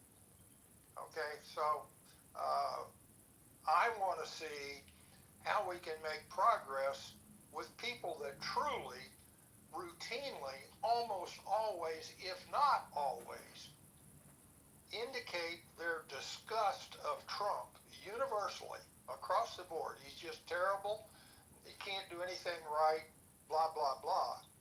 Then we can move from that to, yes, I have UTD, but here is what I would do instead of what Trump is proposing to do. That's where we can make progress rather than harping on Trump and harping on how wrong his approach is, his policies are. Get out there and counter his policies with something rational and constructive. And that's where I hope we can move in our political debate. I'll stop it at that and let everybody else talk. I'll chime in since silence everybody stop for a minute. I'm going to stick with TDS. I think it's appropriate. I mean, I get it. I'm not a doctor, nor do I understand all the mechanisms of the human mind. But I think it's a perfectly fine label. Since it seems politics is just about labeling and branding, that's pretty much where we're at. The issue that I have is I don't have a plethora of XGs or Rogers or Kellys or Ansons or Rosser. I don't have those to debate with outside of maybe in this room if we were to get into a deep dive on a policy. There's plenty of crap that I wish people would talk about. Like, originally, I thought the wall was the most retarded waste of money to ever be formulated in existence. I think to this day, I will still say the wall is a stupid idea. Do I think we should strengthen our borders? Absolutely. Do I think we should have a better immigration system? Absolutely. Are there loopholes, pitfalls, and dangers that come with our immigration? Absolutely. I personally want to go back to the time when I was a kid where you could freely just walk across the border to Canada or Mexico and come back with your driver's license. We had that open arrangement. We had people in all three nations shifting back and forth along the border, working and living in harmony until we decided that we needed to have better IDs, more controls, and I get it, 9/11 was scary, and a lot of these policies have implemented. But to say, I never get these types of arguments. Maybe XG once in a while will go on, and Roger will say something on the economic policies. But we rarely have these discussions. Militarily, I agree with the Iran strikes. Many people don't. I think they were appropriate. I think it is something that needed to be done. It should have been done decades ago, and I'm okay with it. And people seem to have a reticence on that. I want to go the other way. I think Trump derangement is perfect without a modifier. Okay. And so Did I break up? Oh, I'm sorry. I thought you were done. No. I'll let you go. I'm not going to be like really long, but I mean, I never get those attacks about Trump. What I get is the hyperbole attacks. I get that Trump's a fascist. That doesn't tell me anything. I get people that are not, like the big beautiful bill is anything but beautiful. It's just fucking vague. It doesn't make any sense. Someone kind of debate me on that. Tell me how great that bill is. Give me what part you like. I don't have that. Give me the part you don't like. I'll probably agree with you because most of the people that are pointing that out, I agree with. It's shitty. So, I mean, we can't have it. And then you can't couch your feelings in that everything is great under Kamala or Biden. And I'm politically opposite of XG. I consider him a good friend. He's a good guy. I like his stances. And sometimes, I'm going to be honest, he's on the left or he's in his own little world. He's fucking right. He's 100% right. Roger is in the middle somewhere. He's 100% right at times. Like, I don't know why even the Trump people need to be on this one fence that everything Trump does is fucking perfect. It's not. It's a fucking waste. And it's shit that I wish he would recognize better and not do. But, you know, we're in that age. Now you can go, David. Thank you. Real quick, I like just Trump derangement. It's actually his initials reversed. And why do we need a modifier? That's really part of the problem. The ultra or the syndrome, like you mentioned, are just part of what creates what Hanson is so proudly and rightly called the Great Divide. Not proudly, but aptly. And so can it just be Trump derangement, in my mind? And then we're more open, I think, to maybe a middle ground.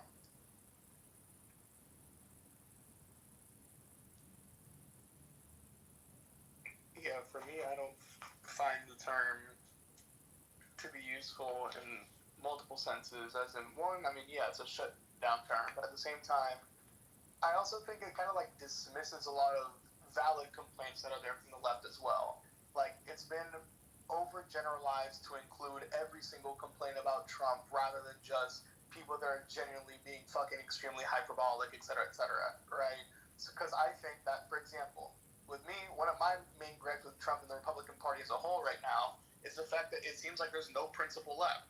I'll debate people on the big beautiful bill, because what the fuck do you mean the bills that are big are beautiful now? I thought Republicans were always about single issue bills, making sure it passes by itself and it's that good, blah, blah, blah.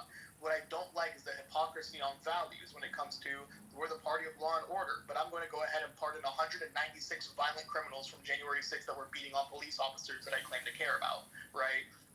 When it comes to, I care about family values, but I'm going to go ahead and elect a man that probably wouldn't have been elected 10 years ago just based off the fact of his divorce history and the 34 felonies, whether you view them as violent or non-violent, whether you care about them or not. The Republican Party from maybe like 15 years back wouldn't have done it based off that. They didn't want Romney to win based on the fact he was a fucking Mormon of all things, right? So like for the most part, I feel like my main frustration with the Republican Party is the lack of principle or the lack of being able to stand on one principle and acknowledge when they're wrong or acknowledge when their administration is doing something in contrast to what their principles are quote unquote said to be, right? And I think that being frustrated about that isn't so outrageous to call it derangement. I think it's valid. And I think there's a lot of other Democrats or people on the left like me who do have valid complaints that do want to speak about politics, don't want to just say, oh, Trump orange man bad, Trump racist, blah, blah, blah, that actually want to get to these discussions. But because we have a complaint about Trump, it gets classified as TDS, we're dismissed with the rest of them that are just batshit crazy. And it feels like there's no room for engaging. In the same way that they don't want all of us to classify everybody that's MAGA or that supports Trump as these crazy racist authoritarians. They don't want to be painted like that. Don't paint the other opposing side if you don't want to be painted like that. Don't paint us as this one giant blue-haired monolith that just wants to cry about racism 24/7. When there's some of us that actually do have gripes and complaints that aren't delusional and aren't deranged. They're genuine gripes that, guess what? Some of the people on the right wing also share with us about the party. Well, then maybe you should stop labeling everyone who was convicted of a Monica, crime on January 6th. I'll just address the room. I don't know who you are, sir. So when you're looking at hyperbolic rhetoric, it's coming from both sides. We've seen the enemy, and it is us. And when you call MAGAs, we pay attention. When you call us Trump-tards, we're paying attention. Now, you might feel that justified because, we sip on liberal tears and leftist tears, and we might call you libtards. Yes, but when you're pointing fingers at us, understand when you call Trump Hitler, we're laughing at you. We're laughing at you because it's ridiculous. And your ignorance of history and what's happening and all the things that Democratic policies have put us through over the last 10 years are being blithely ignored because orange man bad. That's what we get from you. And I tell you, if you would just spend a couple moments saying, hey, this policy of Trump, we're not in a recession just yet. Hey, maybe the tariffs did need to be quote unquote rebalanced, like the EU leader said, a rebalancing. So when you don't give credit for the things that are actually going well, and you only nitpick and you call them a rapist and a pedophile, why should anyone who's supporting his policies, who are conservative, listen to you? You've lost the plot. You've lost the credibility. You don't have our respect because of all the crap that we've had to deal with. And like no recognition that we have valid points. Like, you first. You first. That's it. Yeah, if I can just add to Monica's point. Monica, not only do they compare Trump to Hitler, but they say the U.S. under Trump is a dictatorship, right? I mean, all these examples of Trump derangement syndrome. We have our media, our left-leaning media, that devotes 24-hour coverage over analyzing everything that Trump states, how he drinks water, how he sits in a chair. You have you have politicians, public officials, celebrities, left-leaning or so-called progressive voters, any given day of the week, crying, screaming across social media, declaring democracy is over because of Trump. What else? We have meltdowns over Trump moving busts of MLK in the White House. Any decision that Trump makes is automatically interpreted as malicious or harmful. Is this not everything you guys did with the Biden administration? and Obama. I was waiting to say that. Like y'all act like this just started under Trump. Like to this day, when people say Obama name, Like Biden couldn't stutter over a word. Gentlemen, the only difference is we did not disrupt our families and friend groups because they voted for Biden and or Obama. We did not shun people because they voted for Biden or Obama. You guys boycotted Bud Light because they had a trans person on an ad. Why do you care? Yeah, I mean... No, wait. I don't care. I'm saying when you say you don't do it, stop acting like you don't when it's clear that you guys... No, we didn't burn down Tesla dealerships or put the swastikas Wait, hold on. Everyone chill out for a second. I thought I heard Nye trying to wrap up her point when I heard other people interrupting. I want to hear everybody's opinion. I think this is an important topic, but I want to hear Nye finish her point, and then somebody can respond to it. Yeah, that's just my example. You see how quickly they were to come off the mic? I didn't interrupt anyone. They were so quick to come off the mic to bring up whataboutisms with Biden and Obama. And meanwhile, the difference is those who support Trump, we did not accuse those who support the left of being evil, of wanting to genocide everyone. We didn't call everyone Hitler. We didn't burn down cars. We didn't attempt to brainwash the children to think they're born in the wrong body. And we didn't label everyone who had opposing opinions as being Obama deranged or Biden deranged. The difference is, and I'll land here, it's seemingly Trump supporters are capable of critically thinking and engaging in discourse whether they agree with the other side or not, while leftists or progressives are incapable seemingly of doing that. I'll land. Yeah, that's kind of laughable considering the party that had the biggest meltdown of all, which was having a fucking insurrection at the Capitol, happen because you guys lost an election. The same party that apparently doesn't cut family members off, but boycotted an entire alcohol brand just because a trans person happened to be featured on an ad with them, right? You I hate this moral grandstanding as if you guys are so much better than the left when everything you're complaining about the left doing right now is what you guys did during the Biden administration for 4 years straight. The motherfucker couldn't stutter once without you guys going into a panic about, oh my god, our president has no cognitive dissonance, his brain's gone, we're gonna get attacked by everybody because Biden doesn't know how to say 2 sentences in a row. Like, you guys were all over that. If we continued onwards, like, if we want to say that TDS is a valid term, then BDS is an equally valid term by the same metric compared to how you guys have treated Biden and still continue to, whenever somebody today brings up an issue with Trump, or whenever somebody today brings up an issue that's happening today, you guys will always go to the past and always be like, but the Biden administration, but the Biden administration, but the Biden administration, even though that motherfucker hasn't been in office for over a year at this point. You guys blame every single one of your problems on Biden and have a derangement as to how he's the greatest threat on earth. And take in mind, you hate the Hitler comparisons, but you guys spoke the same way of Biden. So that's why I'm confused that everything that you're mad about is always what you've also done. Not a complaint as to, oh, the left is doing it, the right is doing it. It's always rules for thee, but not for me. XG, knock off the profanity, please. Try to keep it clean. Yeah, I think, look, I'm going to jump in real quick. We should try to get back on the topic. I think that would be important. If you guys know me well enough, I have criticism for all of these folks.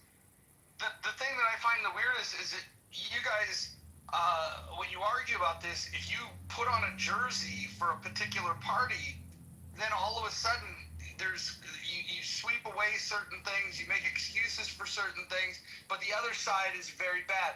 But the question here is specifically around Trump.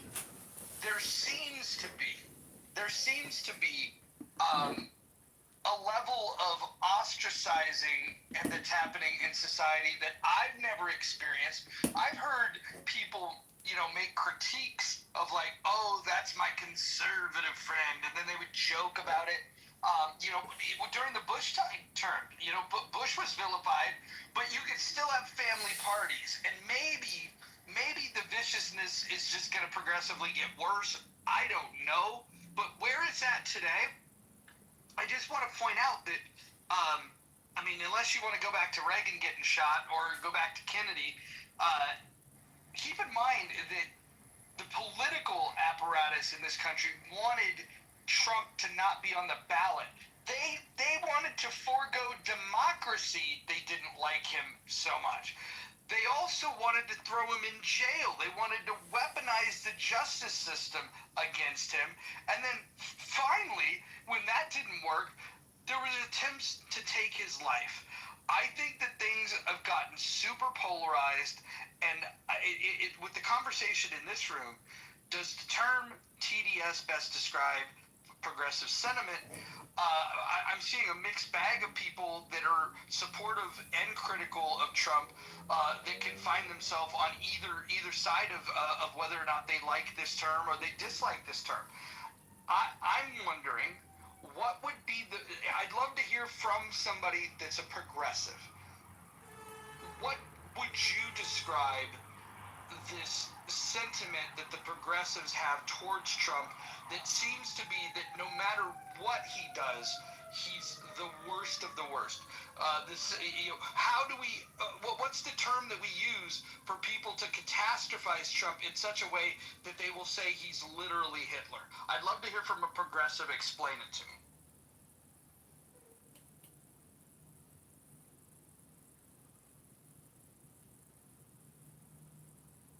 Okay, I know we have at least two progressives on stage. Hey, Rock, I didn't hear your question. What was the last part you said? The actual question? Yeah, the question is how do you describe progressive sentiment towards Trump? This idea that that Trump can never do anything good. The thing that leads you guys to saying that he's actually Hitler. He's literally Hitler. How did we get this far, and why is it so catastrophized? I mean, because it's right there. He's right on the verge of being Hitler. I mean, I'm not just saying this now. I've been saying this since he started running. When I found out about Project 2025, which he denied.